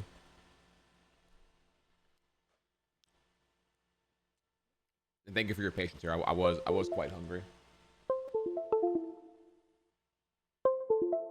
Yeah, no, Sonic 1 is boring. Sonic 1 is not fun to play, and Spin Dash doesn't even fix it. That just reveals that it's beyond just mechanics. It's also level design. There's just not much going on there.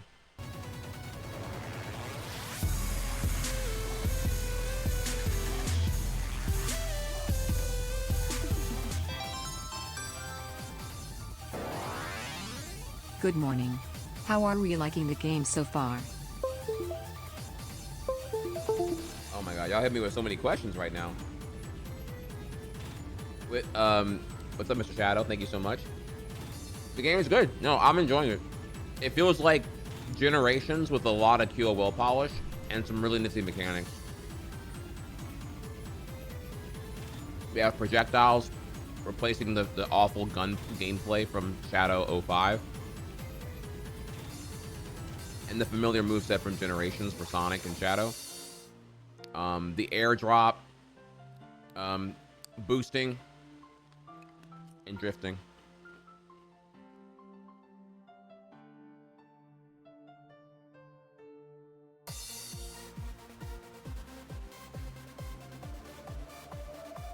And then, Envium. With so many Sonic blunders, what keeps you a fan? Potential.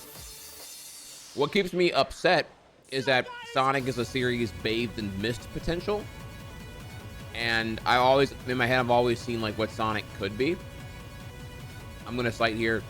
I see remnants of it in Sonic Dream Team, though again, no one will play that because it's like you can't even buy the shit. It's only on Apple Arcade, which is depressing as fuck. And Sonic PO6 confirms that Sonic can work as a game formula in a 3D space. I encourage everyone to play Sonic PO6. It's actually amazing and godlike. But also, again, to answer your question more directly, what's kept me a Sonic fan? The comics. I was probably going to grow out of Sonic, and I was on the way to doing this here too. I played Heroes in 03, and then as I'm entering high school in 2004, you know, I'm really into Yu-Gi-Oh!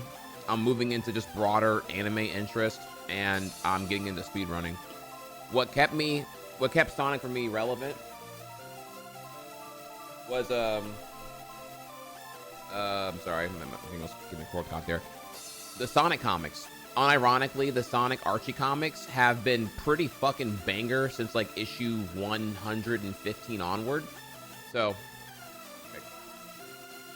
no, I mean, I have it. It's safe. If he's annoying, then yeah, get rid of him. But yeah, the Sonic comics they're amazing. Issue 115 to like 292 is just like nonstop banger. The same reason y'all are enjoying the Shadow Dark Beginnings. It's the same reason you like it now. Ian Flynn is the writer, and the writing is just straight gas once he gets involved around 160. And it was getting better until he was involved as well. So, really good stuff there. I covered the comics in a really deep dive I did during my subathon, and I'll have that content coming to my YouTube soon, so look forward to that. But yeah, I did see the DC collab. We watched the Sonic Central where they announced that. Looking forward to it. What about Ken Penders?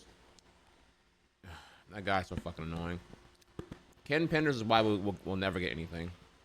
He's the reason we'll never get a Sonic. We'll never get a Sat AM Season 3.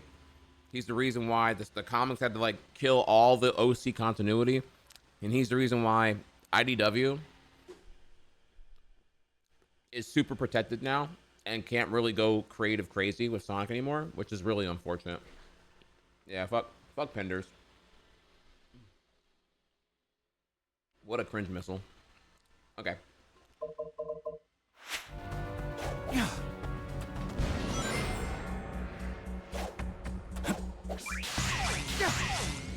But you already knew that, though.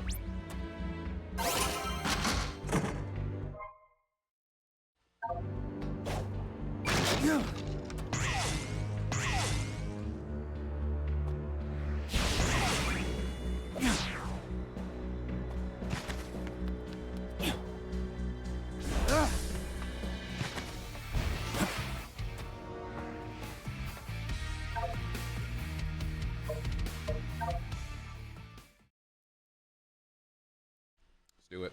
Rail Canyon Act 2.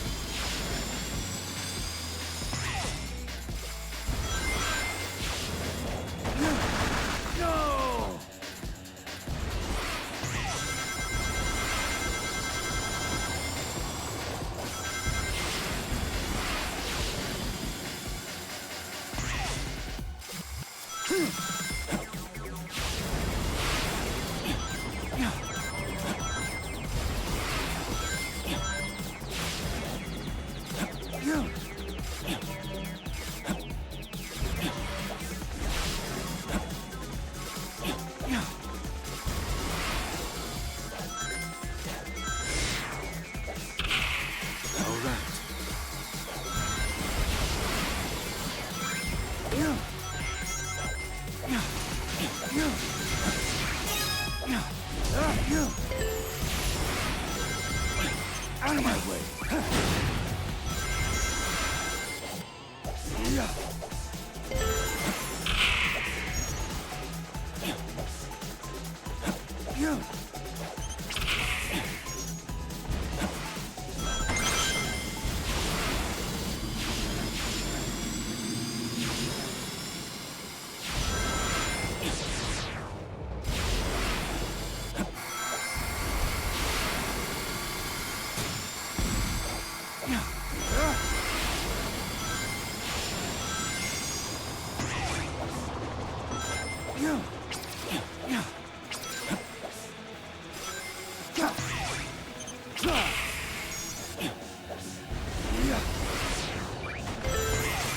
Out of my way!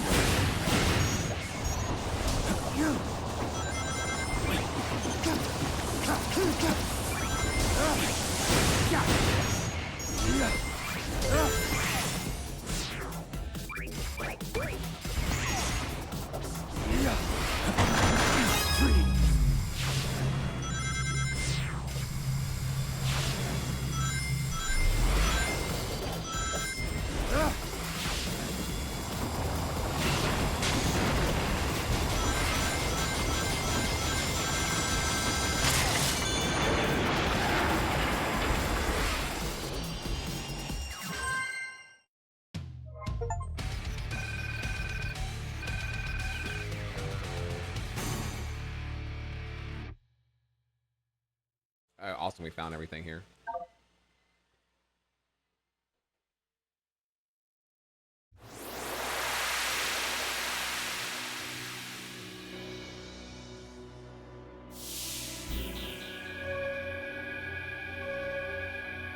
Controlling chaos pauses all level hazards and enemies for 5 seconds.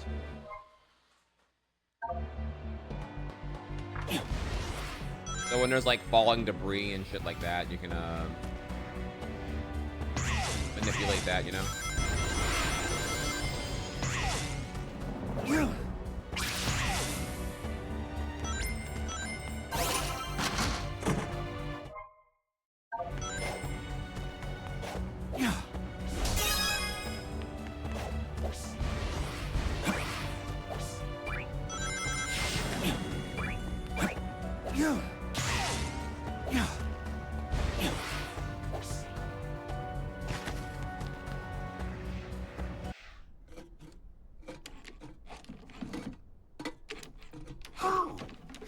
Shadow? Please don't smash us to bits!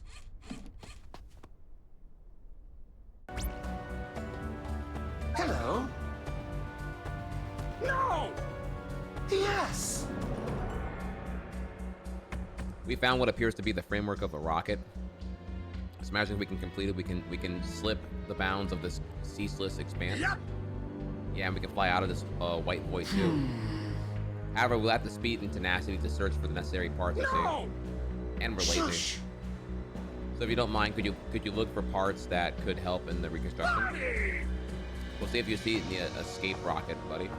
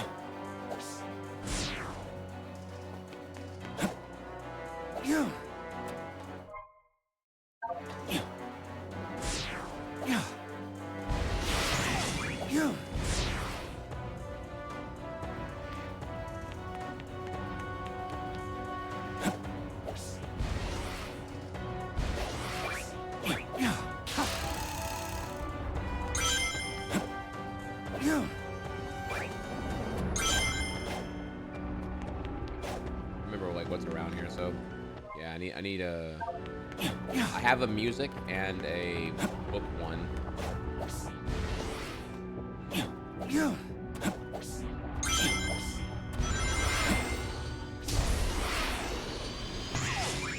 Something calls to me.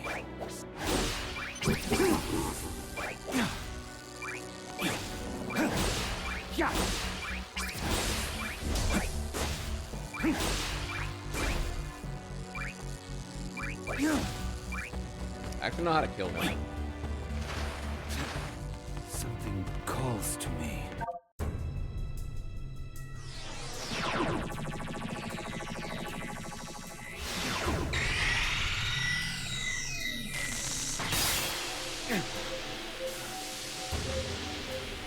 No. No. New power alert.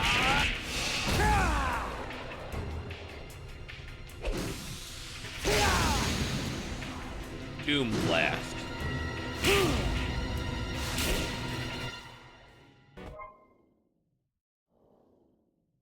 By launching enemies.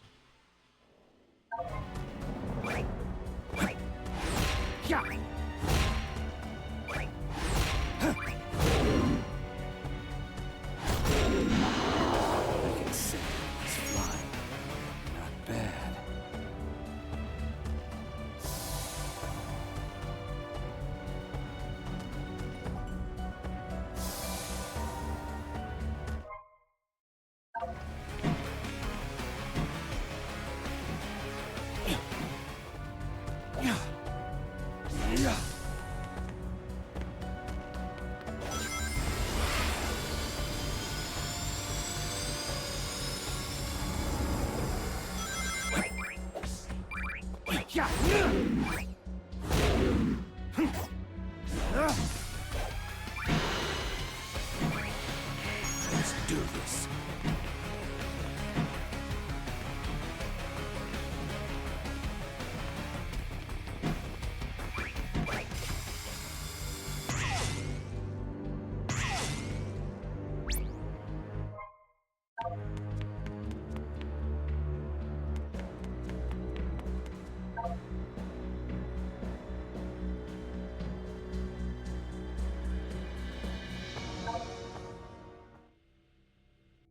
Let's see here. So,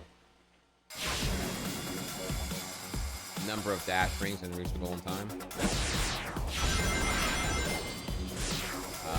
Okay, I need 45. Okay.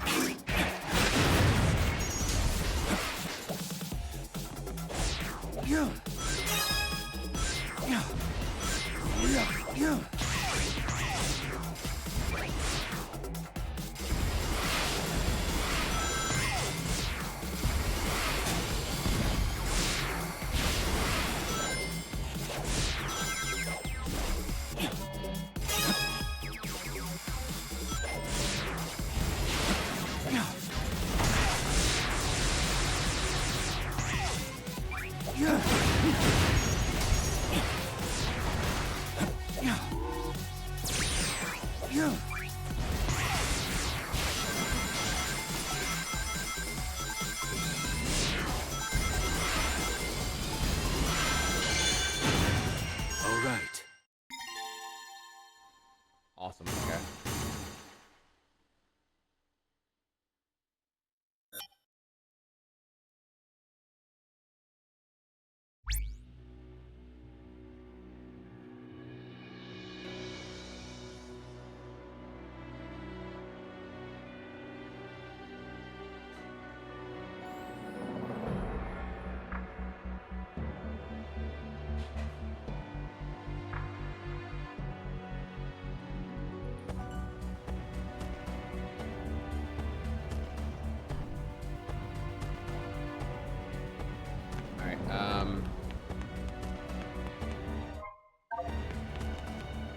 Next one we have here is...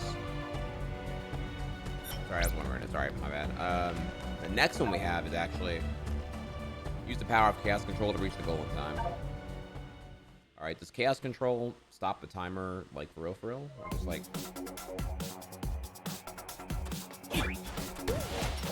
Let's do this. This is the ultimate power.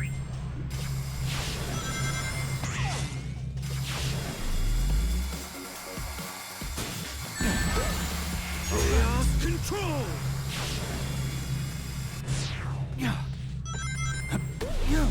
Let's do this.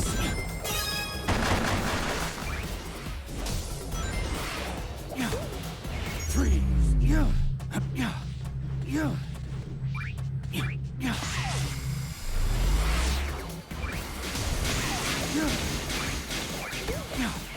This is the ultimate power.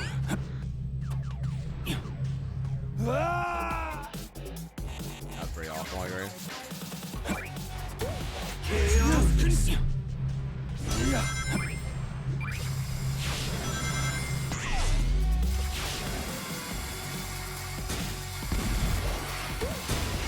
its ultimate power.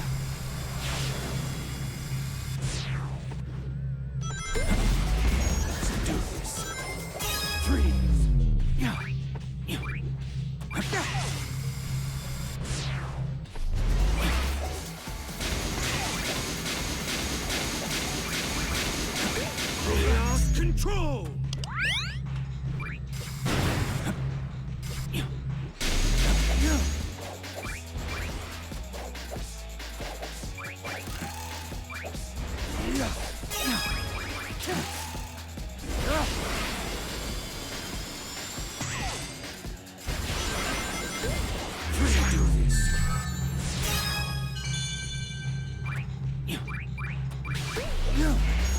Chaos control!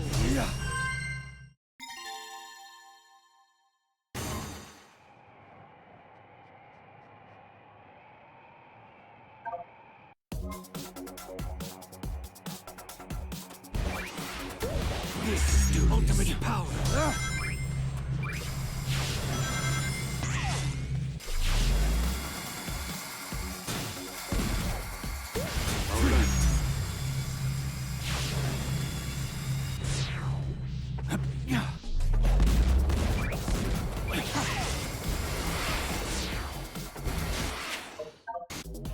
I missed one right there. This is ultimate power.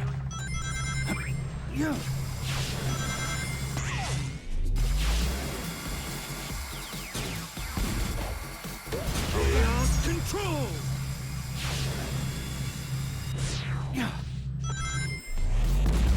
This is ultimate power.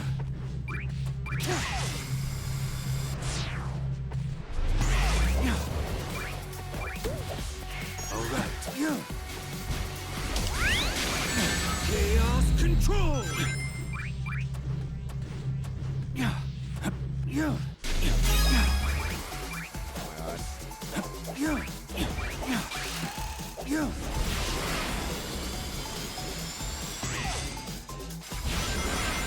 This ultimate power!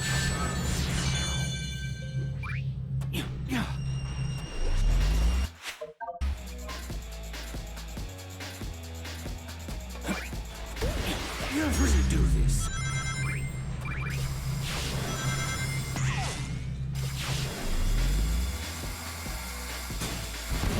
Chaos control.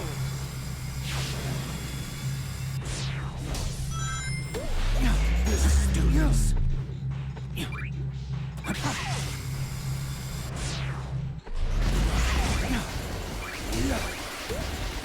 All right. Chaos control!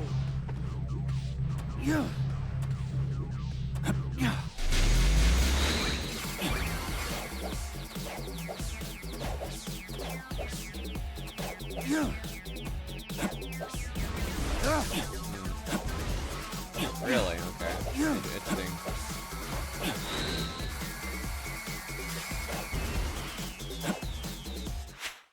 Okay, that just like didn't work correctly. Sorry, hang on 1 second here. Sorry, I got a situation.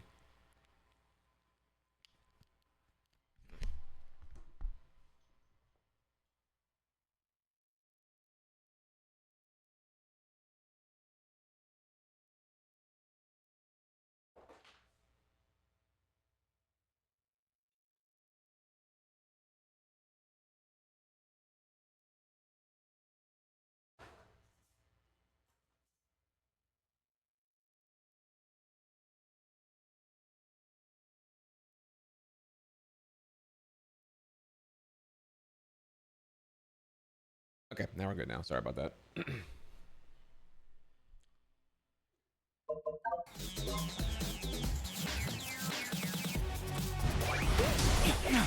do this.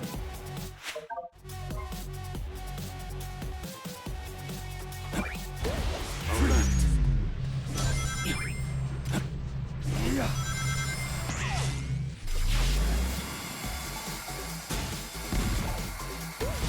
This is the ultimate power.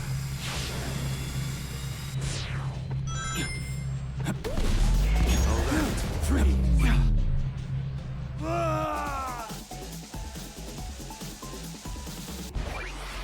Chaos control.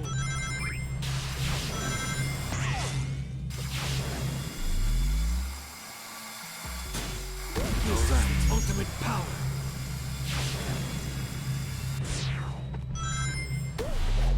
Freedom.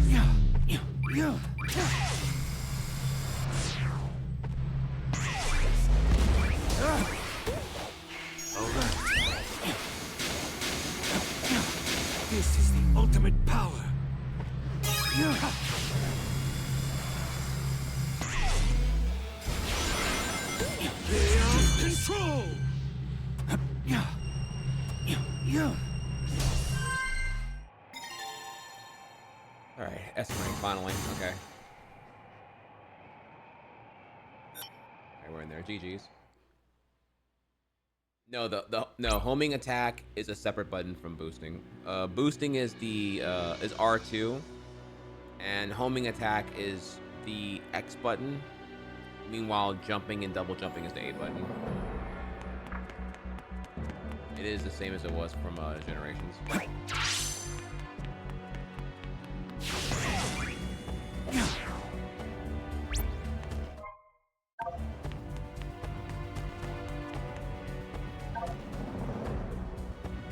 Aim and fire with Chaos Sphere.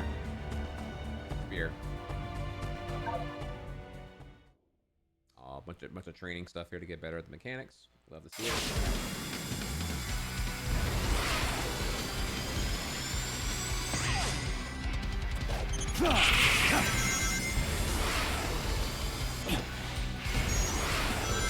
Out of my way. All right.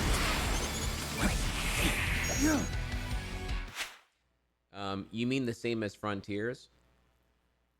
Man, I can't even... You know, I said something earlier where I said that homing attack and double jump were the same button in Generations, I believe. And I probably misspoke because I was trying to recall. I don't really remember exactly what the controls were in Generations 2011. But then someone corrected me and said that I was wrong then. So then I'm like, okay, well, so then I said the different thing now, now I'm saying here that, yeah, like Generations, it blah, blah, blah, blah, blah. Now I'm getting corrected again, then I'm wrong again. So respectfully, I need y'all to pick a lane.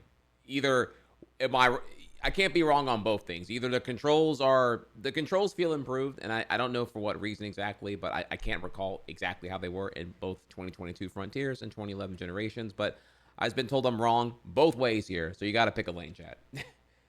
Good Lord goddamn. Like, with peace and love. I get one guide in both directions here.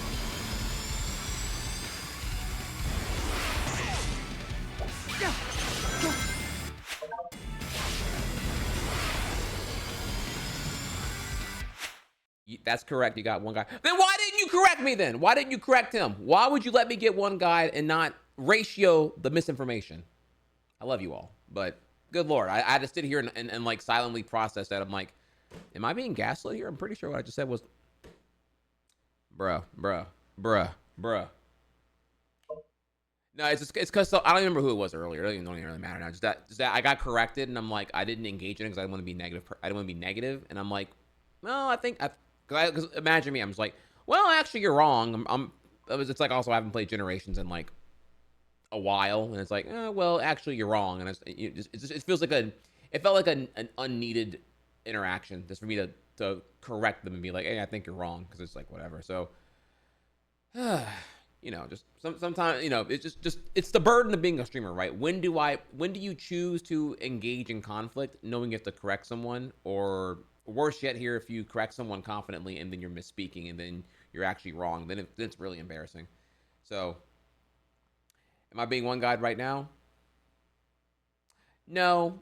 Now we're resolving the conflict. Before it was one guy, but I didn't one guy. Oh, well, yes, I'm admitting I'm admitting I was silently one guide, and now me addressing the one guide that I internalized is now me being one guide from the grave, kind of like One Man Pro Army in Call of Duty. So yeah, I'm getting one guide now, but now I'm also getting validated because I was correct earlier when I was corrected incorrectly, and now we're here. Okay, so now everyone's good. It's all good. We're moving on.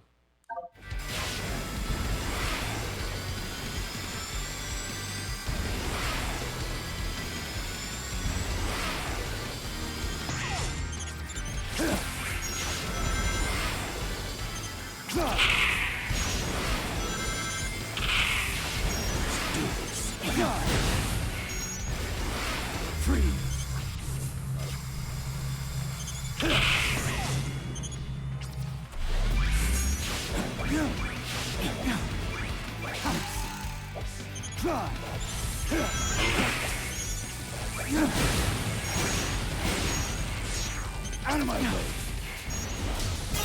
This is the ultimate power.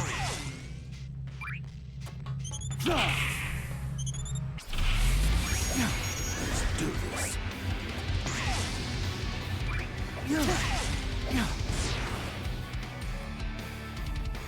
Chaos control! Out of my way! All right. Three.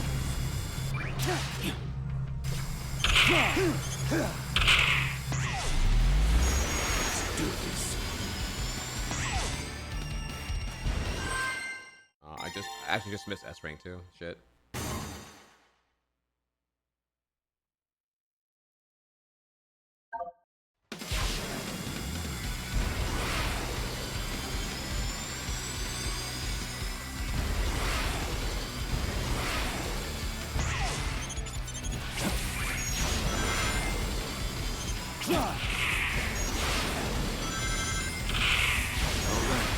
This is the ultimate power. Out of my way.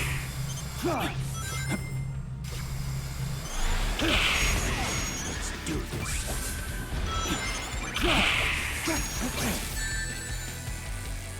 Chaos control. All right.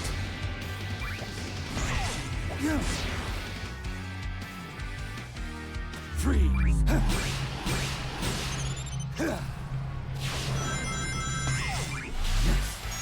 Let's do this.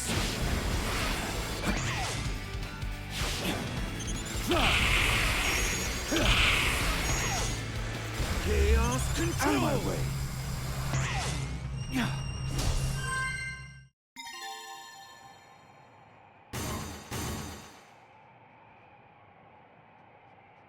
Definitely missing all the collectibles here, but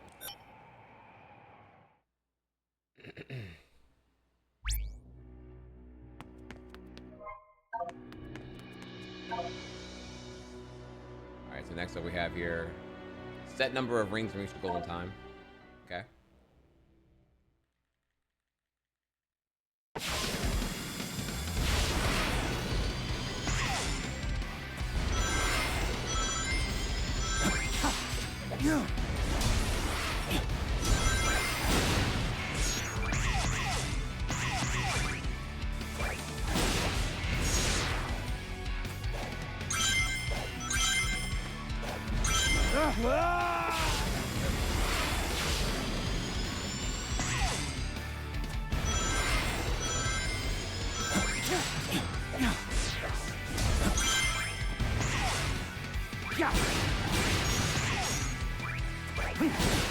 Oh my god.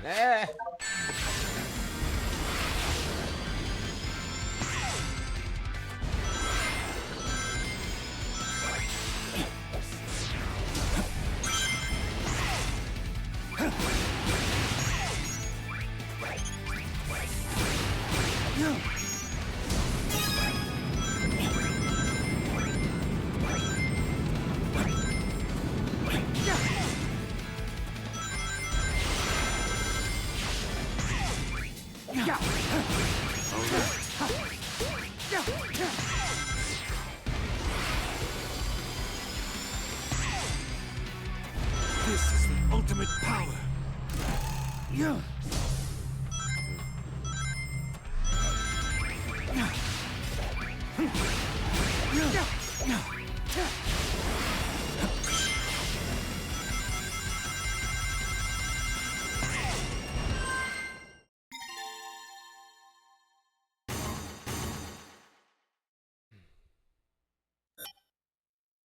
Easy S rank.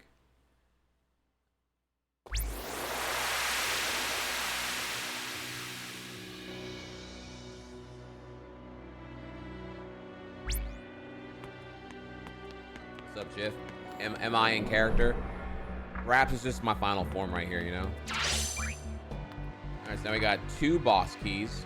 And there's... Actually, wait, do you need all 4? Yeah, it's just over there anyway, let's find out.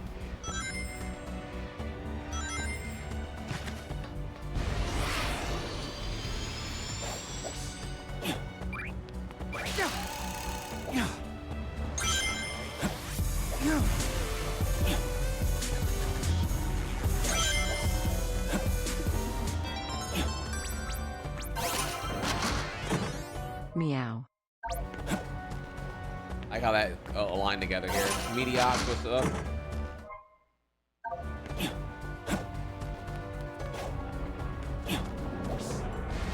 Needs an emote update. All right, what would what would the Shadow onesie say in compliments to Yeah. This is it.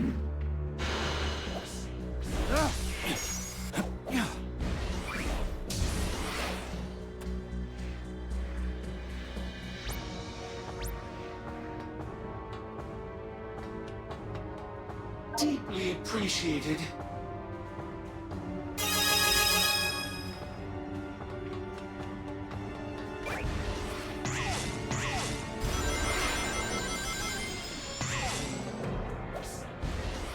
I'm the coolest. Does Shadow really care about being cool? I mean, he just is cool, but does he actually care about popularity in that kind of way? Yeah.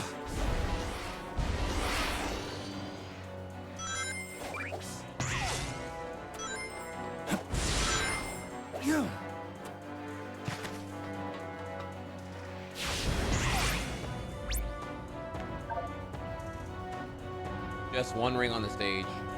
Okay.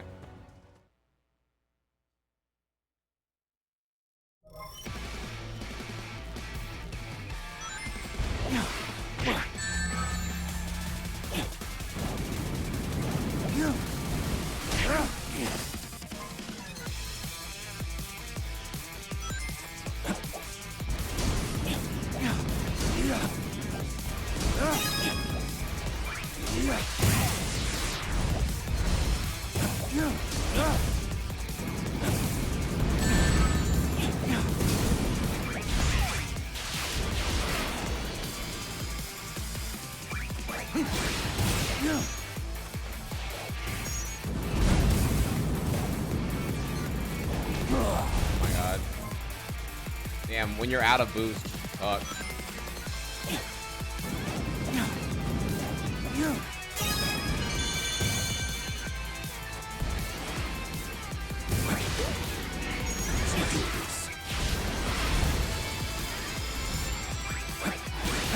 Chaos control.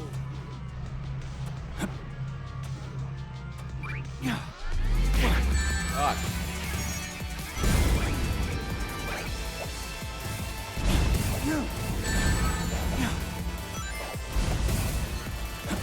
Yeah, we need to. Okay. I need to have a got control. Yeah.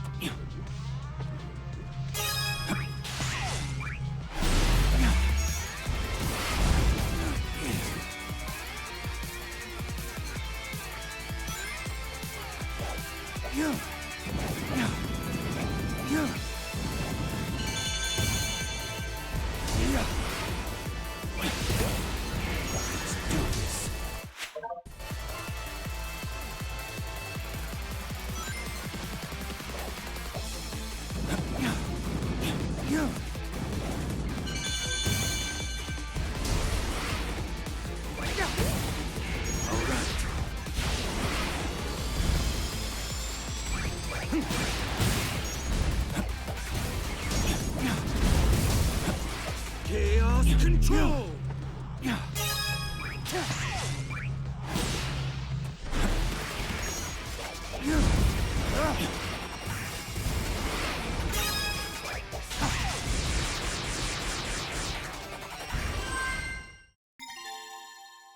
Okay, all right.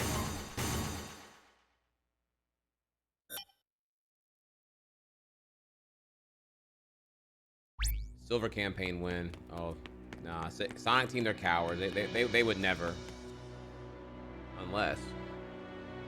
Unironically, I would fuck with a Silver Generations.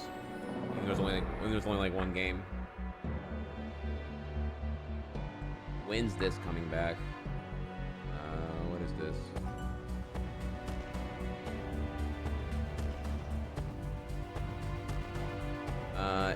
This didn't load for me, I'm afraid.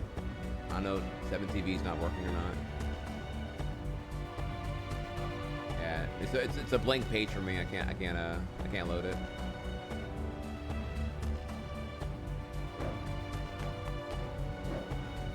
Wait, what's this button do? Oh, L's a dodge. I didn't even know that.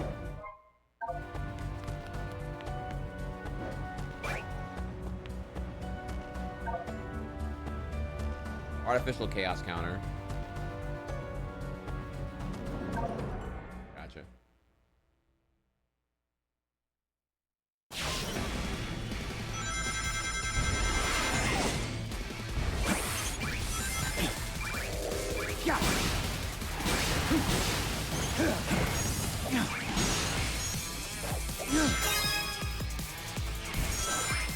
Out of my way! Let's do this.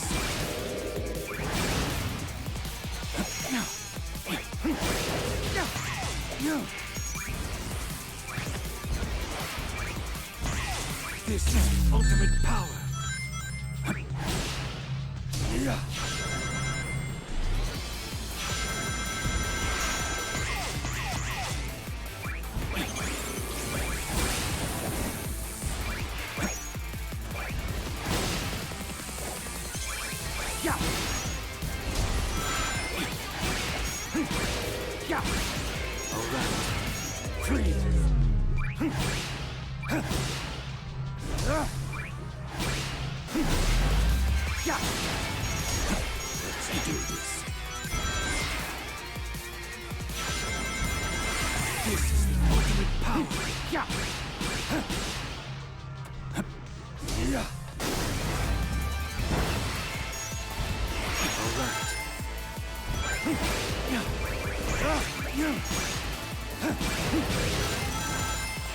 Chaos control!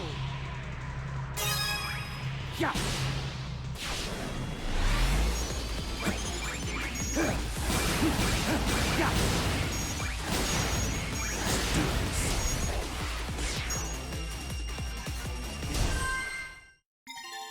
I forgot to count how many I was killing here.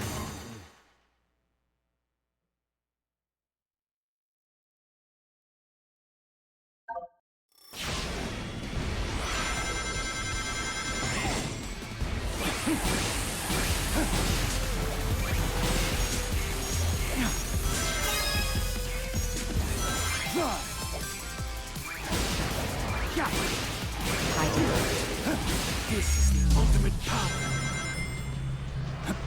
Yeah.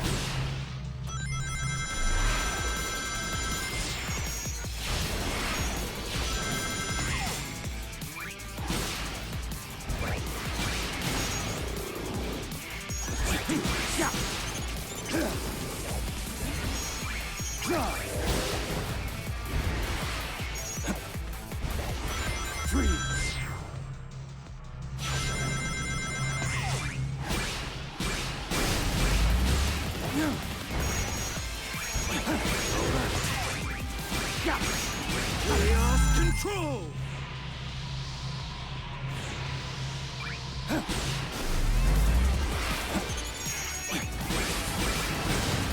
Let's do this.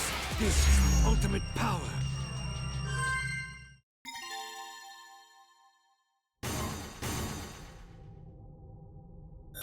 I'm sorry. Yeah, there's not a. Oh, I'm sorry. I missed a resub here. I was zoning there for a second. DMAC boy, thanks for the 61 months. How's the game? The game is fun. Game is fun. Movement's hot. Movement's hot.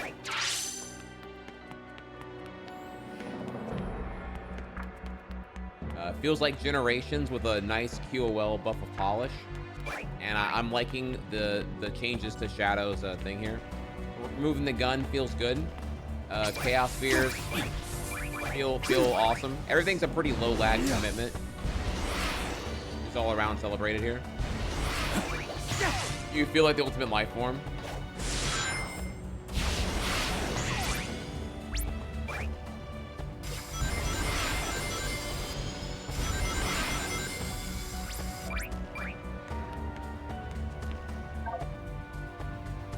Set amount of beetles and reach the goal.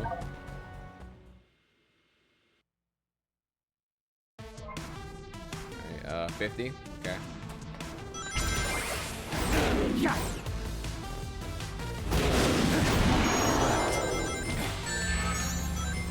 Chaos control. Let's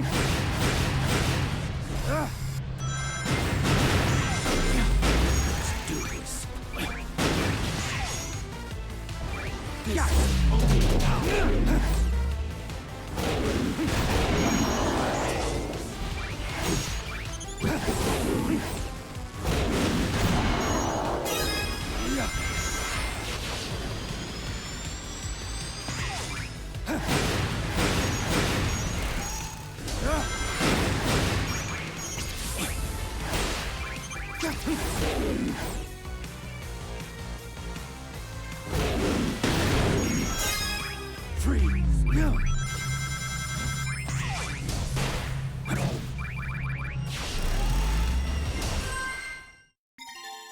It's also above 50. Nice kind of dip out of here.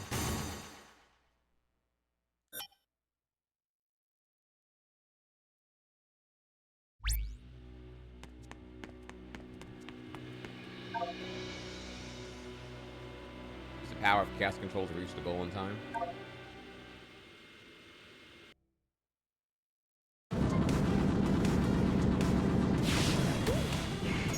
Chaos control. Yeah.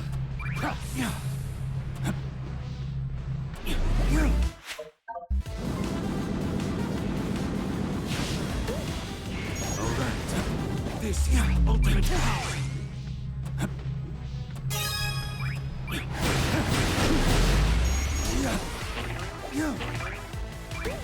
Let's do this. Chaos control.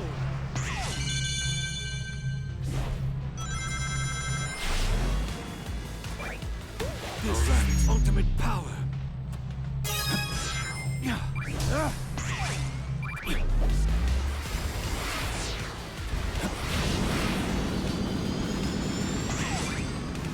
Let's do this.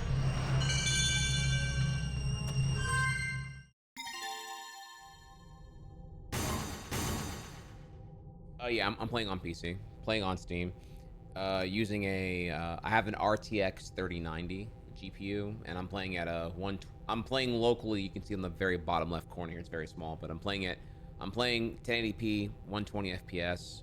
Stream sees 60, and that's pretty much about it. Playing on max settings. Game runs fine. Game runs great.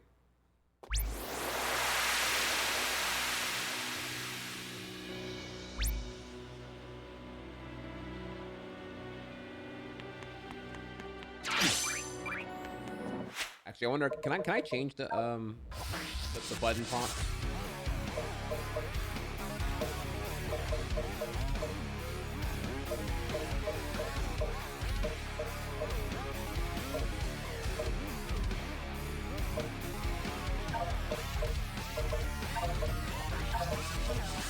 Oh my god, you can change. Oh my god, I'm going to fucking come. I'm going to come, dude. Oh my god.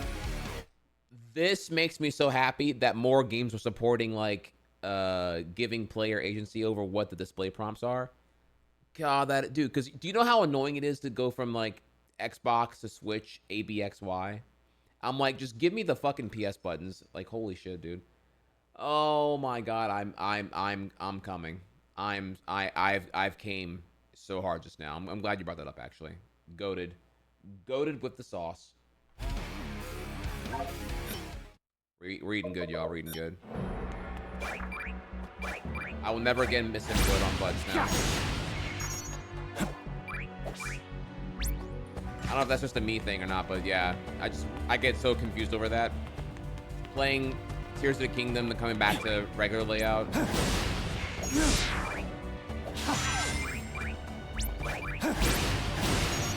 All right.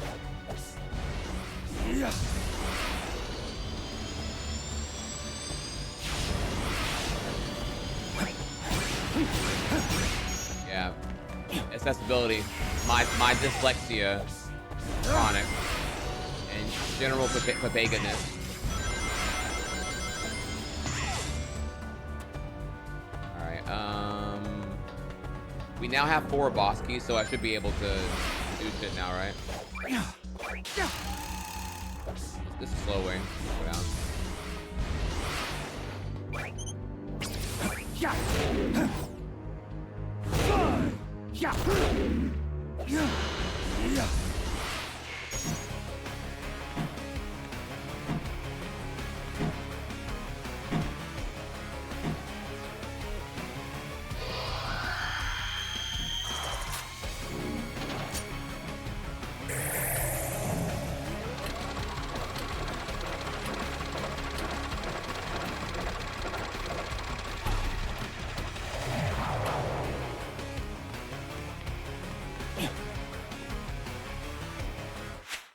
All right, and then question: are you using a PS5 controller? No, I'm using a Switch Pro on PC. It's my preferred controller of choice. Not actually a fan of the PS5 controller much. For more on my controller preferences, if you care to hear about them, !controller.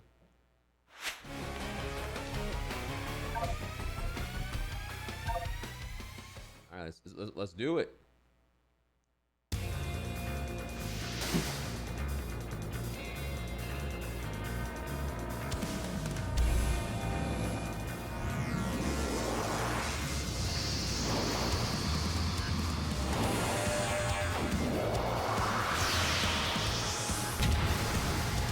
Oh, familiar friend.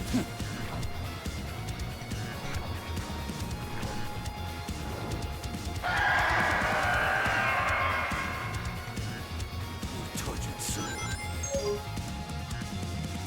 I will end your suffering. It's no use. You can't keep pace with me.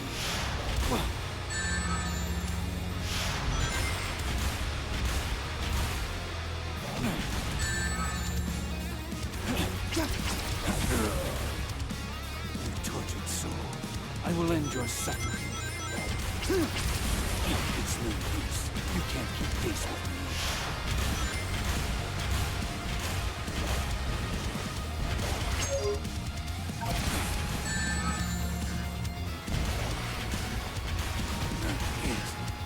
You tortured soul. I will end your suffering. It's no use. You can't keep pace with me.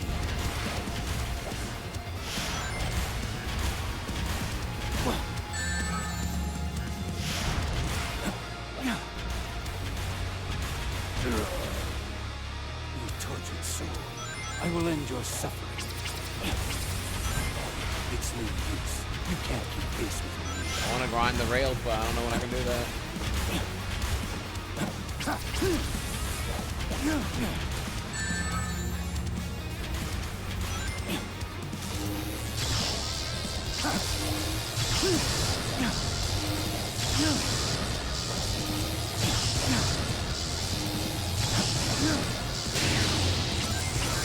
Your energy is still unstable. I need to target the life support rig at the top.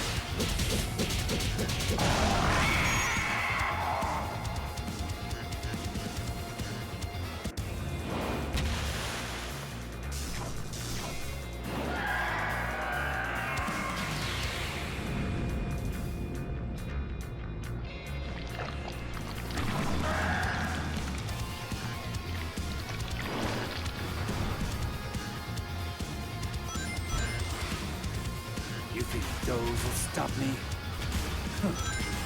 Mutation.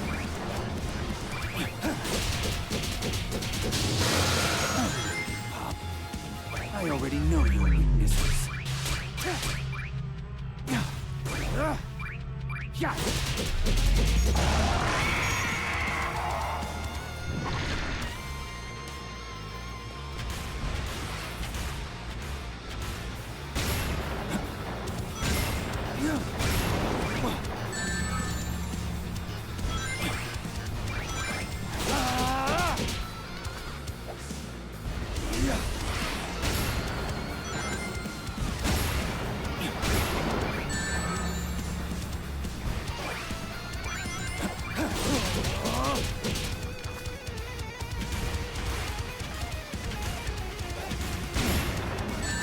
I'm having a hard time avoiding that.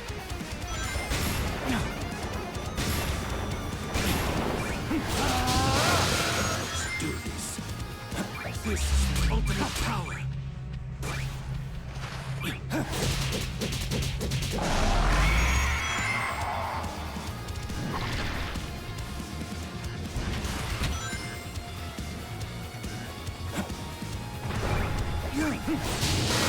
All right.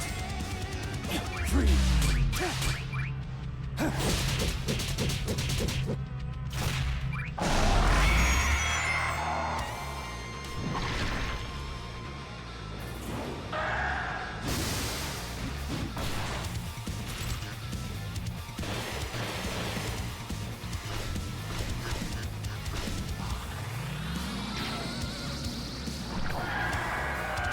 Stop.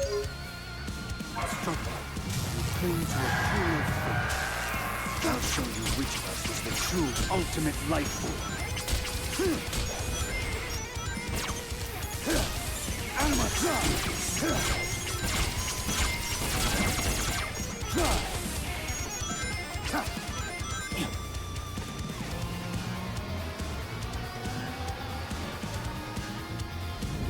Chaos control! No, you! Take this!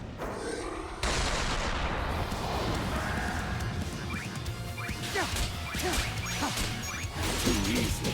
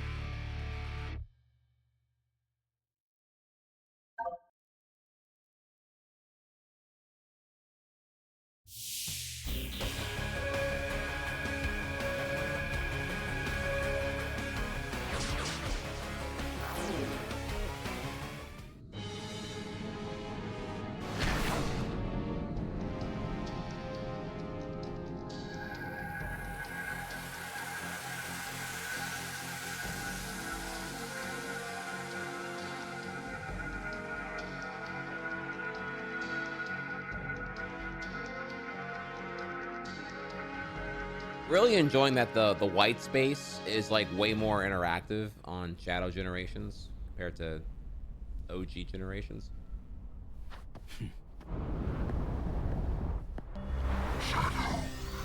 Oh shit. What your ass want, bro? Progress. I would expect nothing less from my finest creation. Finest creation? Black Doom.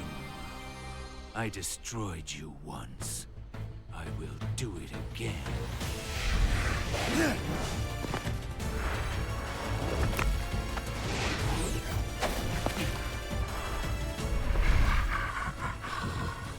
defeated us, but the Black Arms live on. And this temporal anomaly has accelerated my plans to revive my forces and consume the world.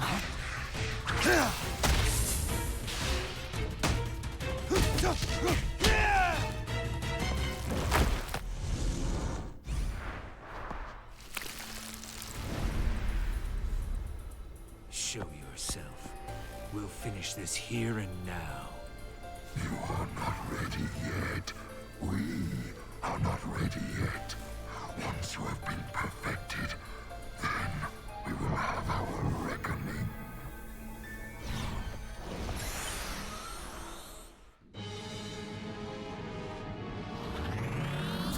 Look, I didn't even answer the question. It was like, nah, it's a, we're gonna do the invasion and whatnot. And I know you want me to fight you. You want me to 1v1. You want to confront me because of all the propaganda I'm spewing at you at a nonstop pace here. But simply put, I just cannot engage with you. I have to continue to gaslight you into understanding here that the only thing we're gonna do is you're my puppet, you're my slave, you're my creation. I'm entitled to your free will, and we're going to get our revenge. Are we? Nintendo we? You speaking French? What do you mean, are we? You know what? Huh? So.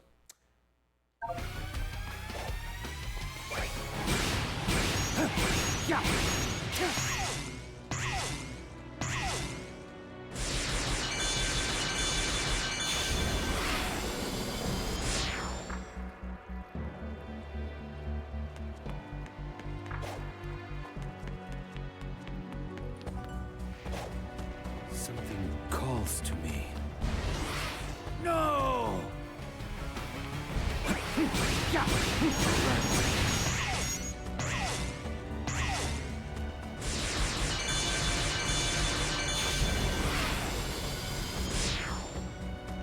I don't have to keep this yet.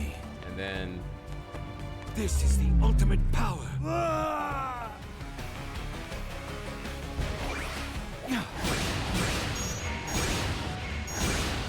No! Hold on there.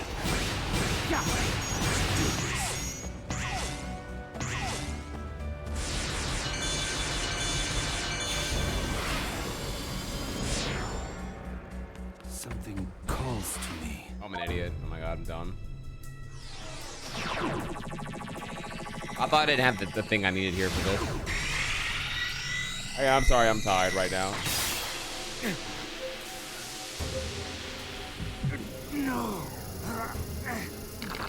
No.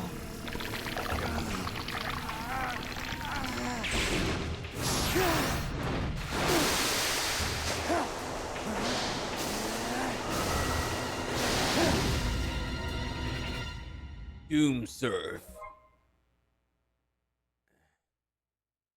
We're feeling the water here. I think Mario Sunshine's gonna sue somebody. All right. We can pass water more easily now.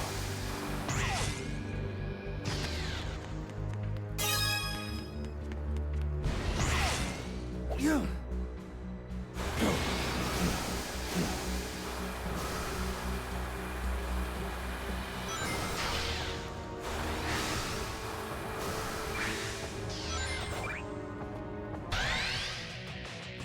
Oh.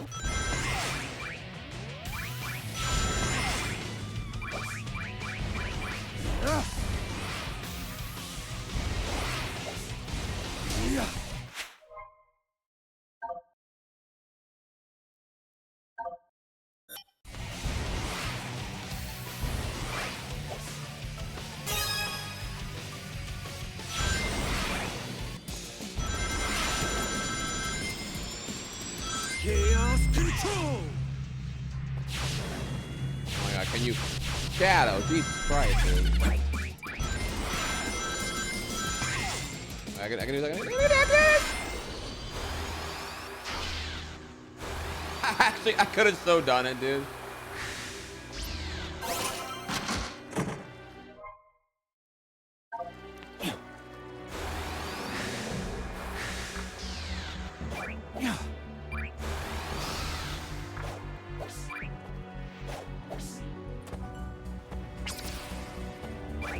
Is this the chaos control thing right here? I don't know what the green aura is.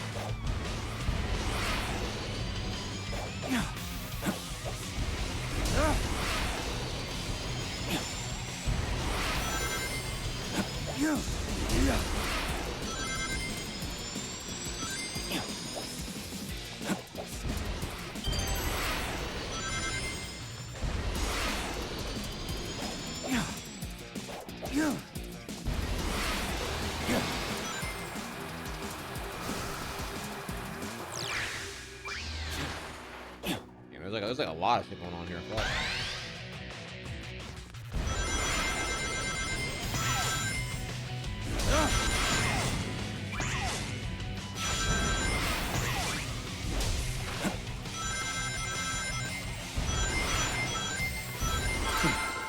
All too easy.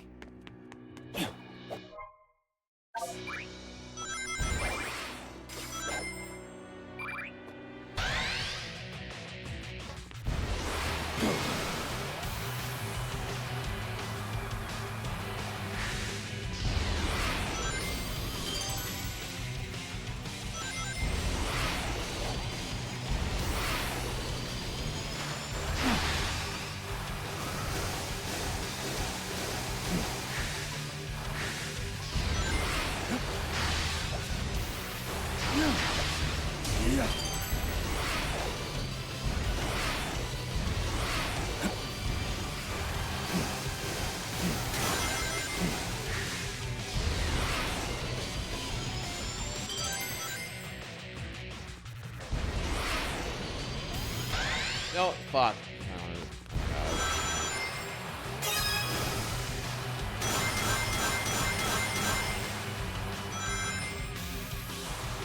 Oh my god, this is like so ADHD. Holy shit, dude.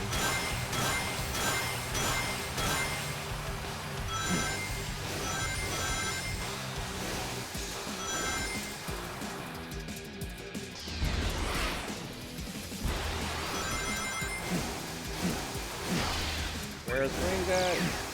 God. Oh my god, bro.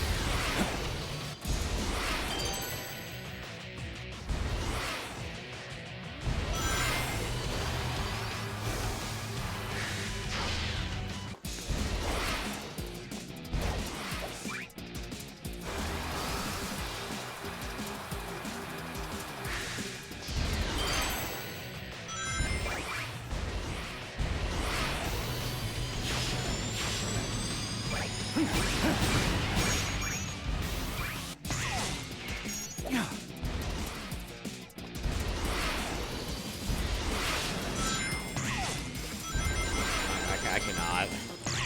How do I get up there in 2 seconds? Holy shit. Oh my god, bro. Hang on, let me calm down. This is like...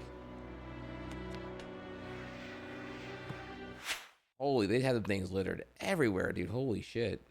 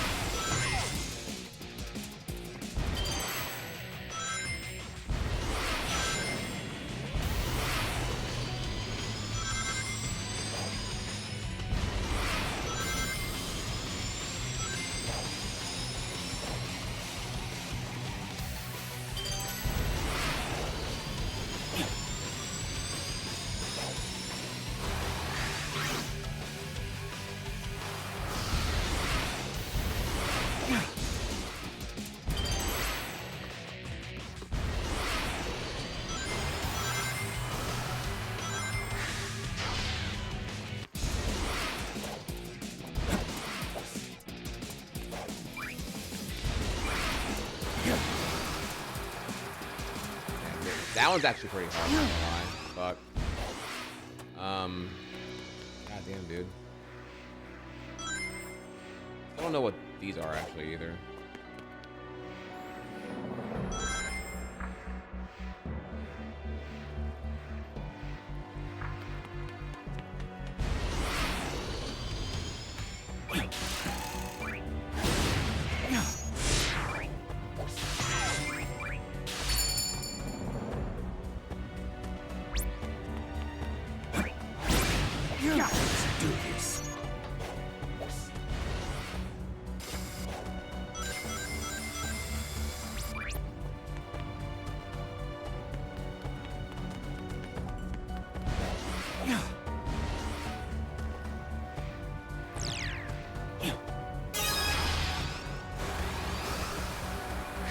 Freeze!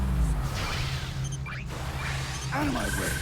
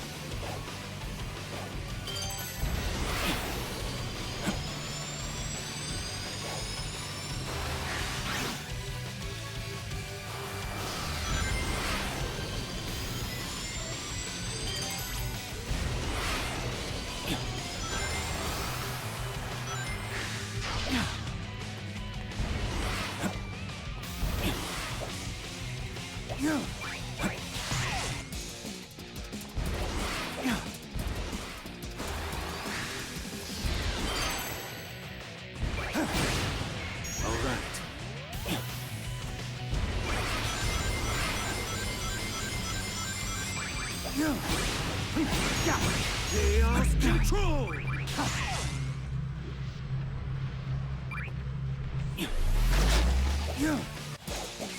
I'm gonna get up there, I'm gonna get up there, I'm gonna get up there. Go ahead. How do we get up there, chat?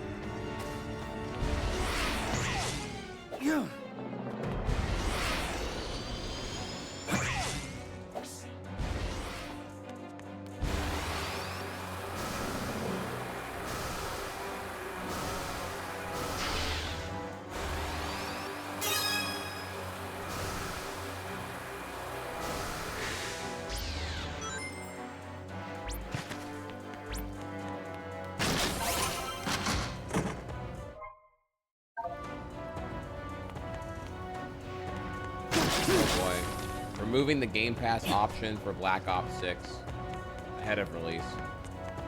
Yikes. Yeah, I don't actually see how you do this.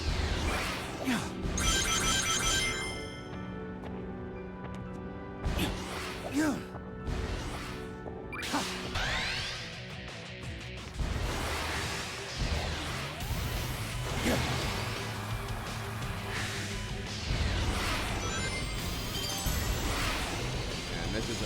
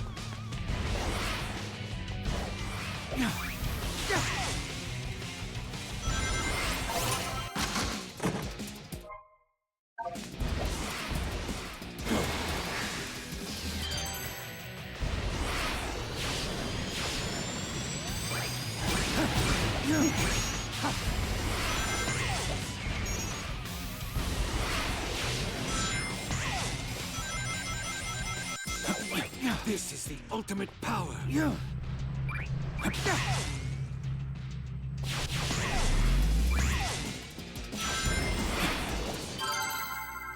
awesome. Okay, I found that on the luck. Okay, great. Already did that one. Exit challenge here.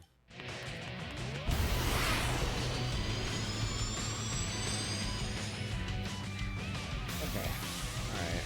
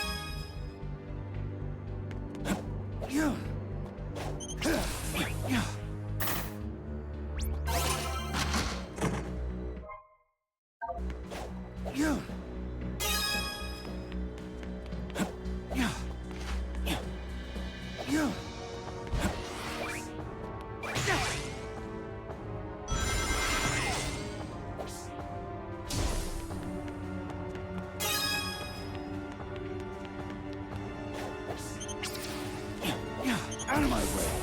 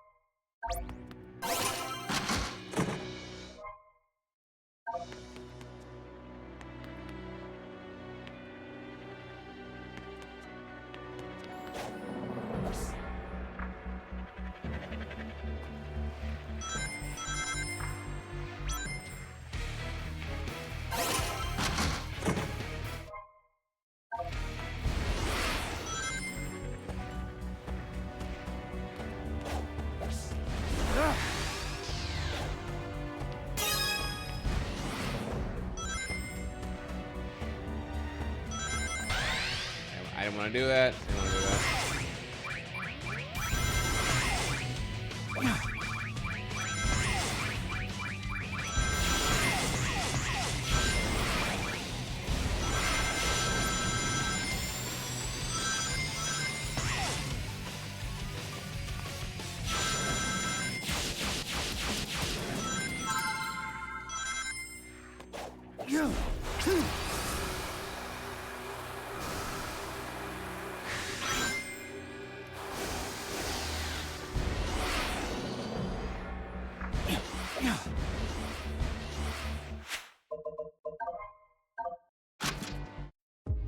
Let's take a second to scroll past here. Gerald's journal still have nothing.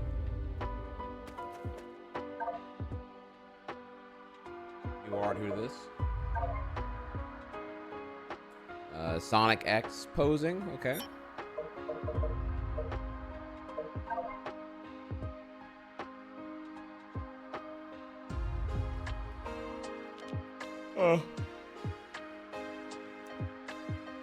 I don't recall when is Silver depicted in the Millennium style that Sonic has here. When did that happen? For what game?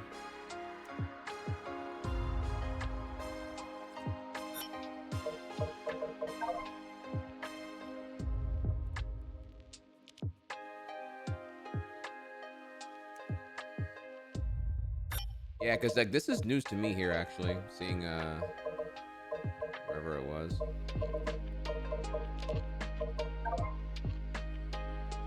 Yeah, I can't remember where that's from. Anyways.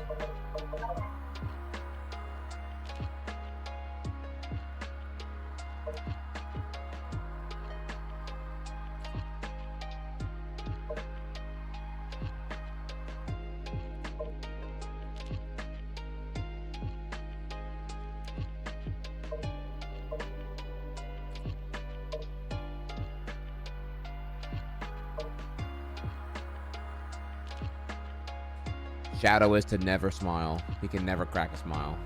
Maybe a smirk, but never a smile.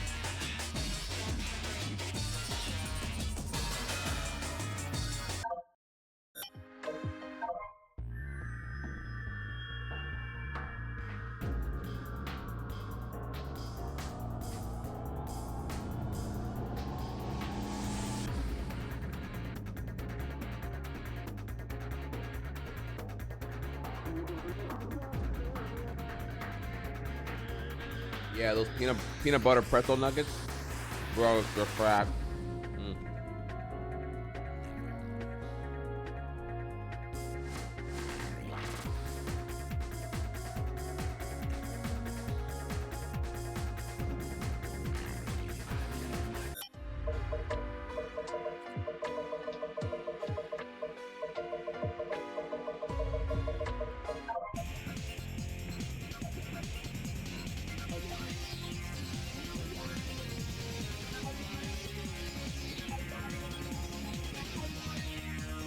Yo, if the Sonic Heroes remake rumors are true, god damn, we are eating so good, bro. I cannot wait.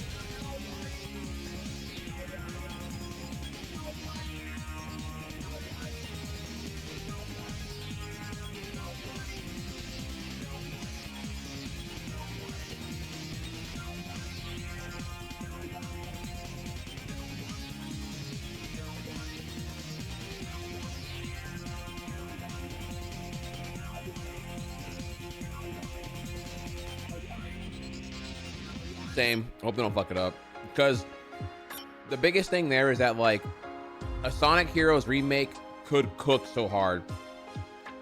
Sonic Heroes, with a lot of QOL and all the dumb shit fixed, the game itself is not a bad game idea. It's the execution that's botched. So, like, you make it so that the Knuckle Barrage, the power attack, doesn't, like, fling you off a ledge. Make the camera not terrible. Change the frequency of the team voice acting whenever you're swapping partners. I'll do my best. I'll do my best. I'll do my best. Like, you fix those three things alone, Heroes goes from being like a 6 out of 10 game to like 9 out of 10 automatically. Just QOL and fixing alone, 9 out of 10. And from there, you can keep cooking harder and just make it like just a better experience all around. So, IMO. I think it could cook up pretty hardcore.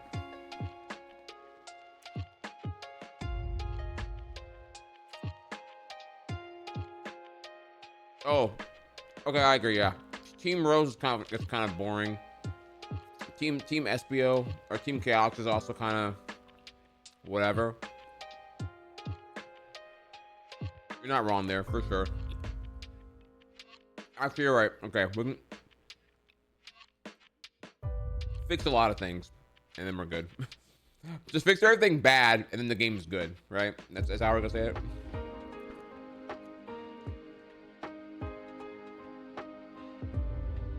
Like every other remake, just make everything bad good.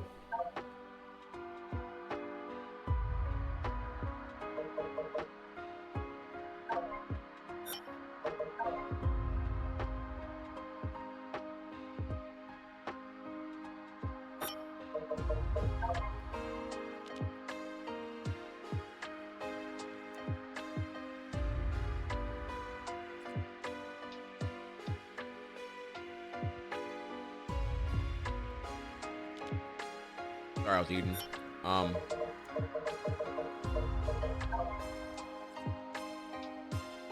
With no memory or purpose, Shadow has lost all interest in the Earth and humanity. His search for direction was interrupted as the Earth was invaded by Black Arms, aliens from the Black Comet. Their leader, Black Doom, appeared before Shadow and ordered him to collect the Chaos Emeralds. Shadow felt no loyalty to Black Doom, but assumed he would have answers to his past. So he set out to find the emeralds and regain his memory. Rouge, treasure hunter and spy, broke into one of Dr. Eggman's secret bases in search of a great treasure. To her surprise, she found Shadow sealed in a stasis capsule in Omega. Once Shadow was awakened, he had no memory of recent events. He wanted to find Dr. Eggman and get answers. Rouge still wanted to find Dr. Eggman's treasure, and Omega wanted revenge for being sealed away. United by a common goal, the three agreed to work together and hunt down Dr. Eggman.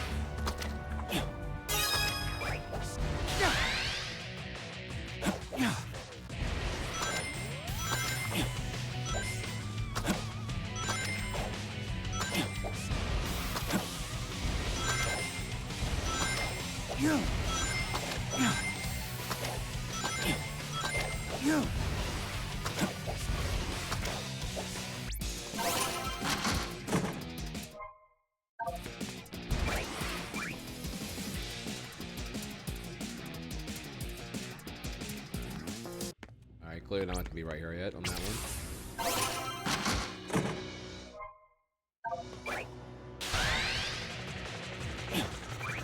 Out of my way.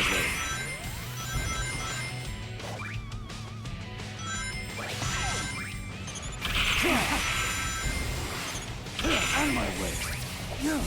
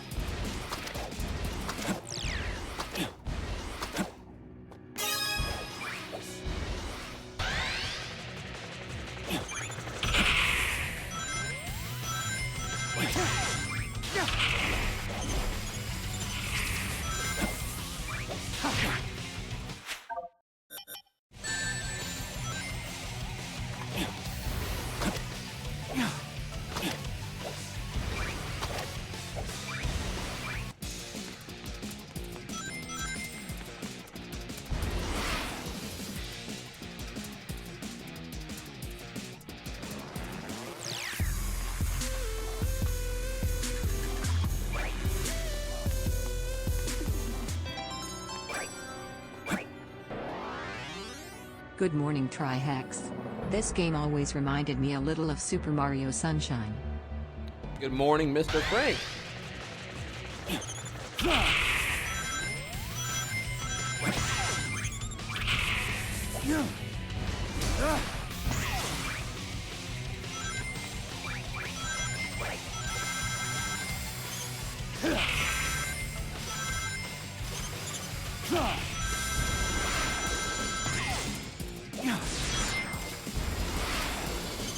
Out of my way.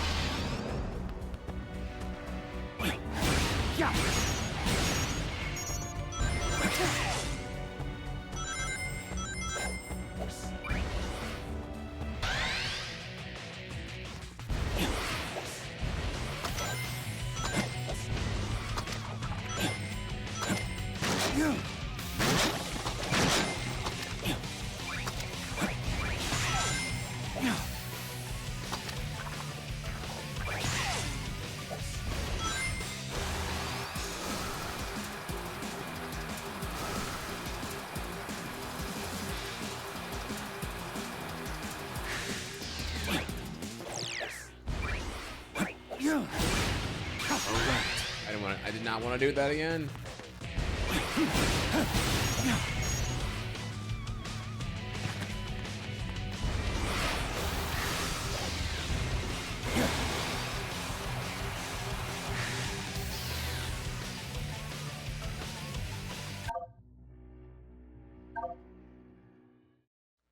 Question marks? I don't even know what this even is right now. Chat, where are we going?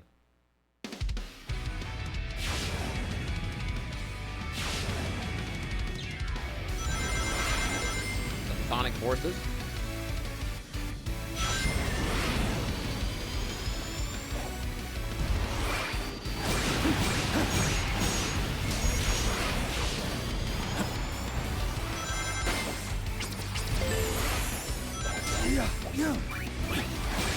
Let's do this.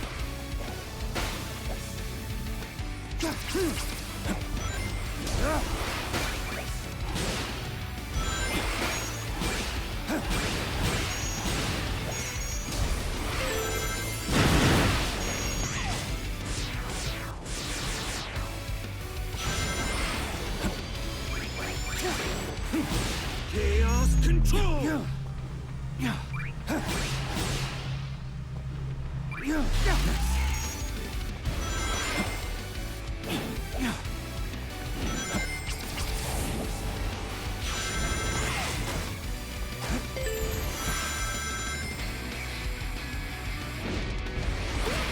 This ultimate power. Yeah.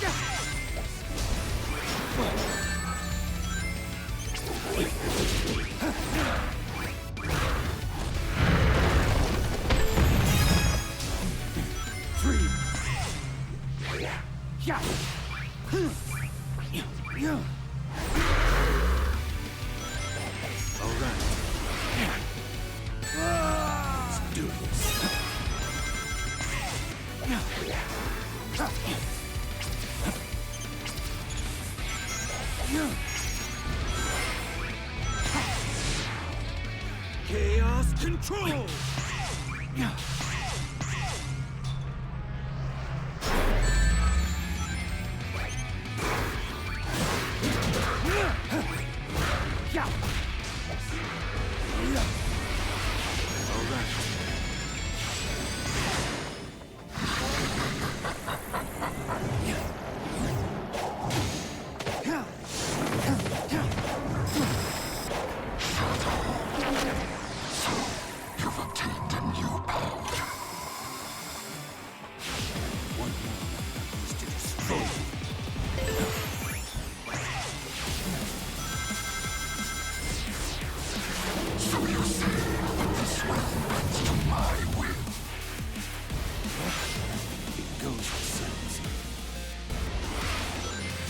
Think this will stop me?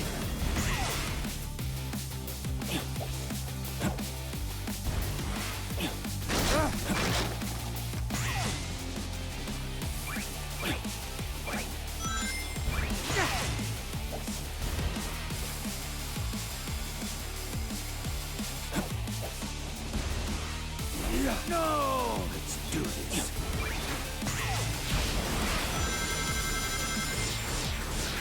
So you say this world bends to my will. If it goes, it seems.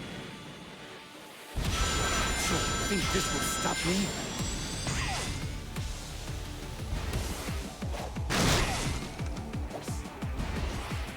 All right.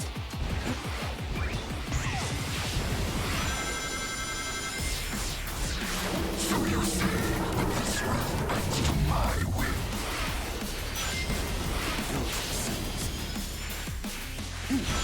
So you think this will stop me?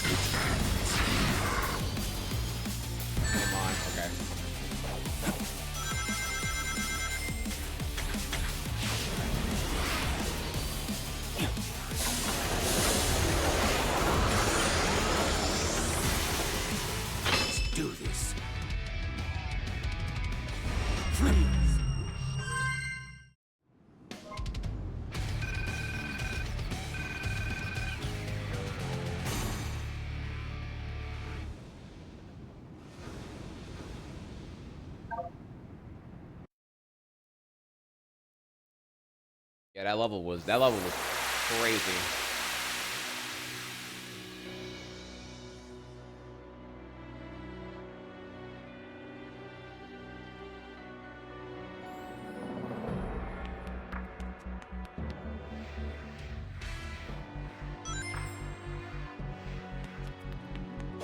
Friendly reminder, I got a disappointment in like, I have to like get out of here in 30 minutes. Act 2, Act 2.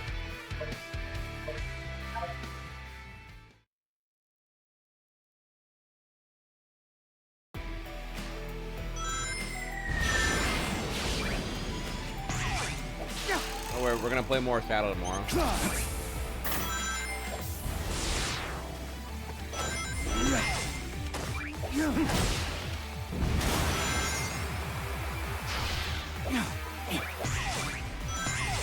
Out of my way.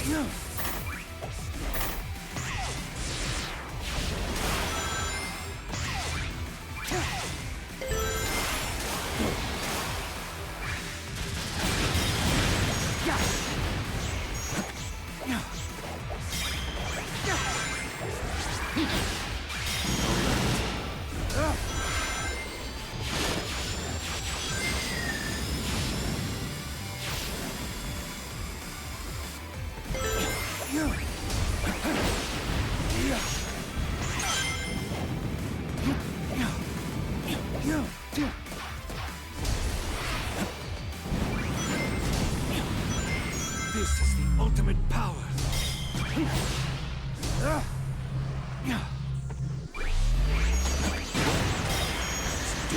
Chaos control.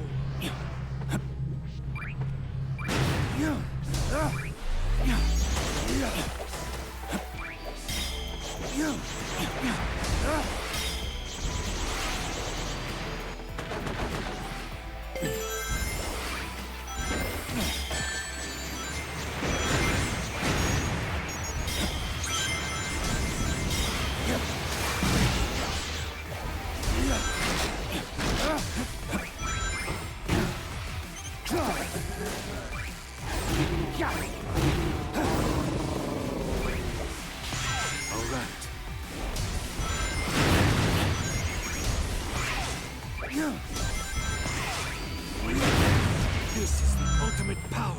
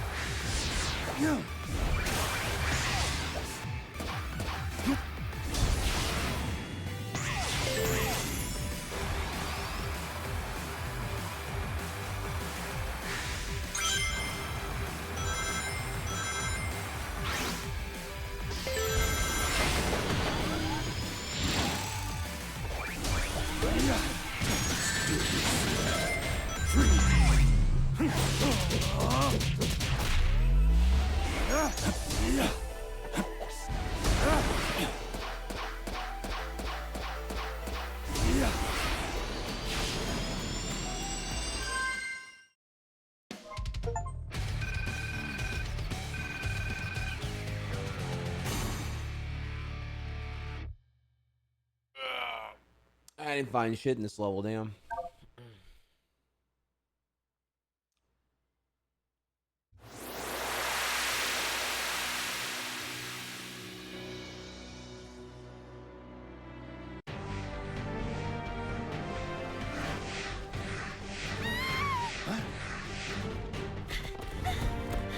shit.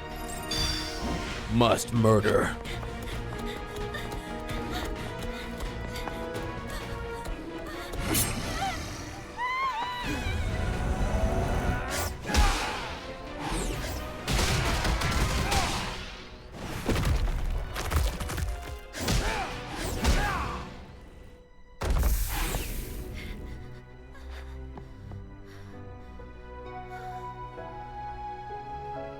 Are you like them?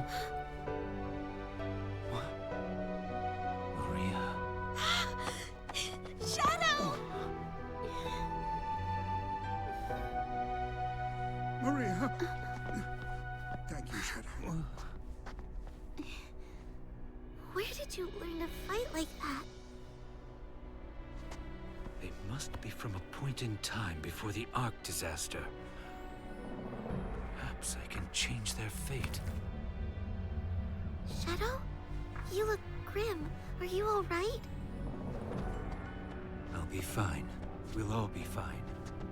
Find somewhere safe to hide. I'll take care of everything.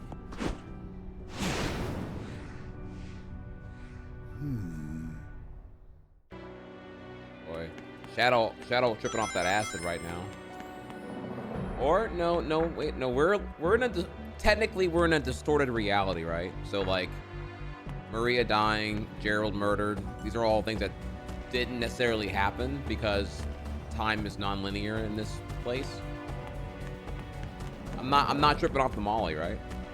Oh, Shadow.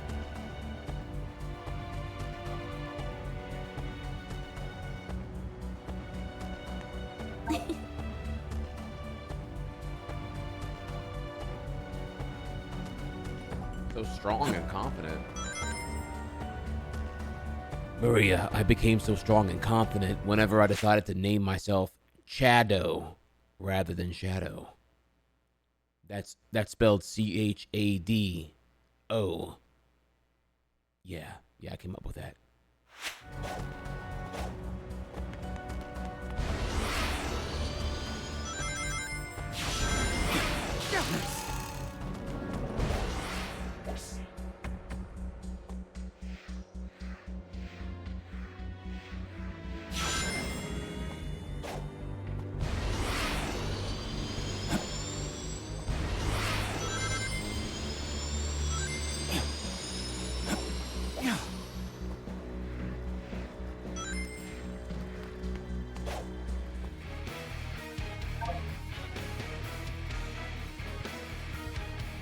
Bro, is it time for a Sonic 06 level?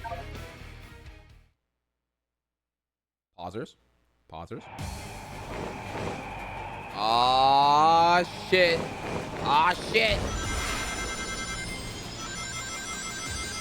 Oh, let's go.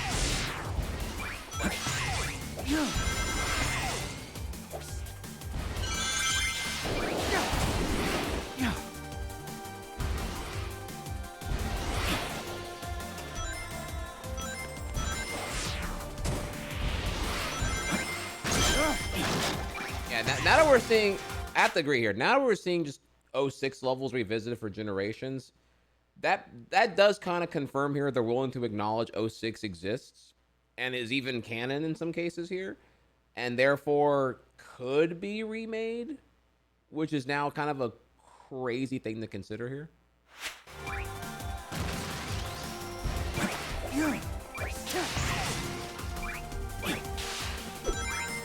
Before I was like, they don't even want to acknowledge the failure that is 06. You know, YouTubers kind of embarrassed them into Giga shame forever. Like, even though they did this, I'm like, okay, well. Now the answer is it's a non-0%.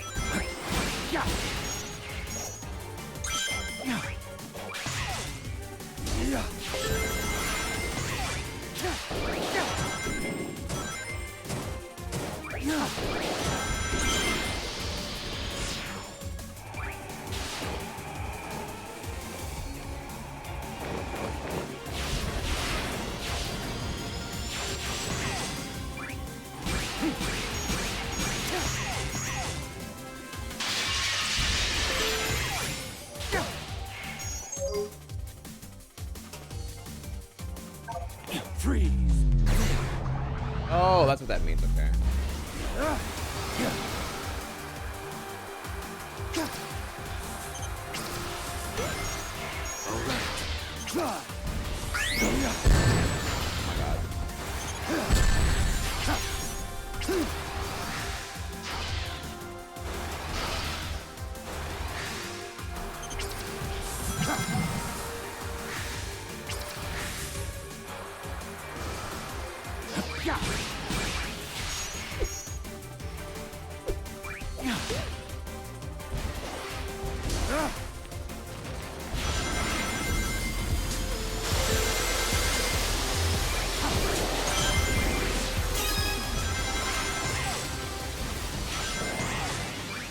Nice.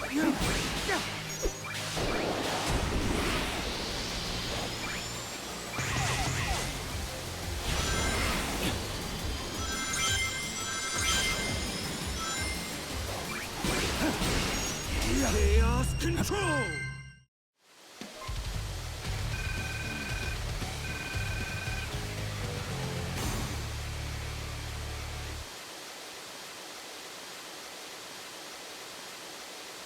Oh, I was only 9 seconds off of S rank.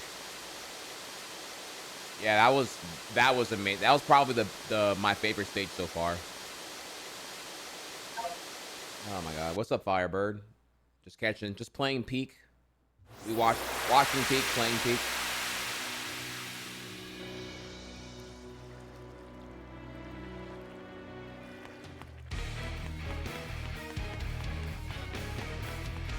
How do I find it? It's really good. This is definitely like, we are cooking right now, is what I'd say. The Shadow onesie is not being worn in irony. We're here. Shadow was never cringe. You just had some questionable gameplay. Kingdom Valley, now 2D.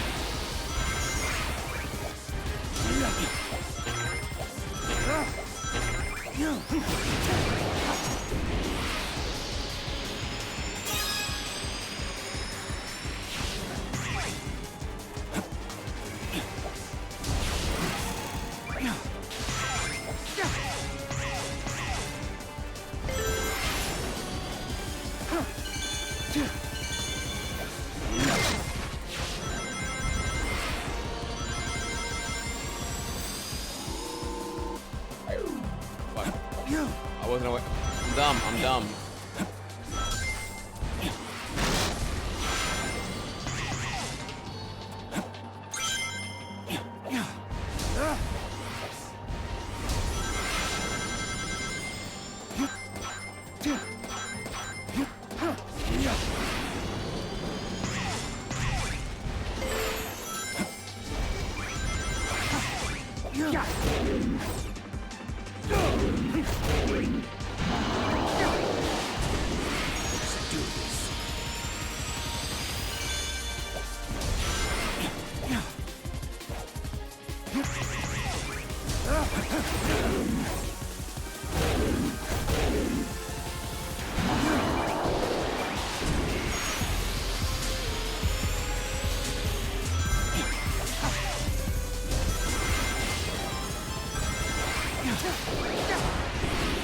Nagawa, high chat Nagawa slide. 3.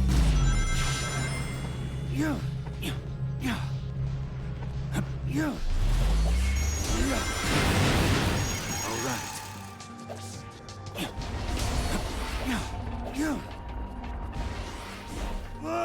Let's do this. Hats off. What's up? What's up? Chaos control.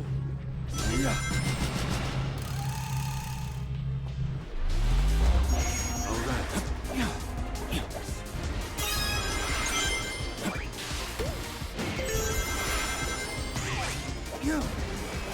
3.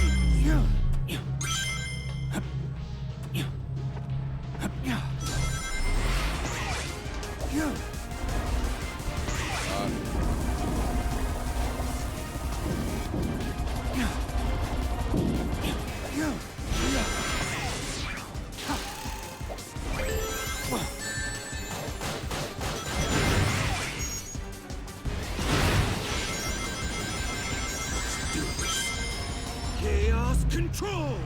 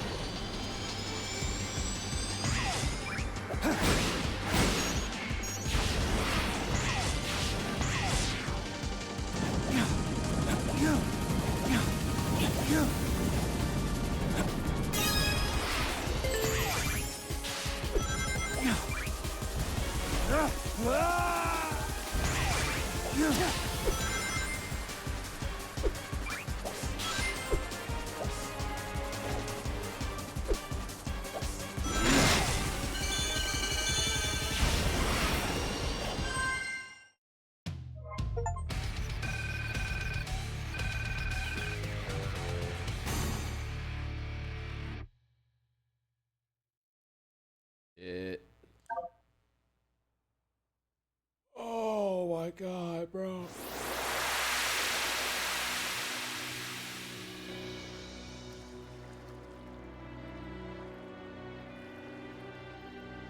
Oh man. Oh. Big is relevant here. Okay.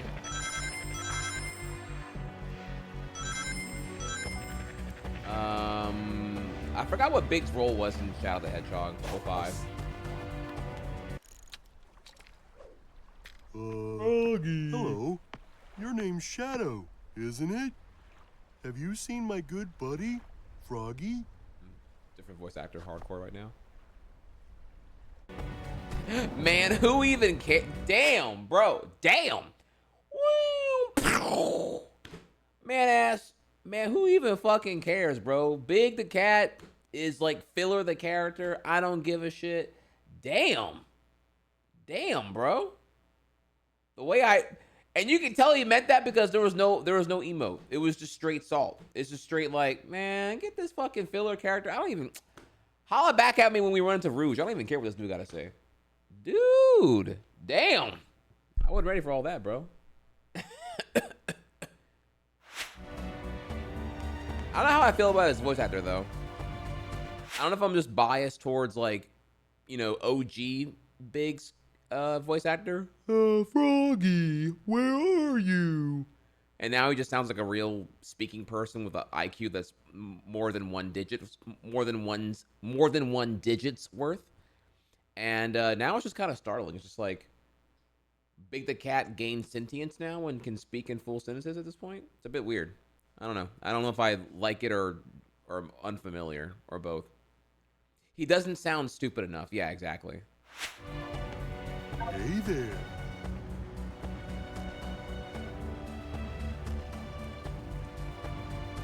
Bro, I'm gonna buy you a motherfucking air tag for your goddamn frog, bro. Like.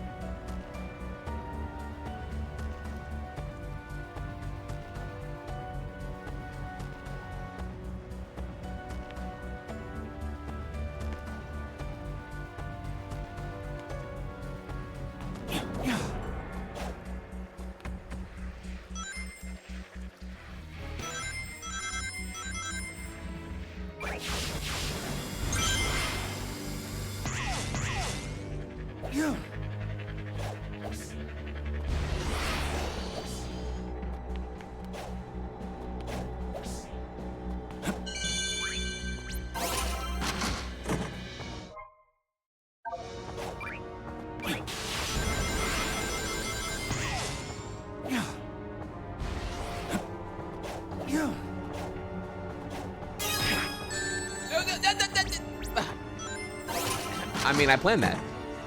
That's all this right here. All right, cool. And this.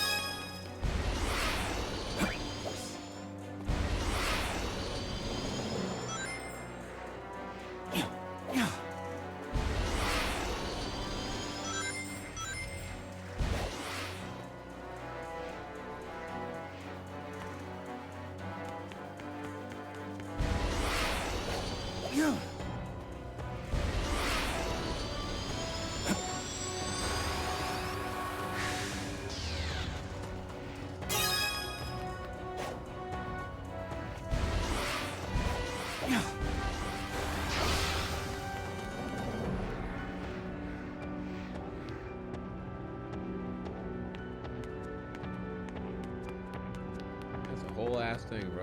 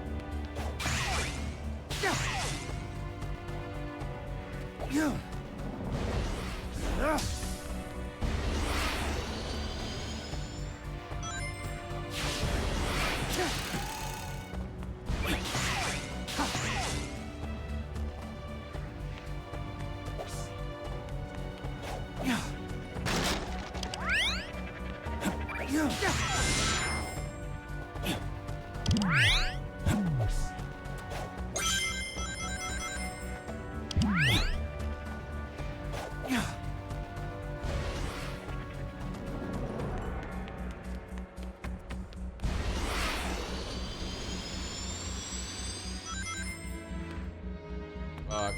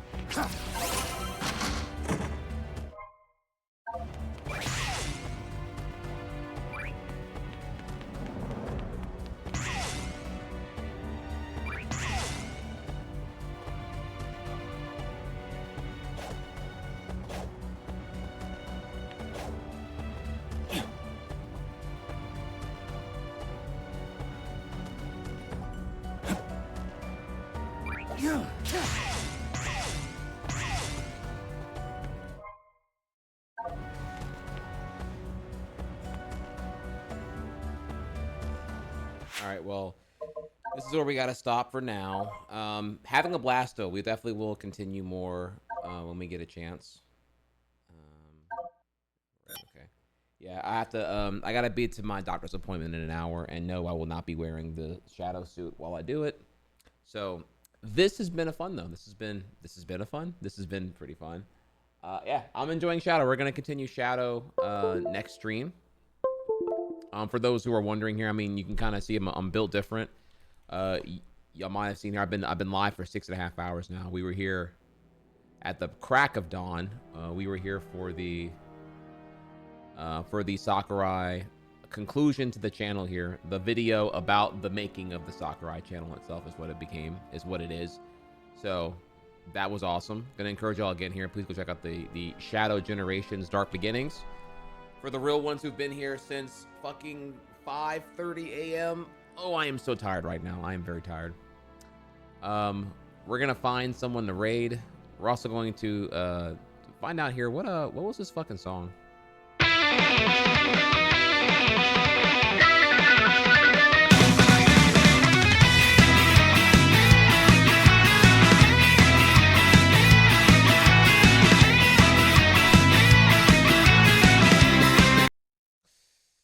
Yeah, I don't know that.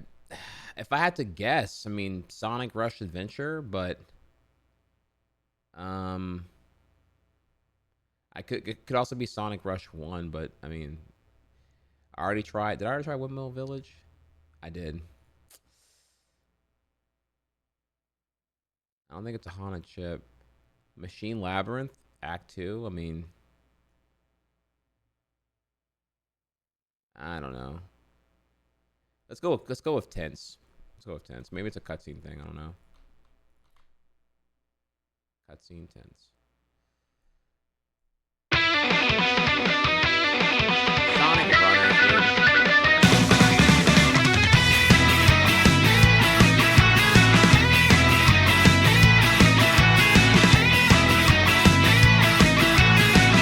All right, we'll get got there. Definitely have not played Runners, nor am I familiar with the soundtrack. All good, all good. That was a pretty hard one there. One of the more obscure mobile things here. All right, looking for someone to raid now. And again, I apologize for the subpar camera. We're going to fix that tomorrow when I have more time. Special midday stream raid. Who do I who's live now who actually could raid? Let me take a second here and peep on y'all someone worthwhile of the raid being blessed right now.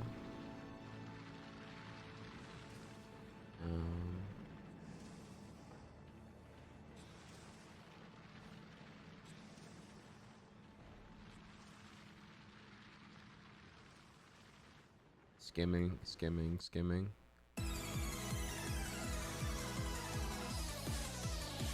Oh, you know, hey, look, my favorite Swede is live right now. We can raid a oh yeah, why would you? Who would request this song? This song just genuinely gives me anxiety. Like, oh my god, bro.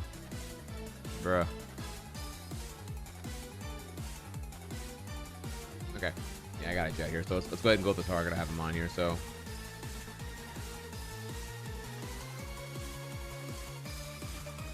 All right, here we go. We're raiding the homie.